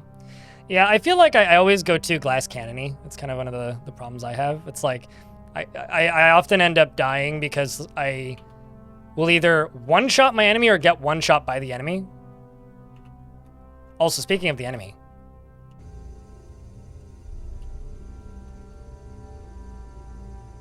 Nifty.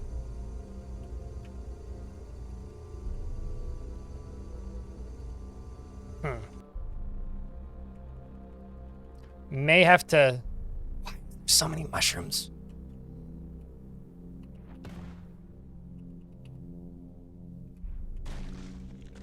Although something being next to this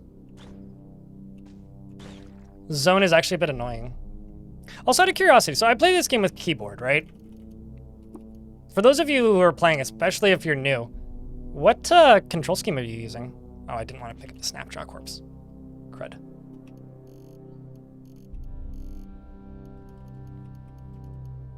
Let's just have a peek at that. Flaming Bronze Dagger. Oh, and it does have a chem cell in it. Nifty.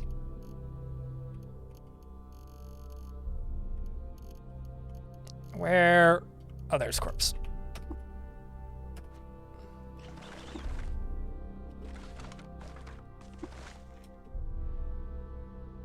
Keyboard, numpad.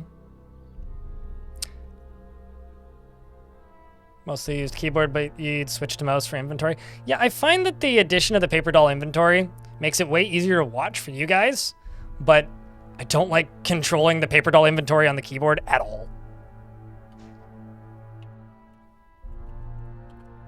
Like, at all, at all. Okay, so maybe it's this way?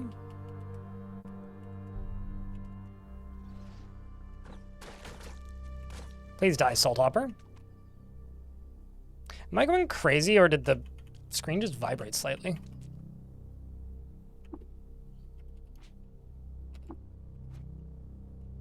Maybe it was because I dismembered the Salt Hopper.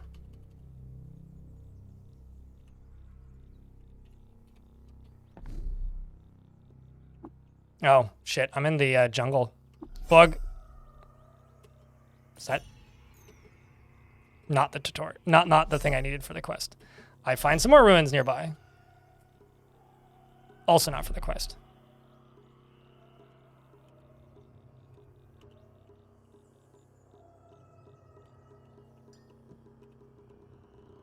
I was kind of hoping if I walked in circles there, I would just discover it. Hey! I think that's the thing I needed. There we go. I can't say I've ever finished a quest by just simply fast traveling out of an area and fast traveling back into said area. PC controller plays well. I've heard that. I really, like, if I hadn't put my, like, only Xbox controller into storage, I would have tried it by now, but... I'm a little scared of the jungle. So I'm always very cautious when entering into the jungle. Actually makes me wonder how far away from that I am.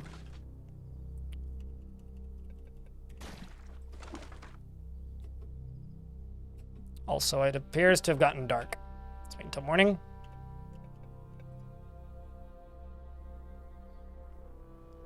How would I describe this game? Dune's Alice in Wonderland on mushrooms. Theme-wise. It's like hyper-apocalyptic, drug-fueled feudalism. And, an absolutely engrossing world.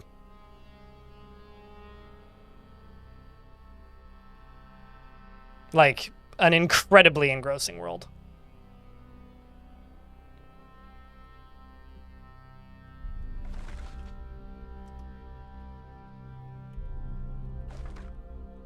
So if you're like a sucker for good writing,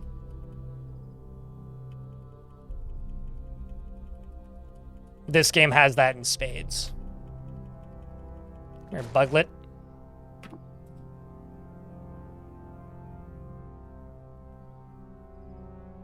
How much is it? That's a good question, because I speak Canadian dollars, so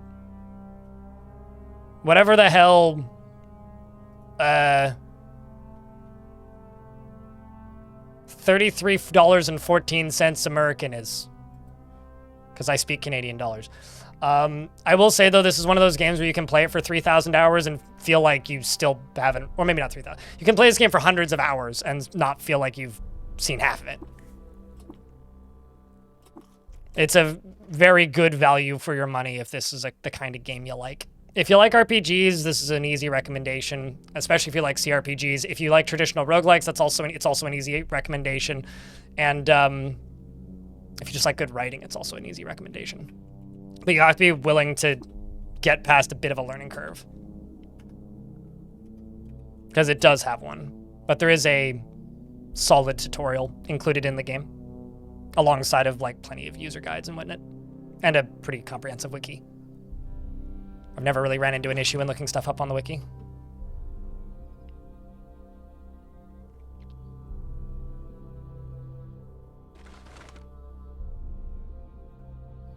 Mouse to look around, keyboard and combat, controller is nice, but you're afraid to mistap with a thumbstick. Yeah, I feel like if I were to play with a controller, I would use like a, what's it called? The D-pad primarily.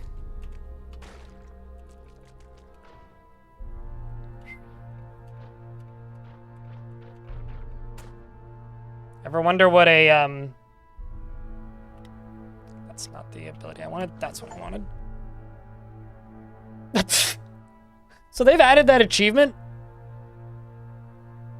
since I've like really done arms builds. That's funny. I've possessed a centipede, which I'm about to lose power over because that's about to happen.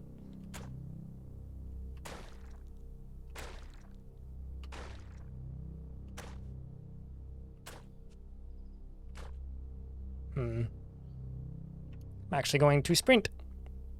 Just gonna, get to an area where there's less of them around me.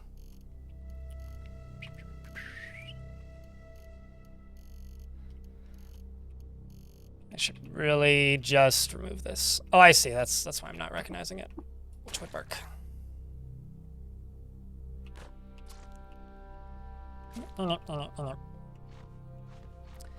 Meep, moop, meep, moop, meep, moop. Okay.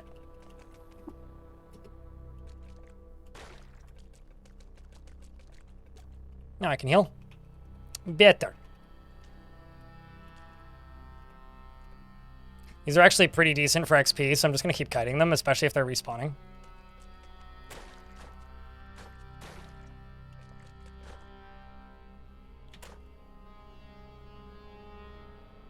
Oh, the music in this game is fantastic. It's like somewhere between beautiful ambience and an anxiety attack half the time. And they also just redid a lot of it for the 1.0 release, so the soundtrack in this game is phenomenal. Just like the atmosphere and vibes are great. Yeah, if you like OG Fallout, this is very easy recommendation too. Maybe even a little less buggy than OG Fallout.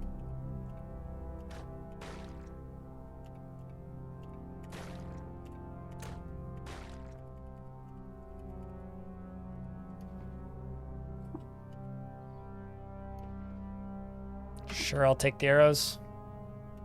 Not that I'm really using them. I'm sorry, what?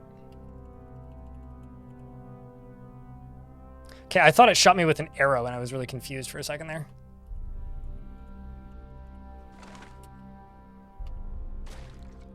Ow. Hold on. Don't feel like bleeding and getting shot with a musket.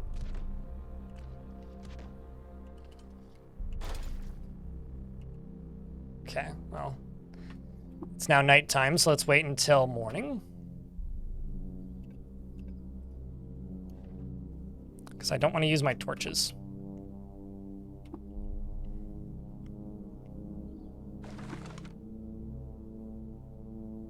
You love it and you get overhyped by it? Yeah, the desert area has like the most psychotic, like loud ass jazz drums you've ever heard.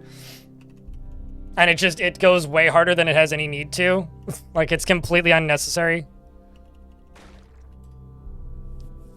How hard it goes, but it's awesome.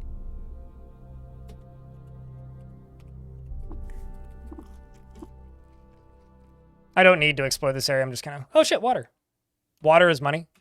Books are free XP and provide secrets. Actually, I actually have a character with intelligence this time. I could actually read the books.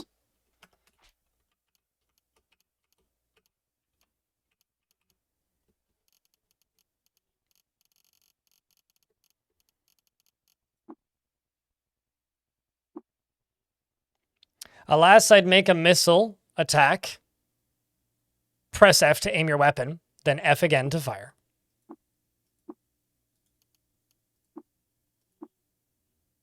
Welcome to Grit Gate, says the Id Freehold. You swear that Hans Zimmer would... I mean, there'd be some weird space-time shenanigans there if Hans Zimmer was inspired by Cut. Ow, I just got impaled on a goddamn spike. Man, that would hurt. That would have one-shot me if that hit me at level 1.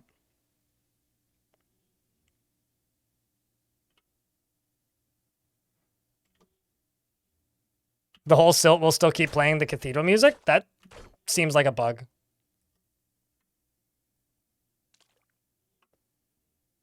Like, very much that seems like a bug. Time to roll up a new character? Sure, just don't roll the new character down the hill, because then you'll have to run after it to catch it. Calm down there, King of the Universe, or whatever the Katamari Damacy guy is called. Oh shit, a free self-injector. I'll absolutely take that. Thank you.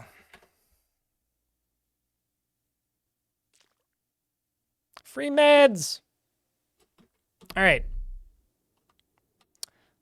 That was that quest location. I'm not gonna go to those other ruins next door. We'll go there after. And let's go to you, the fish person. You hope they didn't fix it in 1.0? I mean, you could just mod that music out. Right, who likes you and doesn't like you? I can't remember. Right, yes. Because the goat folk. Anyway, I've located the Transverse Servitor. So, this is a village of fish that worship cats and grenades. Just saying. Welcome to the village of Umar Nomad, a clan who love cats and detest the profanity towards cats. We also As long as you are respectful, you may drink of our fresh water to quench your thirst. Give thanks to a thermal grenade. Yes.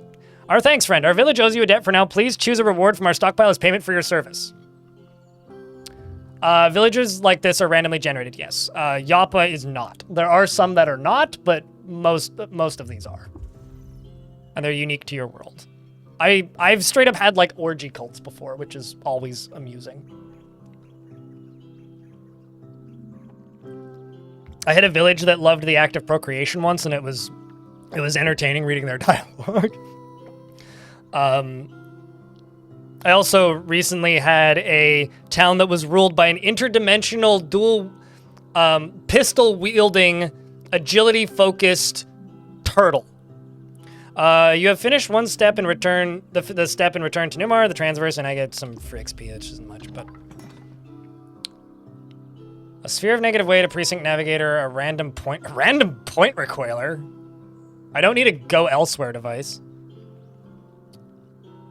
I think I'm gonna do the sphere of negative weight. Although, actually, what do you think, chat? Precinct navigator or sphere of negative weight? Sphere of negative weight just increases your inventory size. Precinct navigator makes you get lost less, I think. Sphere is rare, yes. And also I can, like, make them.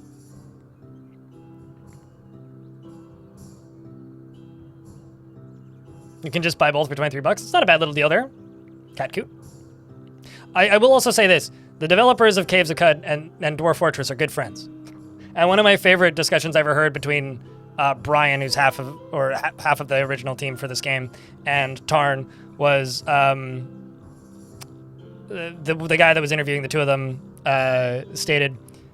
So, Tarn, when are you adding tactical nukes? And Brian butted in and said, well, we don't have tactical nukes, but we do have handy nukes, which are a handheld nuke. But if you throw it or set it off, run very quickly. You take the navigator, because I'm a tinker.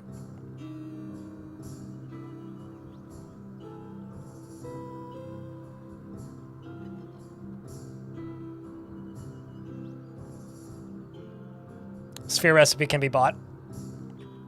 All right.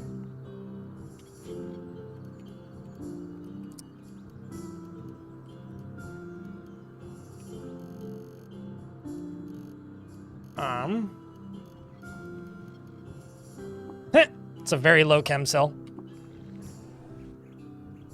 This artifact is too complex for you to decipher its method of destruction. Well, gonna recharge the battery in it. And equip that. So the precinct navigator goes on my arm. The readout indicates the startup sequence will take an estimated 10 more rounds. Chance of becoming lost is reduced by 50%. Chance of interesting encounters while traveling through the ruins on the world map increased by 100%. Chance of encountering ruins while traveling through other terrain on the world map is increased by 100%. Compute power on local lattice increases this item's effectiveness.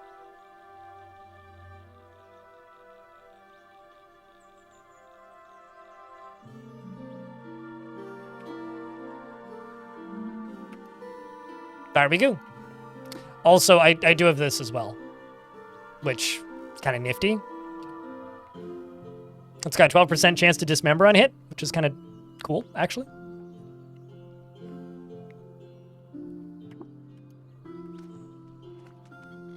All right, so we've cleared that. I'm just gonna go get some XP and go visit this place.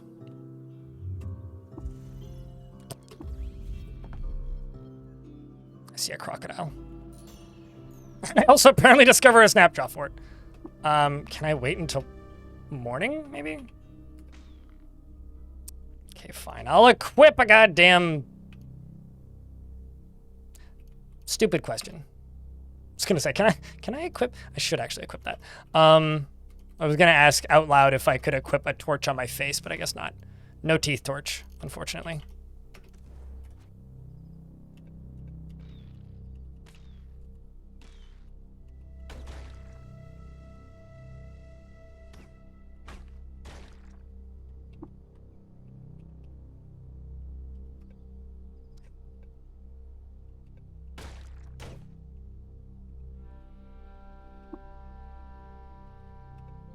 I'm too used to playing as characters with night vision.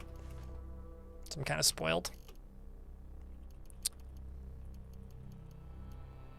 You know, it's great. Let's actually use the let's just stick to the Masterwork Iron Mace instead of the sword.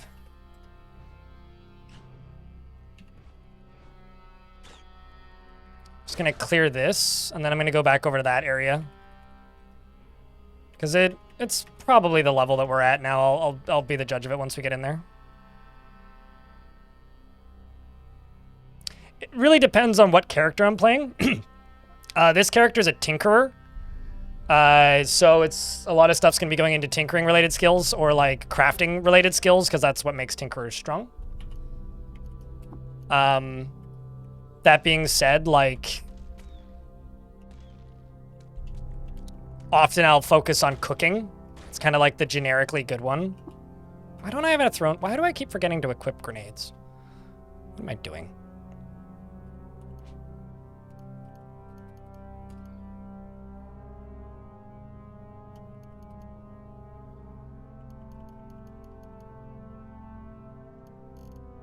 All right, just have acid gas, that's fine.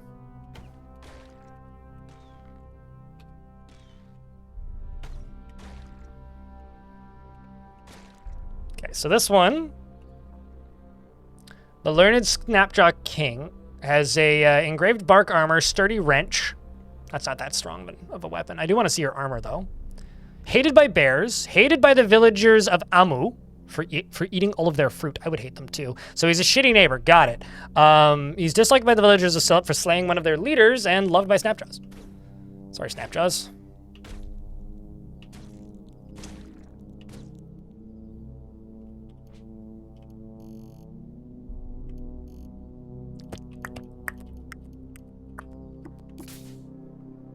Giving myself a salve injector.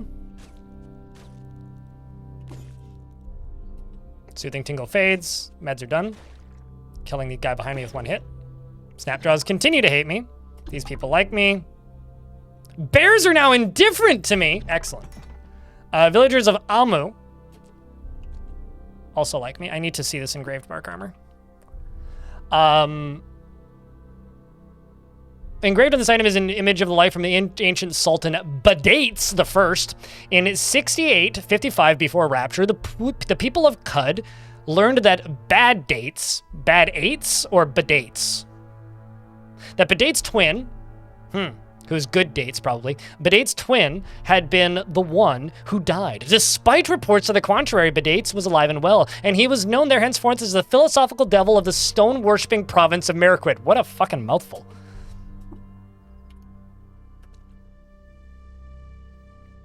The story is complete. More classes? This game is kind of a build your own class game. But the story is complete, polishing, bug fixing. There's also this, which is a scene from the life of the ancient Sultan Muthri Dokt. Okay. On the item, also soundtrack's updated, and there's a DLC which adds content. On the night of the full moon, a babe was found swaddled with a sacred stone churn with its mouth full of luck. Okay. And that babe came to be known Mathri Docht. Okay. Very beginning of that character's life.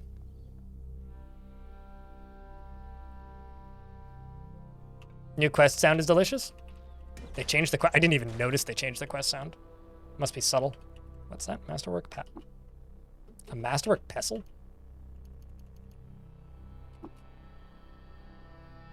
As in like a mortar and pestle?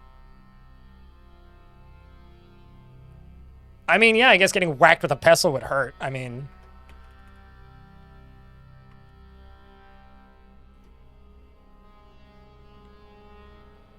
Reading the orb you posted, did the cats blow up the people with a grenade? No, those people worship cats and hate those who talk shit about cats, and they're all fish.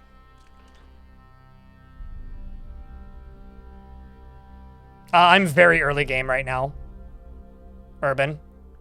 Mostly just music at this point and a few writing tweaks that I don't remember from before. Which doesn't actually necessarily mean it's new content, it just means I don't remember it. So this is that legendary area, and holy shit, that's a lot of crocodiles. So this is a quest location. Quest locations are discovered by learning histories from items and whatnot. It seems to be mostly reptiles. Salamander, yeah, but they're trivial, so of Glimathquala. Let's do this quest, and then we'll head north to the silt.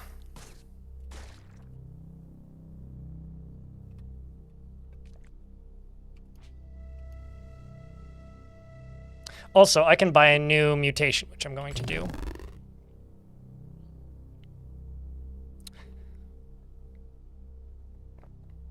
I kind of want Flaming Ray.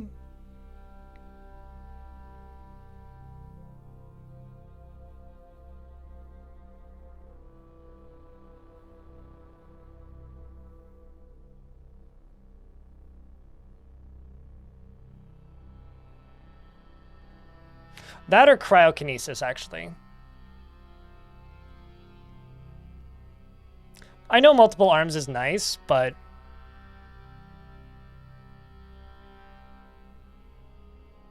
I'm also kind of squishy right now, so I need some kite ability, and cryokinesis would give me more kiting.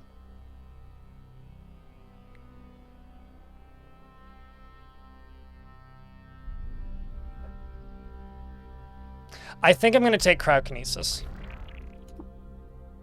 I gain the activated ability Chill.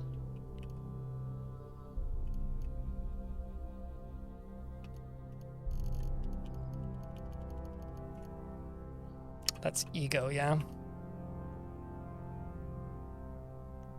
Trying to decide what to put this attribute point into.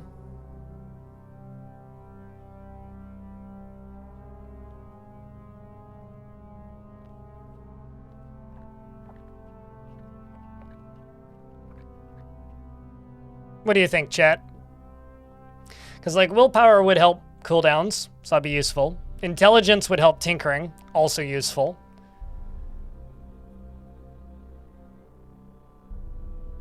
Toughness would help my HP. Strength would increase my damage. I feel like I'm doing enough damage, but it's one of those things where it's like, you feel like you're doing enough damage until you're not.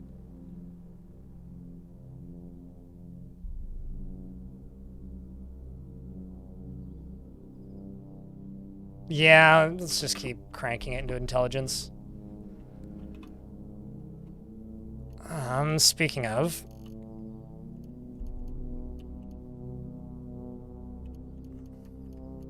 Since I have Cudgel, and since I'm using Cudgels, I think I'm actually going to go into Bludgeoning.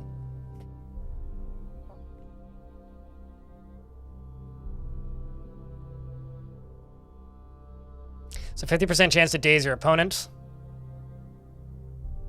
If you daze a dazed opponent, they're stunned for 1 round instead. Yeah, I feel like bludgeoned is what we need. We're gonna go with that. So we've got Cudgel, Beginnings, and also like I will be able to get Conk and Charging Strike pretty easily. Although I mean, I'll need Charge, but it's besides the point. I got 77 points left. We'll just let her sit.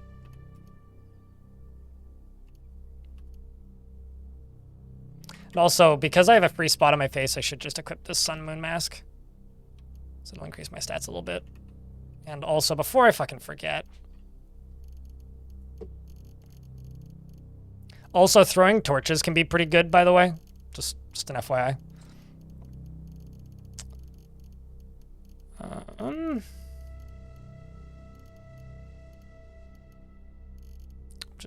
Actually, here's what I should do. Let's just pop over to Tinkering. Ow. Need some dead root tubers.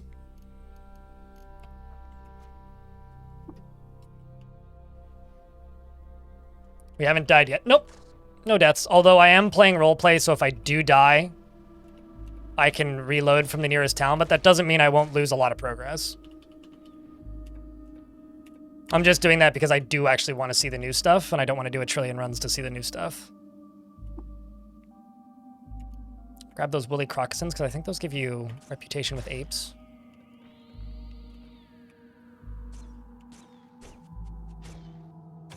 Wait, hold on. Are the Snapjaws fighting with the monkeys?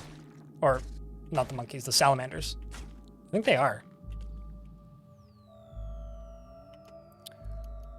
Also going to throw chill up to here, and I'm going to chuck recoil down to the bottom. And I'm going to put dominate there so I stop accidentally hitting it.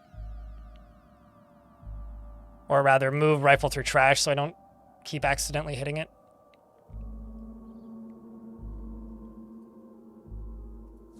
Bump.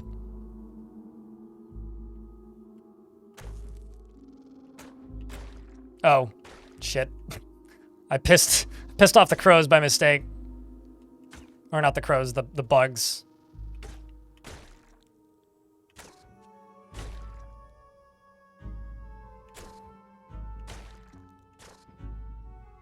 Well, that's fine.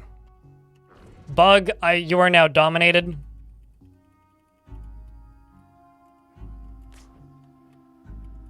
Doo-ba-doo. Oh, goddamn.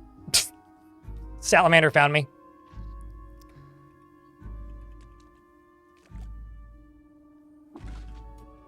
Found a cracked lens. Oh shit, a salve injector.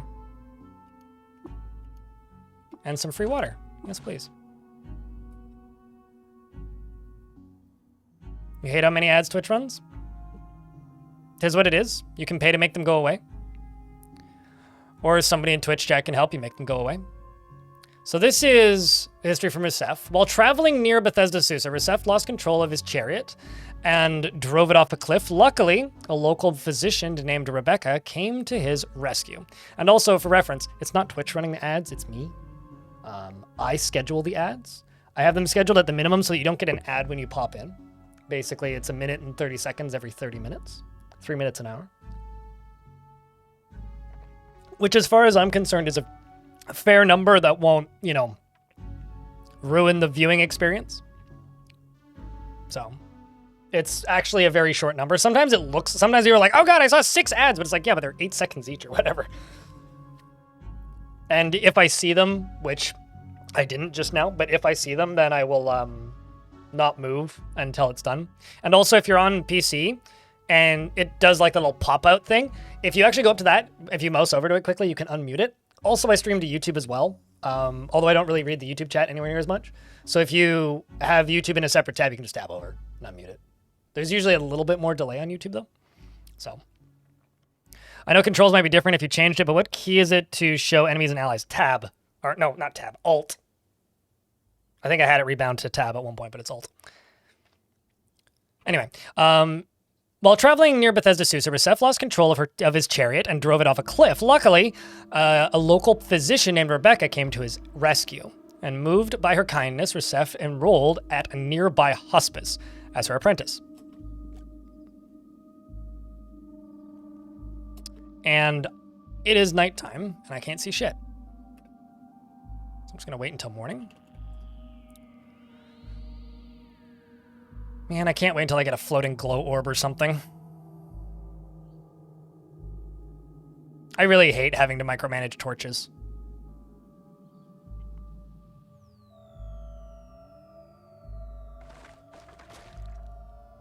Ow. Holy shit. The amount of damage that those do, the young ivories do sometimes is a little bit nuts.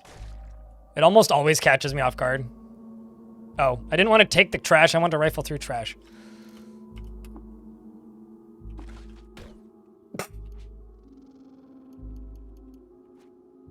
Ow.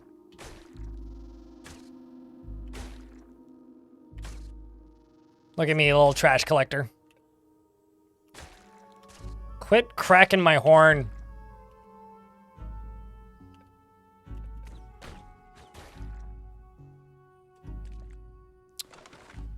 All right.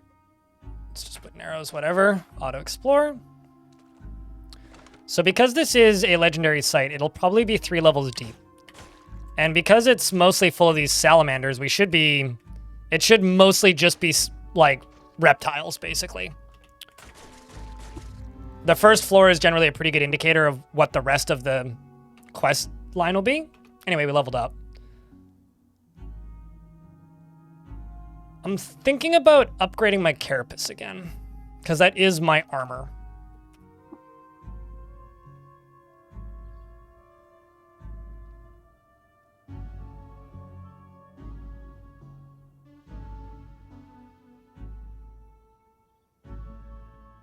Cracking of horns, where is Quagmire? Giggity! I think 69 bits will summon Quagmire. I'm not, I think it does, unless, I don't think I disabled that ever. Let's take a peek at Cudgel. I could learn Conk, which, make an attack with a Cudgel at an adjacent opponent. If you hit, you automatically daze them. Sure, let's grab that. I gain the ability Conk, and I'm also going to go to here. And I'm going to move that between chill and that. And you know, I may actually just make camp down to the bottom, because I don't need that on super quick hotkey. Conk, however. You must have a Cudgel equipped? I do have a Cudgel equipped. Is Cudgel?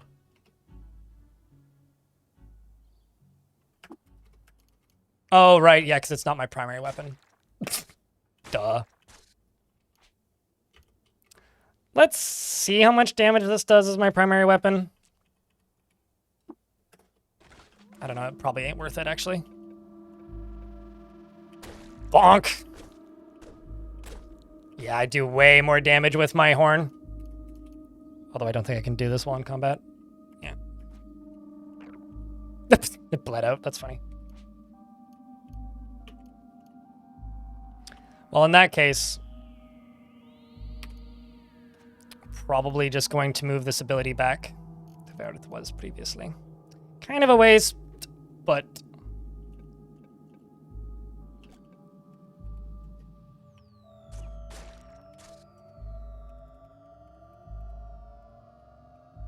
live and learn.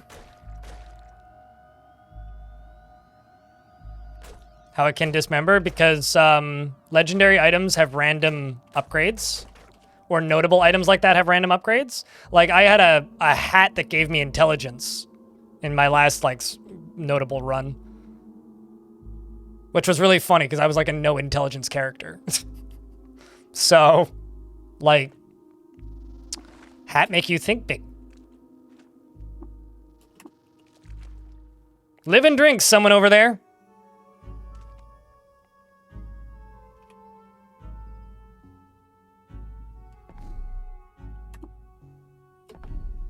I just found a map hotkey that I didn't know existed.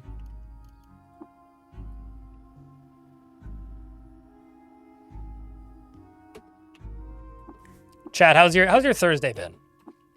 And how do you feel about the good news that I've learned that I get to stream tomorrow, because that thingy that was going to happen tomorrow isn't going to happen tomorrow?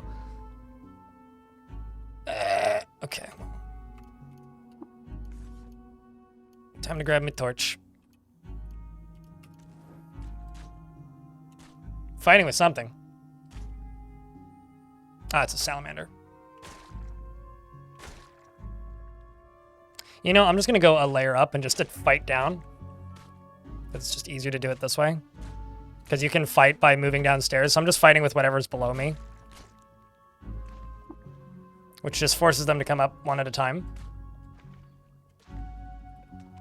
Alright. These are interesting walls.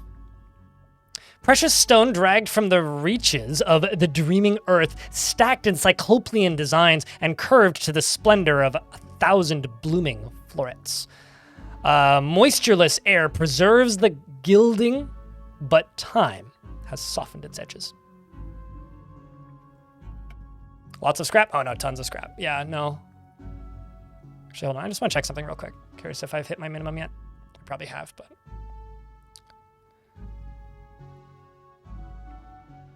Yay, we've cleared my minimum by 10 bucks. Thanks, chat.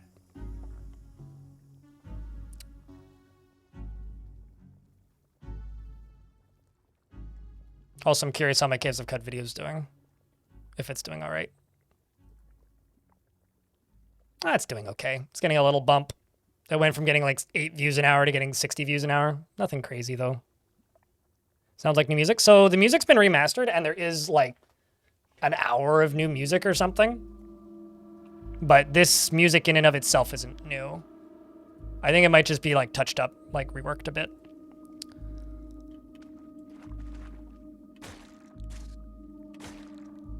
But yeah, plan is to stream this today and tomorrow now.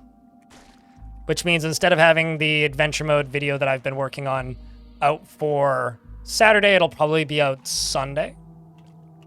Because I do have an adventure mode video, which is going to be significantly shorter than the other ones, which I've been like plucking away at this week.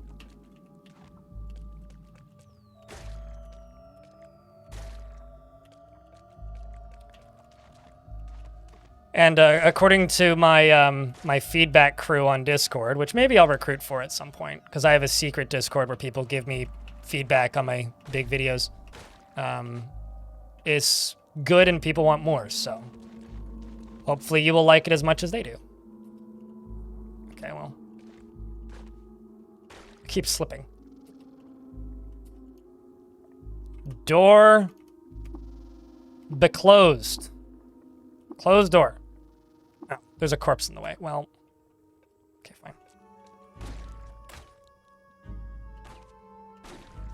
Actually, you know what? Now that I'm listening to this, I don't think that this music's been changed at all. Have you really never heard this one? Someone over there? It just plays at like notable named areas and like major quest areas. Okay, I'm pretty sure this isn't new at all.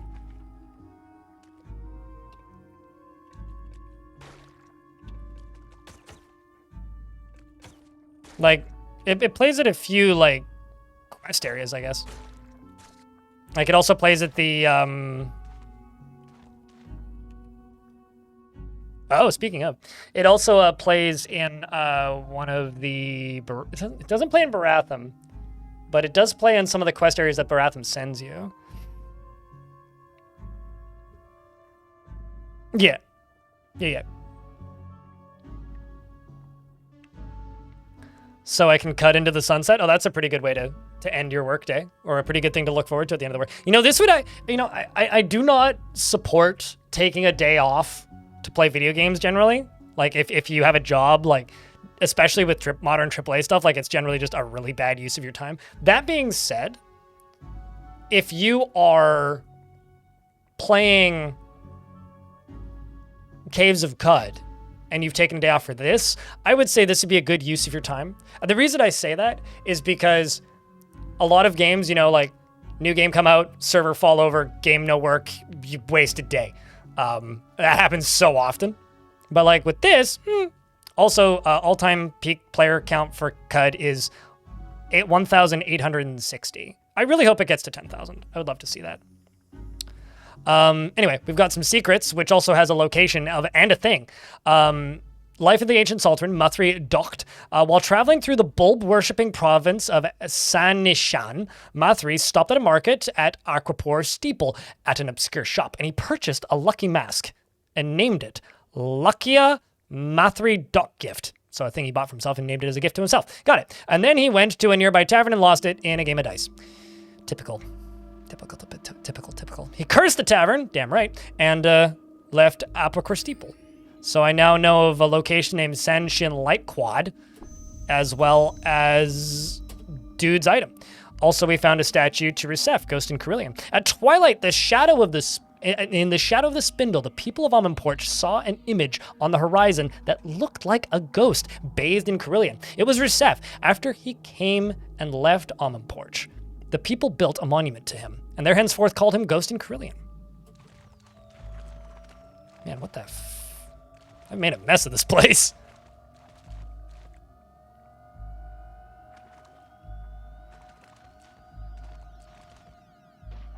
About the business's success since your compensation is bad? Oh, that sucks. You know, I completely feel you there, though, to a degree. Like, I had my series of terrible jobs in the past, but these days I'm exceptionally fortunate in what I get to do for a living. You know, it's funny. There's a viewer in chat yesterday who mentioned that he makes music for a living and says that he just got lucky. I'm like, man, I feel that. Like, it's weird to be one of the lucky ones in some ways. You abide by the memory of muskets creation and learn how to build muskets. I just like, you know, is psychometry just like Wikipedia? Do you just have like a backup of Wikipedia? Is that all it is? Because honestly, if psychometry is just like a tablet with a backup of Wikipedia on it, because like it's just a phone, like a modern day phone, but with like one of those little models on it that lets you point it at a thing, and it just goes, it is this, and then you look it up on Wiki. My mutation is I use search engines. I mean, search engines are starting to mutate in their own weird ways, so. But chat room, I guess at the end of the day, I just have to say thanks. Thanks for tuning in to Caves of Cud on launch day. It means a lot. It really, really does. It's like, it's hard to explain. Like, the first time I streamed Cud, I had 20 people watching. This was, you know, fucking 2016 or something, but thank you. Anyway, I now know how to build guns, so. I guess I should learn how to make bullets. I'm actually going to equip it, though. Because I think I have... Yeah, I do have lead slugs. The nice thing about being a tinkerer is it's just free unlimited bullets. Because if I go to the tinkering screen... Musket, obviously. Ammo! Lead slug. It uses D! Oh, there's hostiles nearby. God damn it. Anyway, I already have bullets, so it's fine. But I just use D, and then I make bullets.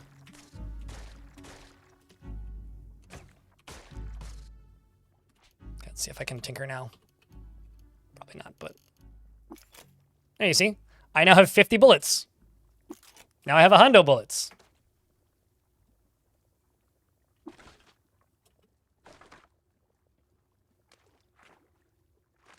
Everybody wins. If this was Metro, I'd be rich.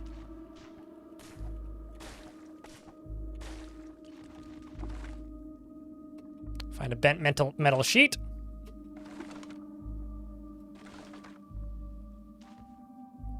Should also probably go through my inventory and deconstruct a bunch of things.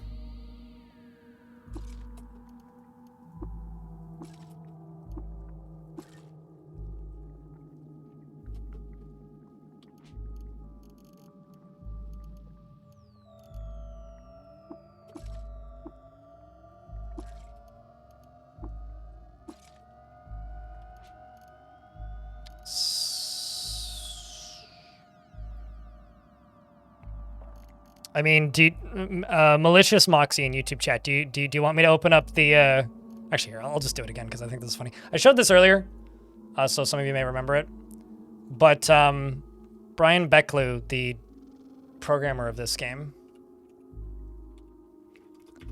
made a post on the Blue Sky the other day, which made me laugh really hard in relation to something YouTube chat just said. Well, I mean, it didn't make me laugh. I was trying to go to bed, but it definitely made me look at it and I chuckled.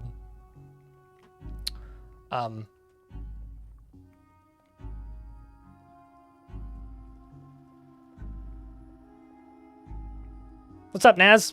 It's good to see you. Chat, say hello to Naz. I know everybody's busy dying out in the caves, but thanks for sticking with me and lurking with me. Also, I have a Blue Sky if you want to follow me over there. It's, you know, it's blind IRL. It's easy to find. There's nothing weird about your phrasing. I'm just saying, you said cock. That's all. They got you.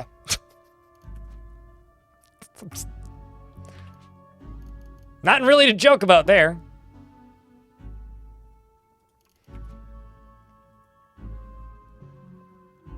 What's the daily run?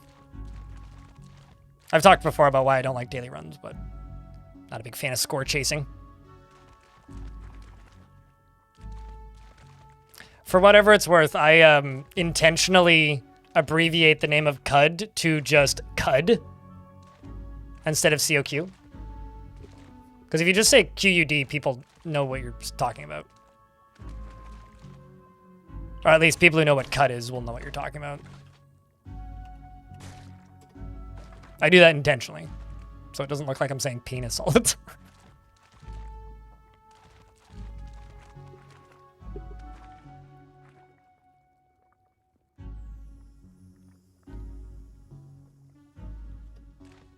It's got mass mind and low ego, looks rough. Yikes.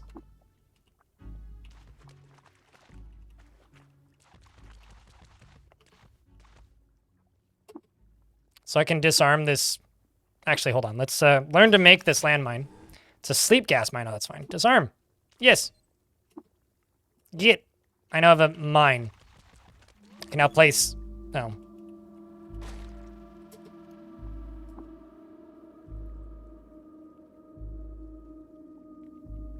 Guess I can't. No, killed it. It's a shame.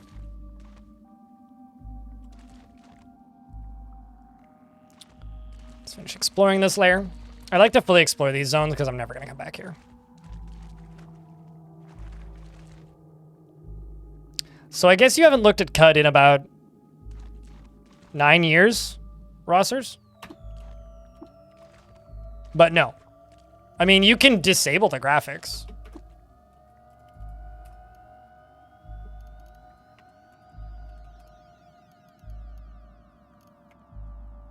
What? Oh, maybe I'd have to, like, enable...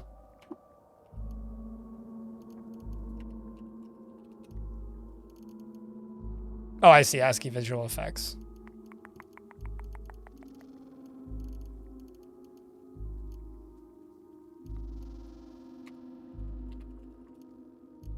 Enable tile graphics. There it is.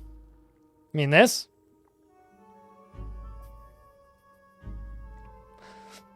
It also has controller support and a tutorial and a lot of other lovely things. So, you know, if you want to play this in ASCII, you can. Then you can scare all of the casuals away. You can also re-enable the old UI if you want it back. It's possible you might be thinking of Cogmind also has a tile set, but...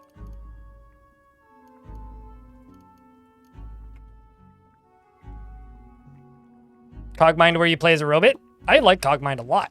Actually, Cogmind's a good game. I need to go back to Cogmind 2 at some point, because that game's actually playable for me, but I've just been busy.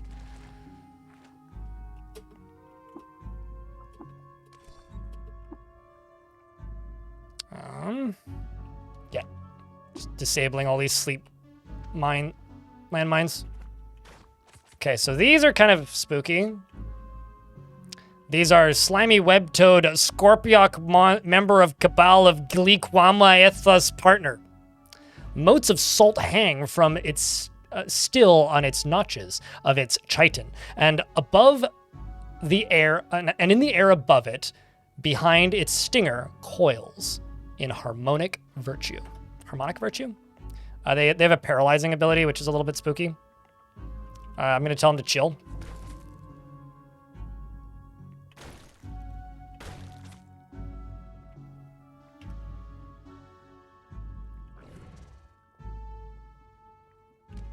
I was going to say I am him, but it's okay, he dead.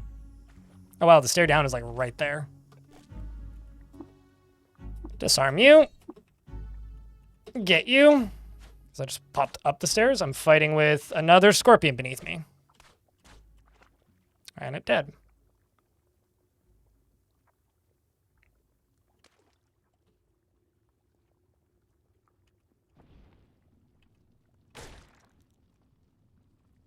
Dismembered a crocodile. It was its tail that I chopped off. I'm just going to pop up a layer. Fight down through the stairs.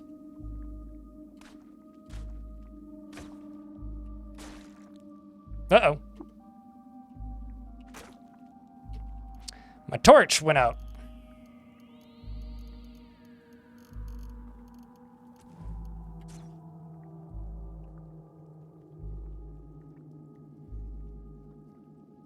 Yeah, because their 1.0 trailer was featured with the PC gaming show.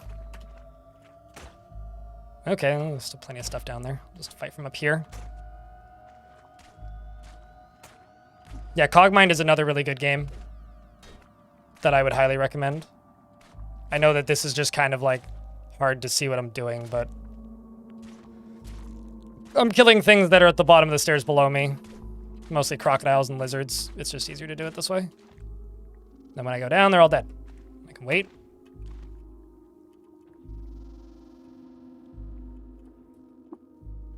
So that is Strange Tubes. Any bets on what this Strange Tubes is, chat? Couldn't I just change out the bulbs? So I'm using torches and I don't know what a flashlight is. Maybe we'll get there.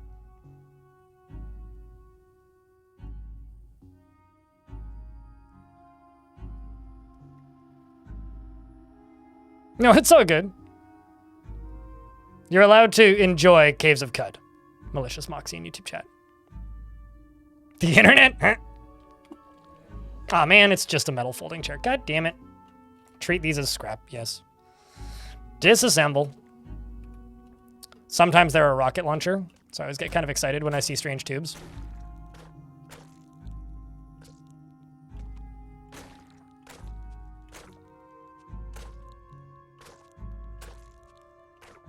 Ow.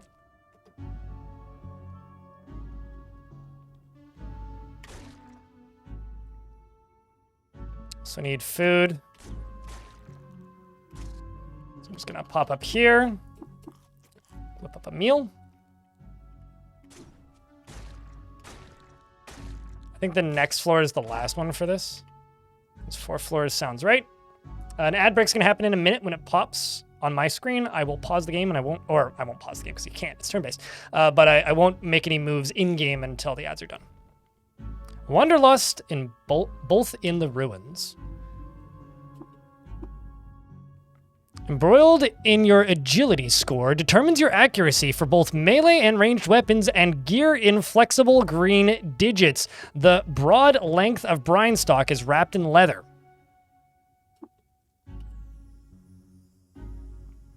I found some painted leather armor with some history from Badates. During a trek through the salt worshipping province of Hamu, Badates lost control of his chariot and drove it off a cliff. By the grace of fate, a group of nearby trees came to his rescue. He landed in the tree, obviously. And for the rest of his life, Badates II was indebted to trees. And I discover the Hamu pinchfold. So a new location. An ad is about to go off.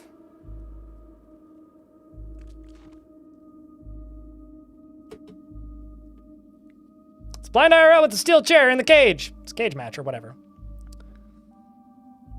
Anyway, we're in a minute and 30 seconds of ads, so I will wait.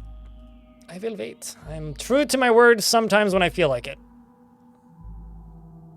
And don't forget to like the stream, YouTube folks.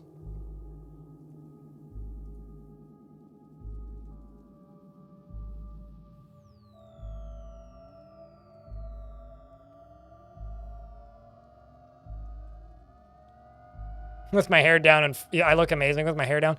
It also is like annoying as hell to wear my hair down with these headphones on, so I don't ever do it. It's a pretty common like historical tidbit. The thing is like, what you need to remember is we're reading things from histories from thousands of years ago, right? So if you think about it in the context of, you might be reading histories from the post-apocalypse and just interpreting what a chariot is, right? So, because that is the nearest like equivalent that these people know. So it could be a plane. It could be a car. It could be they got hit by something. They were riding a bicycle. It could be any number of things because we're reading allegories, not one-to-one historical facts. At least that's how I've always thought of it.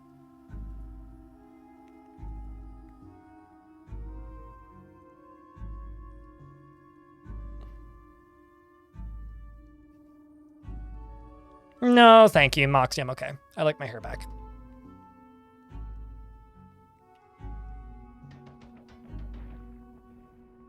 Anyway, we found another metal chair. They're not very effective weapons, by the way.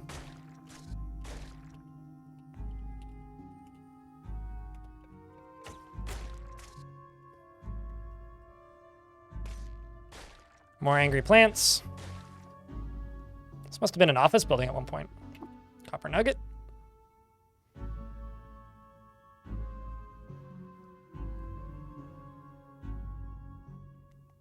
One of those red flyer wagons a kid was riding in? Sure, I don't know what that means, but something like that. Does anybody else ever get weirdly tempted to just jump into the deep holes whenever you see one? Or is that just me? Okay, that should be it. Ooh. Talalik, the legendary salamander and leader of the Cabal of Glimakwa's Edith Sal's partner. Ovioid spouts crimson and coral citrine? Citrine? Probably citrine. Scatter like an island chain across her back neck. Loved by the Cabal. Loved by her people, basically. Hated by Snapjaws. Well, that's pointless. Hated by swine for releasing snakes into one of their camps, and disliked by the villagers of Sugamur for giving one of their kind an unfavorable horoscope reading. People are so petty in this world. Anyway, one tapped it.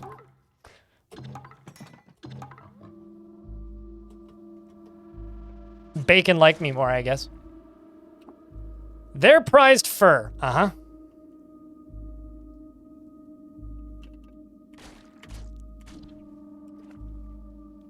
Ironically, like, the actual rewards from this area haven't been that great so far. Although the Lucky Edge of Tuva.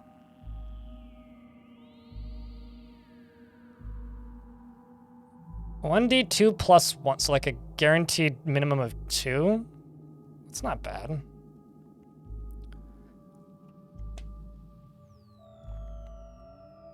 Plus 2 to hit, strength bonus cap 2.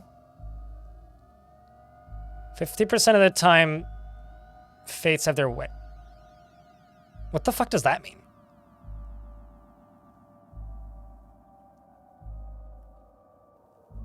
Ceremonial bell iron is shaped to an axe edge.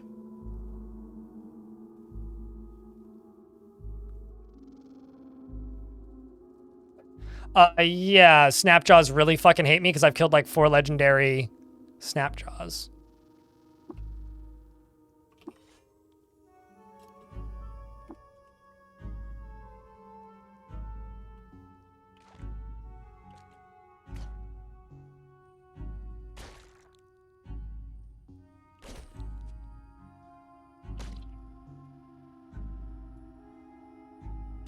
Hitting it with my horn. Hit it with my horn.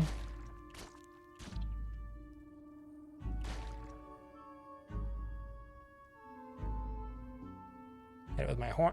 I'm basically just hitting things with my horn, not the weapon. There's nothing in that. What is that? Oh, it's a mask. 2-handed iron sword. Heat the earth and across. I don't think we need that.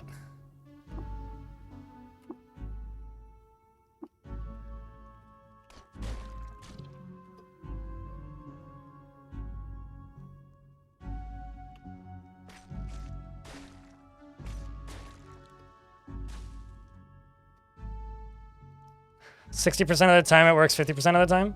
Is that what it is? Maybe it's like the...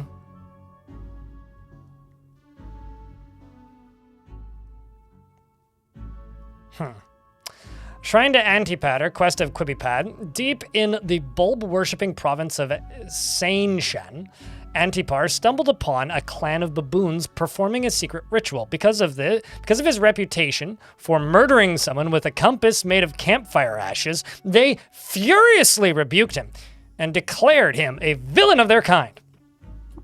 I want to know exactly how the fuck you make a compass like that, but got it. Yeah, this doesn't seem great.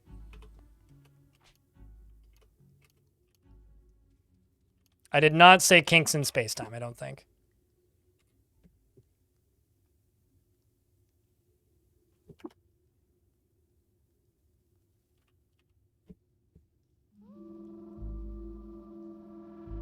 Oh, wait, did the book say that? I mean, maybe. I'm keeping my rod. It does say 60 kinks of space-time. That is, in fact, what that says. Come see how this eater managed to encase himself into your space-time braid, is the excerpt I have from it. Is that like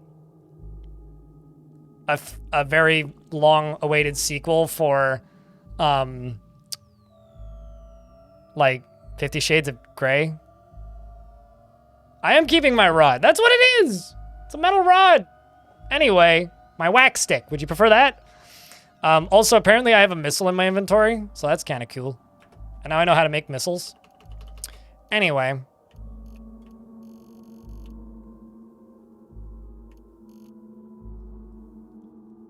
I have so much random crap in my inventory. Jesus fucking Christ. I thought I told you to treat chairs as scrap, game.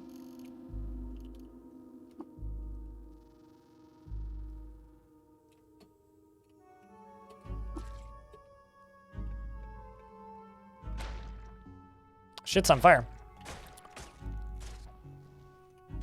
Hoping I'll find more books. Because even though this area has been a bit of a waste of time, the books are useful.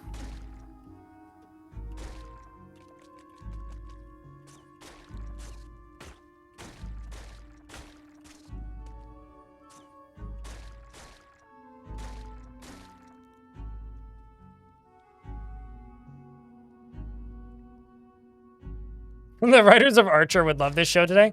I mean, I feel like the writers of Archer probably have good taste. I don't know. I never really liked Archer. It's a bit too, I don't know. It just wasn't my shtick. Wasn't my vibe, shall we say. Awakened, he may perceive this and run. You know, this is how I feel about chat's jokes right now. Go, Kindred, and speak to Otho via the mainframe room in intercom, or in suffering. I have no idea what that is. Take my dear. Horn of the Bell Bronze. To purchase new consciousness is upon us. Awesome.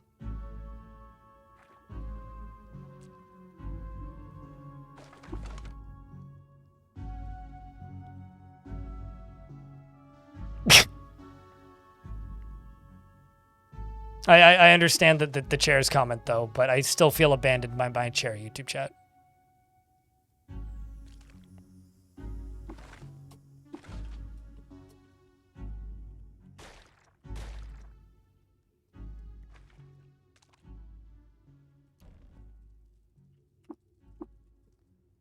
I also just don't really watch that type of TV, generally, in regards to Archer.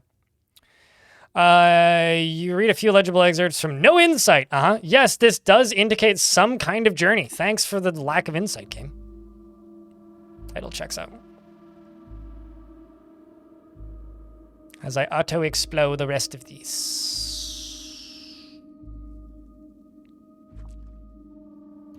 The books are making it worth it. Ditches provide some. How are we to see that the knotted in an erupt throng of organ that is prominent under ordinary pressure has been cut and fitted into an arc-edged triangle of luminous ritualism? Okay. I'm not going to read that. Someone has to give me $1 to make me read that. Cajun Bard, thanks for the 54 months. That's not what I meant by $1. I mean like a dollar in bits or super chat. Anyway, it wills this troubled feeling away. Does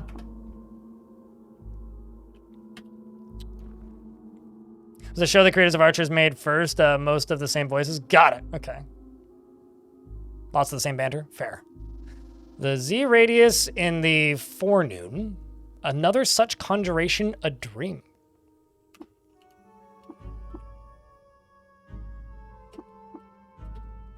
Oh, I'm overburdened. And we'll stand overburdened. Do I have anything particularly heavy? I probably do.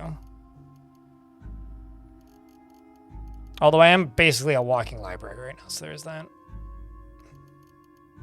Just gonna drop this leather armor. There we go.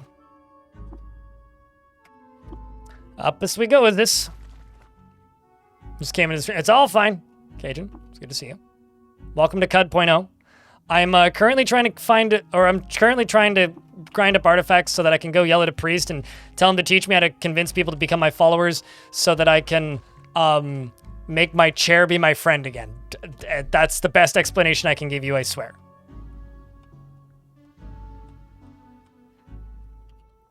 Speaking of, the Hamu pinch fold. Oh, that's a pretty cool. It looks like a factory. Let's see.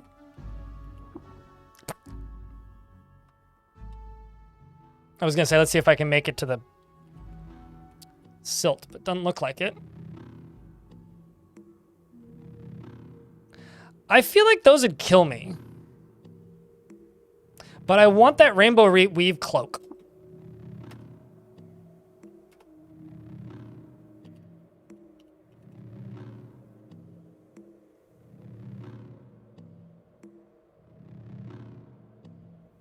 Did you miss the bird time?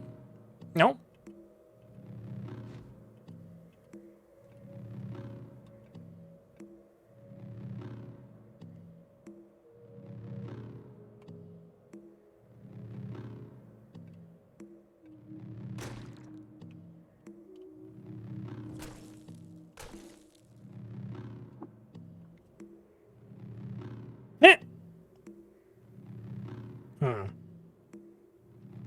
What was my grenade?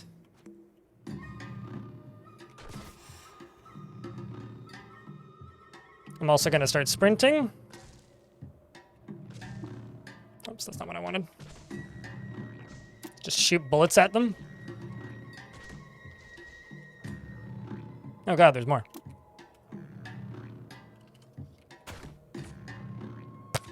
That's what I was worried of.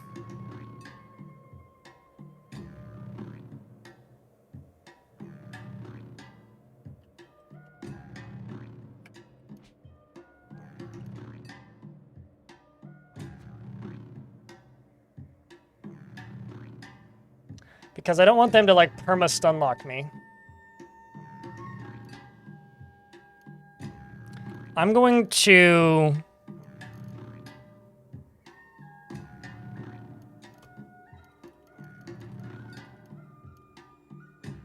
take a salve injector.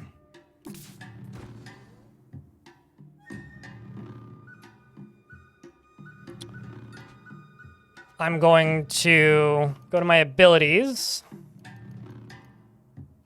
and go to lay mine.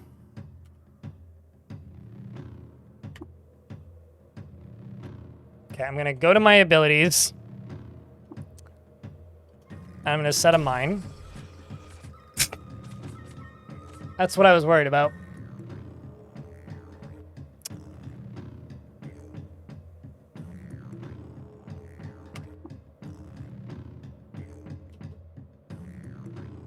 So that was before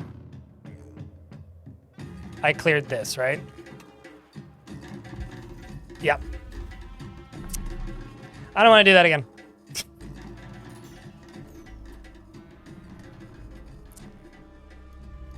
So we'll just go straight.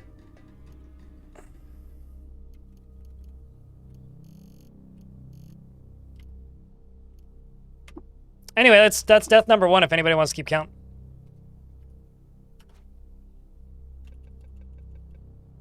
Did we die? Oh, yeah.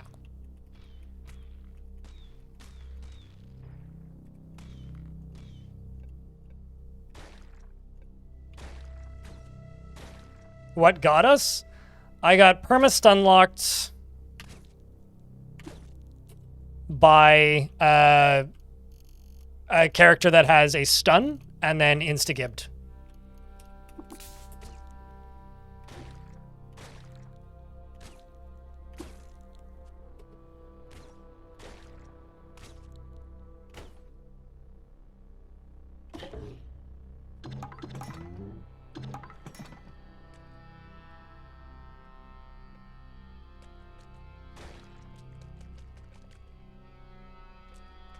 I tried to put them to sleep with the landmine, but... Okay, I've already read all this. What do you think, chat? Redo that dungeon and just do it quickly? Because I can do it pretty quickly. Because like, if I just play fast, we'll clear it. It's going to be exactly identical. Yeah, I think I'll just clear it, because it won't take too long. As long as I'm cautious. Keep things canonical.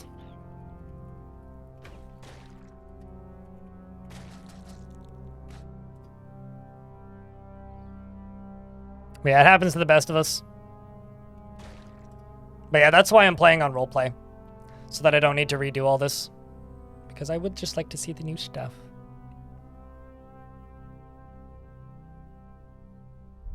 Well, thanks for watching, Moxie and YouTube chat. Also, chat, can I get a big round of Fs? Because respect must be paid.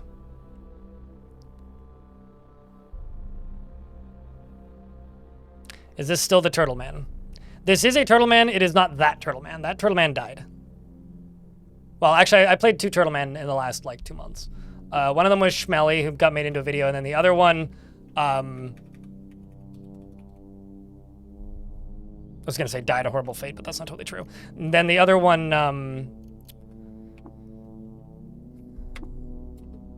what hostile? Oh, I see. It's because I'm too far north, right? Yeah.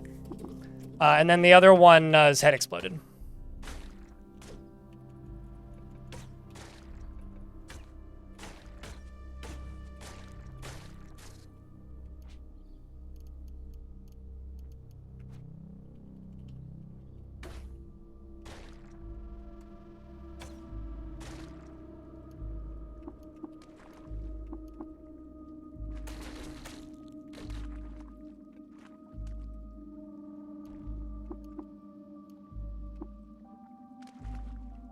But fortunately, because like this dungeon itself is pretty easy, you can clear that pretty quickly.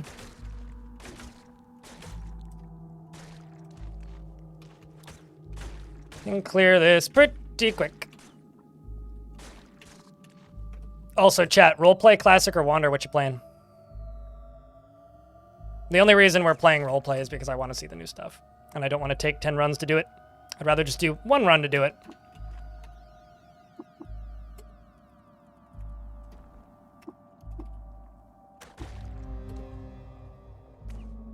Oh, wait, no, this is different.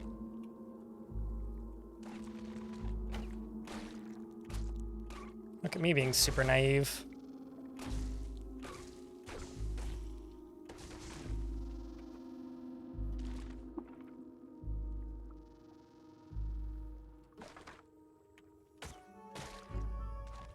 Mostly the enemies are the same, though. Classic. There you go. Roleplay is a true kin. You're doing it for the same reason I am. You further than me? Basically, where are you at?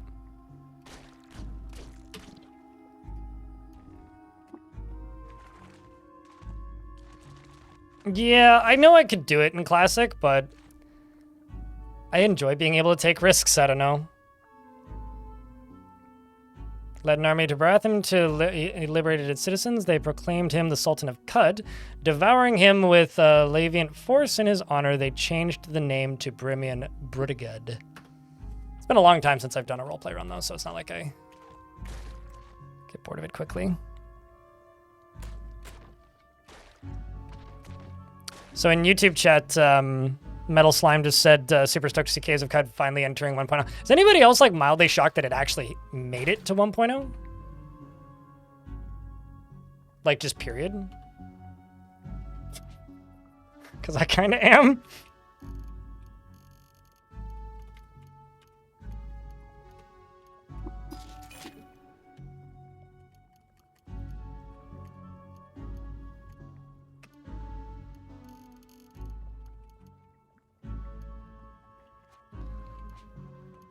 Also just gonna go to tinkering.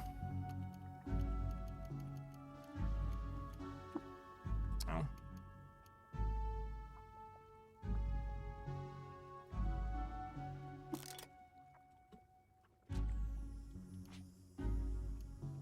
I don't really know what this thing does.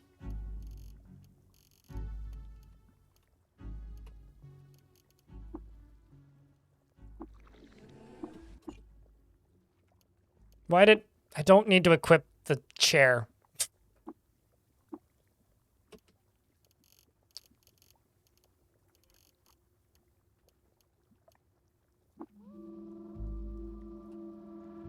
A bowl-shaped basket surrounded by textiles and padding yawns with the promise of a humble, comfortable embrace followed by a laborious escape.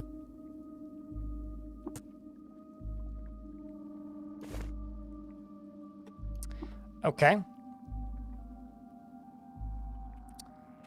I will have to sit in that at some point.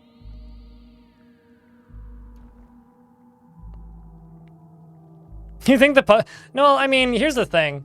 I having talked with Kit Fox about it, I don't think so. It was the other way around, right? Like, they went to Kit Fox and said, hey, can you help us release this, please? As I spoke with Jason at PAX. Shit, was that this year or the year before?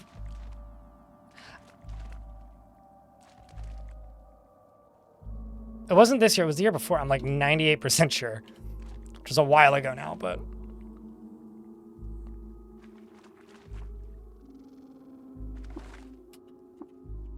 It was like right after the announcement was made. Maybe it was this year? For some reason, though, I'm thinking it was the year for... I don't know, time has no meaning.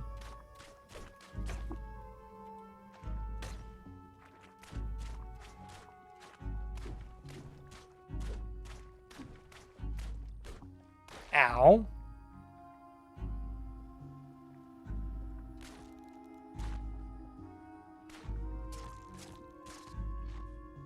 Just gonna go over here and heal. Pop up here. I'm on a stairway up, though. Yes. Oh, did I slip? Shit.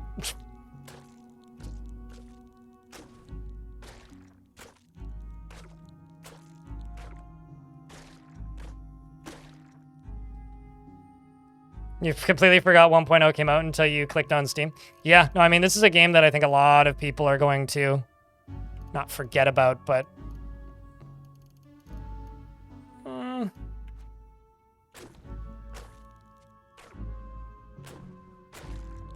don't want to use that salve injector if I don't have to. Here we go.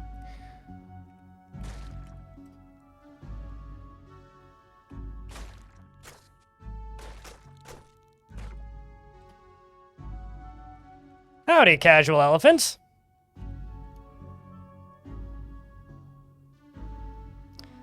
During a trek through a salt-worshipping province of Hamubidates, lost control of his chariot and fell... Yeah, okay, with that one we did see.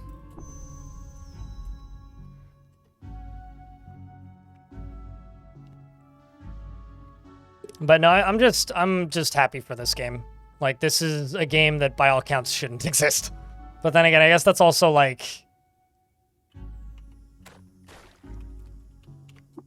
I guess that's like most of the games I play. And the games that I play are games that are essentially just, hey, this game breaks like literally every single rule of marketing and like game design, and is just going in the face of all odds. Is basically the games I play. Excuse me, little guy, come through.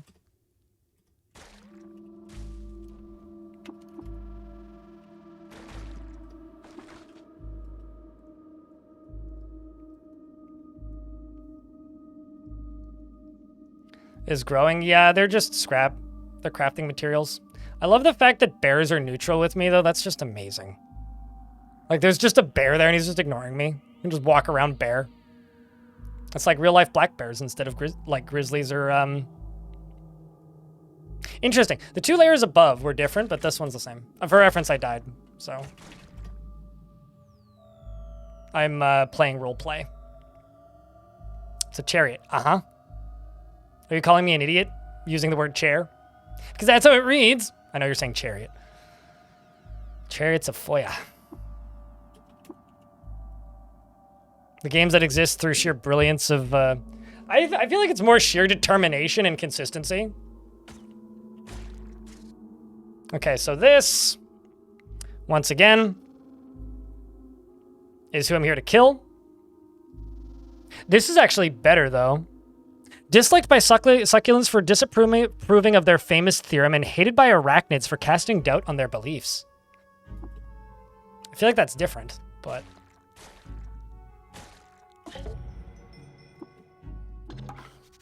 Anyway, cacti like me now. Flowers also like me.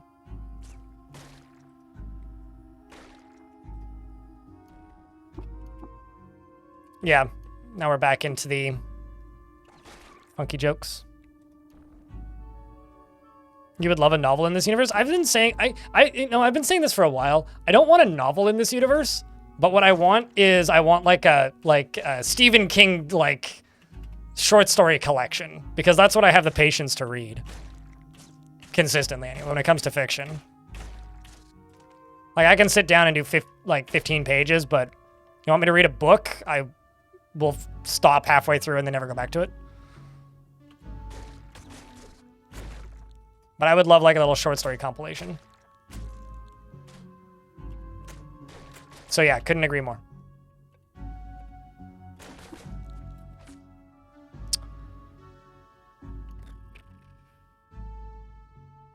Oh, was this before I grabbed chill?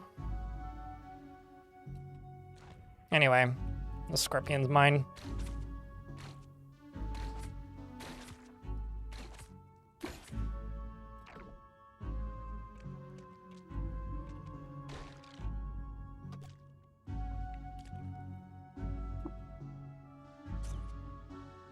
Well, time to send Kit Fox a pitch.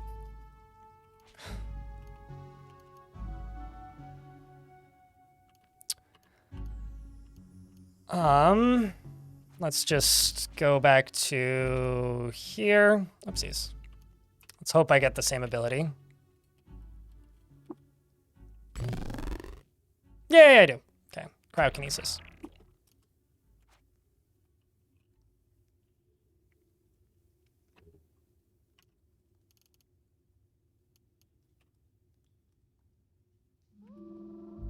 An ad break's gonna hit in a minute.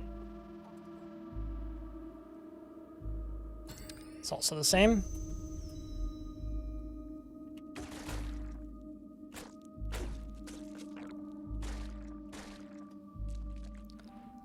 Turns out when you dismember things, they bleed to death really quickly, which is really nice. Die, piggy. It's also daytime outside, which is nice.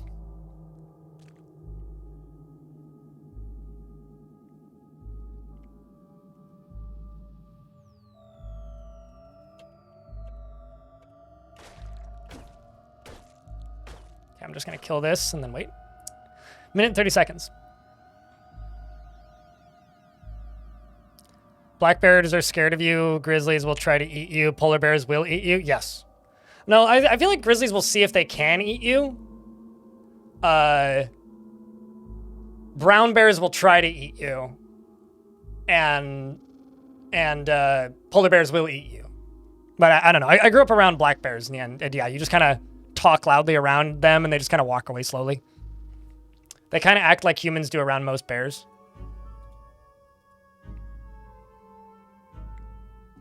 But yeah, there's a lot of truth to that statement.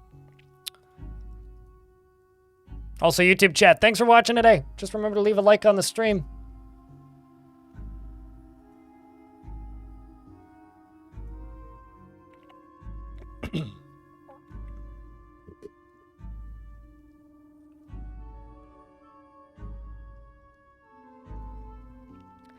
Saw a black bear run across the road once. Was it trying to get to the other side? Ha! And I was like, holy crap, they're smaller than I thought. They're not small, but they're also not, like, gigantic. But they're certainly not small. Like, I wouldn't want to fight a bear one-on-one in a cage match. That being said, like, you know, they're not the scariest thing ever if you encounter one. Now, seeing a baby one, that's pretty scary. All right, well, it looks like sales have peaked for the day. Caves of Cut is 52 in the top sellers. I really hope it gets higher than that on Steam. I would like to see Cud get into the top 10 top sellers, but I feel like I said earlier today,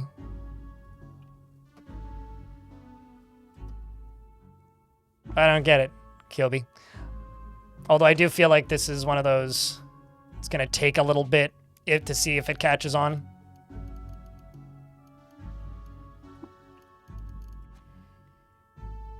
Cut deserves it. I mean, a lot of games do. That's the problem with games, right?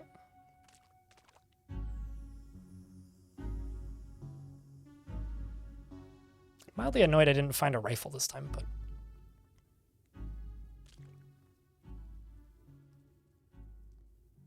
Have a present while having abilities of another? Yep. Oh yeah, no, you can use any character you want. Let's see, is this all the same? Yeah.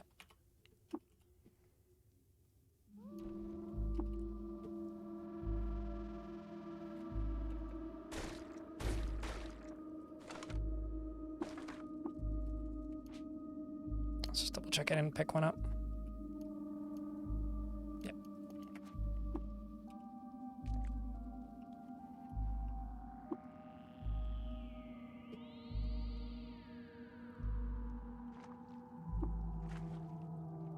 Just like humans use dogs as a deterrent to the mailman. Past 10. Actually, maybe it's on this floor. Let's explore. Have I played Nuclear Throne? Yeah, it makes me exceptionally motion sick. Music's a banger, though.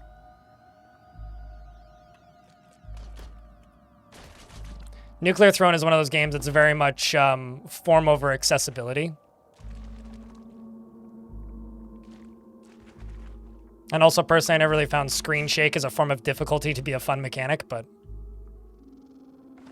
Is it a bullet hell? I mean... I don't know if I'd call it a bullet hell, but... I don't know, I only played about 20 minutes of it. Ask somebody who's played it, really. It made me motion sick and I refunded it. That was my experience with Nuclear Throne. So don't ask me.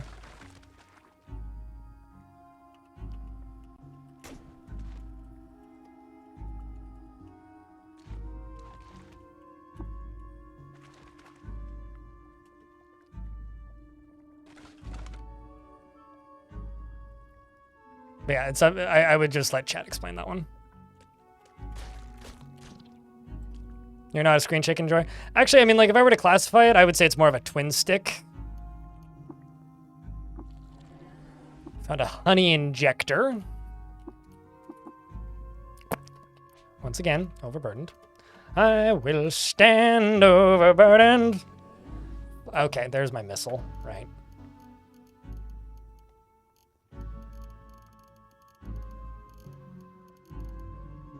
Holy crap, that thing's 50 pounds. Let's deconstruct that.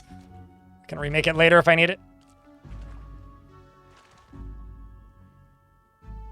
Got like 38 hours in, still sucked at that game. Some games just require physical skill, which I don't have. I've got knowledge, like I can be good at knowledge-based games. Games that require thinking and memorization and patterns and such things. However, like... I've never been particularly good at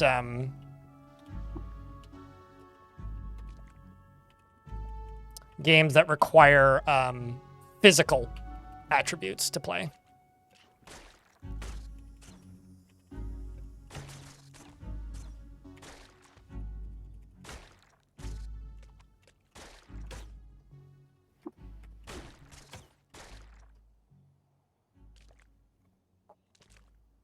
You don't think it's for you? I mean, the soundtrack's amazing. It's my raid music, Gazoom. Like, the soundtrack for Nuclear Throne is awesome. And it's certainly, like, a important game historically, but...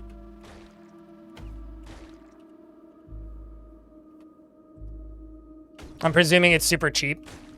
It's one of those games that's like a couple bucks, usually. It's been around for a while.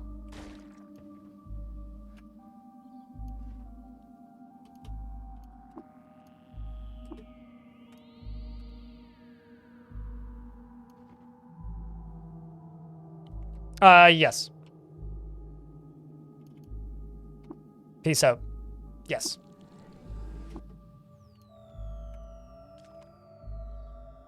Very much so. While traveling in the stone-worshipping province of Mariquapad, Bedates lost control of his chariot and drove it off a cliff. He was 68 years old. That's the original Bedates, not Bedates the second.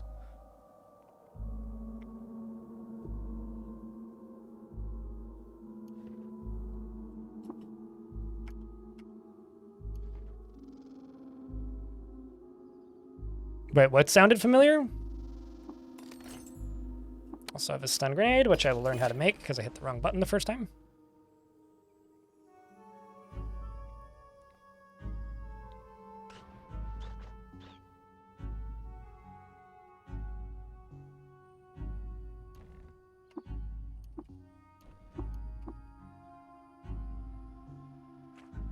Oh, the music from the gameplay. Right.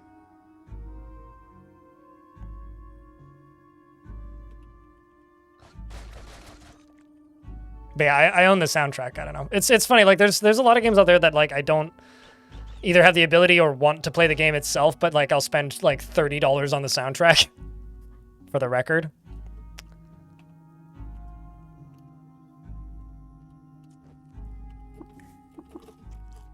It's kind of nice that stepping into a fire doesn't immediately set you on fire anymore. All right, let's just zip back down here. All right, now I'm gonna try and cross this. And I'm lost. And I find a location of the legendary glowfish.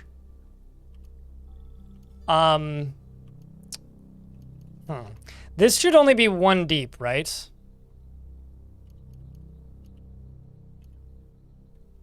I'm gonna grab cudgel proficiency and cooking and gathering, I think.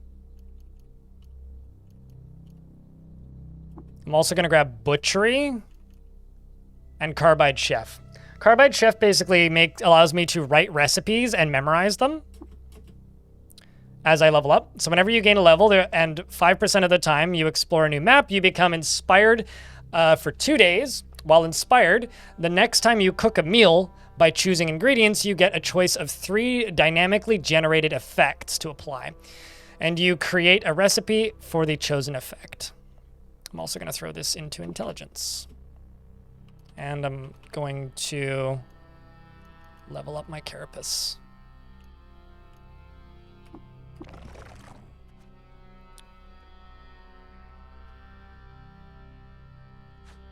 So the interesting thing about this is fish like me.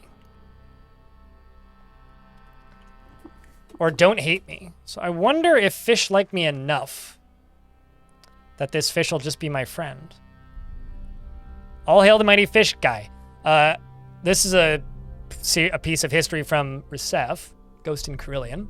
Acting against prohibition on the practice of worshipping the stars, Recef led an army on the gates of Amanporch. There he defeated his brothers in battle and liberated the citizens, and they crowned him the citizens of Cud.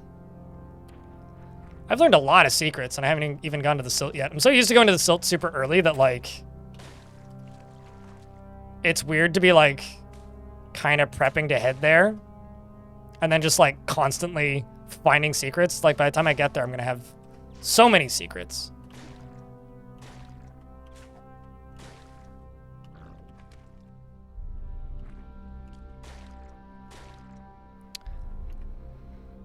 Let's just make camp real quick.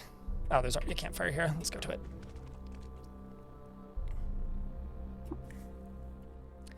I'm going to preserve my fresh foods. And I'm going to choose some stuff to cook with. Let's just do bear jerky and goat jerky. Yep, plus 14 max HP.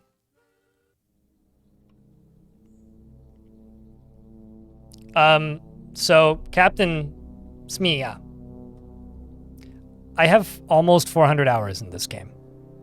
I know. Thanks for the help. Also, I'm pretty sure I tapped that button, but no, the thing is, these guys are always neutral, so. But I'm talking about because this is a legendary glowfish site. When I make it to the bottom of this area, it might be friendly with me.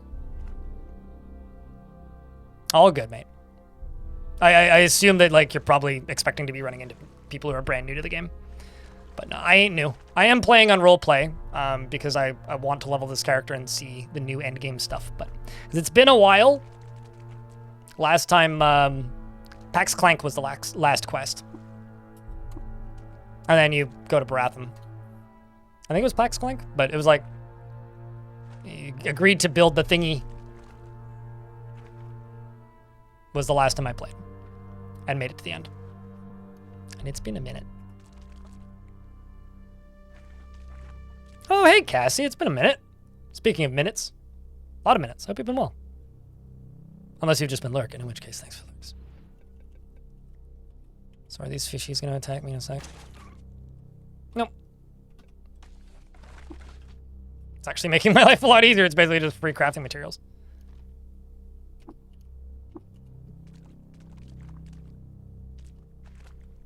I mean, how many hours do I have, actually? 350. Okay. I shouldn't lie. I don't generally look at my hours. Really, orc with a bow? That's wild. Did you know that you have a bow? That or you're trying to notify the world about an orc that happens to have a bow, which is also terrifying.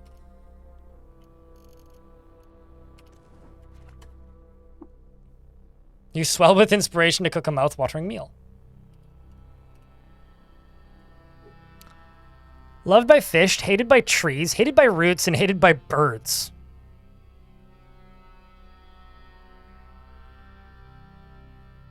Well, man, there's like no benefit of like killing you or of like doing a water ritual with you.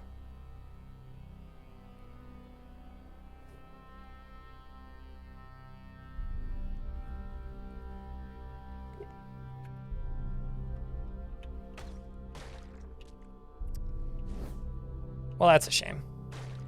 It does have a make me go away ability, which is kind of funny.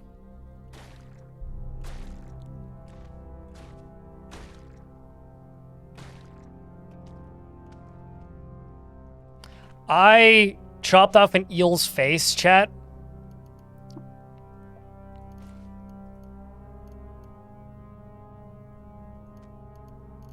I've equipped an eel's face on my face.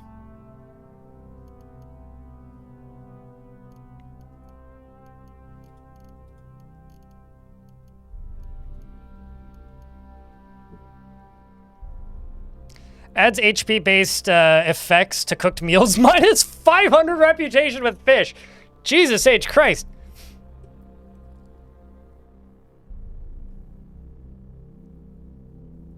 Holy shit.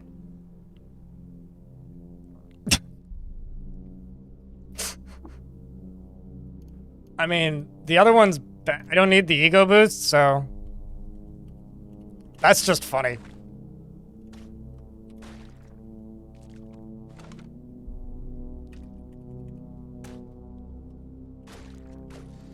Sorry, fish.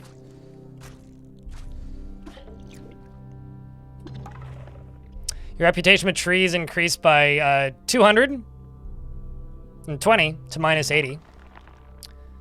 Roots still hate me. Birds do the opposite of hating me. All right, well, I will kill these fish. Does that mean that all fish are just going to automatically be hostile now? It's going to make exploring the swamps kind of annoying, but... At least they can't leave the puddles. Ow.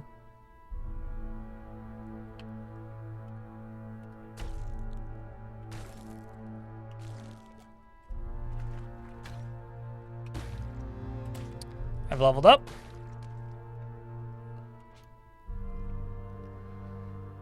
You've earned the fish face title. Thank you. Thank you, thank you.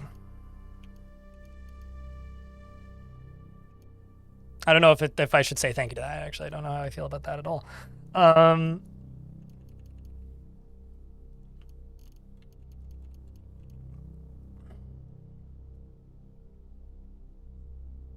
Yeah, basically, I need higher intelligence to do more of that. So let's go into endurance. Because that gives me Shake It Off, which is each round you are dazed or stunned, you have a toughness plus toughness 10% chance to shake it off. And you will also take 25% less damage from poison. So that's just helpful. Survivability items are something I always fuck up and forget to do.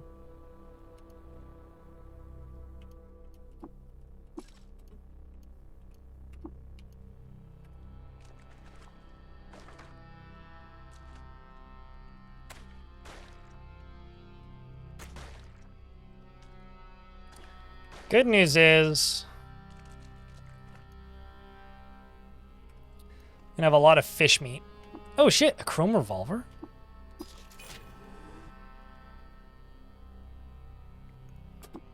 That I will totally get and use. Also take the compound bow.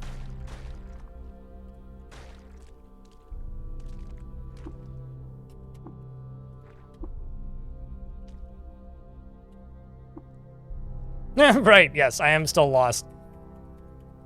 Yeah, see, fish are still friendly. That's cool.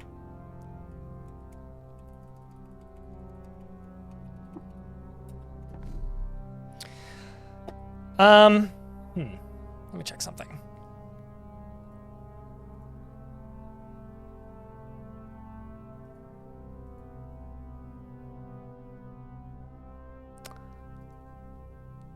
The next ad break is in 11 minutes. Chat, I'm hungry. I'm gonna go grab my lunch. I'm gonna be gone for about 2 minutes anyway, so I'm just gonna run the next ad break right now. And when I return, I should have a sandwich in hand.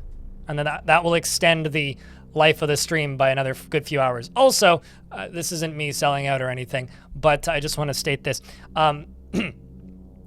We just fell below 1,000 subscribers. We're only 4 away from regaining that number. If you have a Prime sub, I don't do any sponsored time. You know, help us keep that number up. Anyway, I will be right back.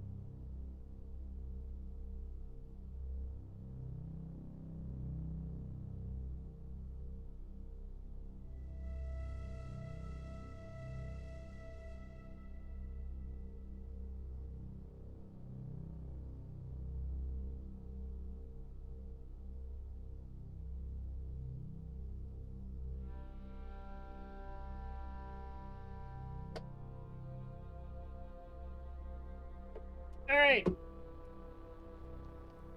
I haveth returneth, which with luncheth. It's good to be back. I now have a cheese, lettuce, pickle, sausage sandwich with some mustard. Let's just drop back down into here briefly.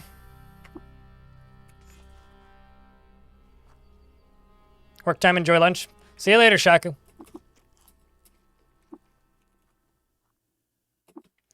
Also, something I want to check. Oh, it's concentrated flame beard gland. It's bad that I can just say I know what that is. But this is like a weirdly good meal. Because it gives you such a good level of breathe fire. Level 10.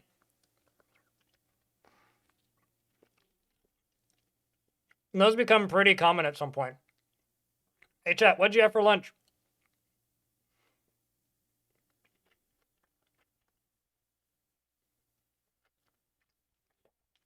Caves of Code 1.0 release is real, yes.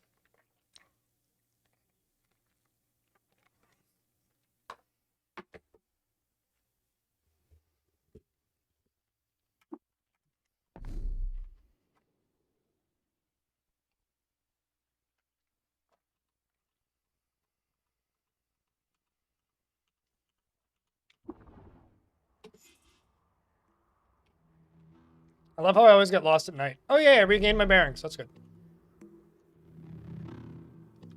Presumably ball bearings. So, this is fun. That's a salt kraken. I'm kind of surprised that it... Are they always neutral? I thought that they were hostile. Maybe I'm thinking of a different area. These things can one-shot you regardless of your level. An avalanche of salt off of a pretender dune reveals something out of the world's aching dream.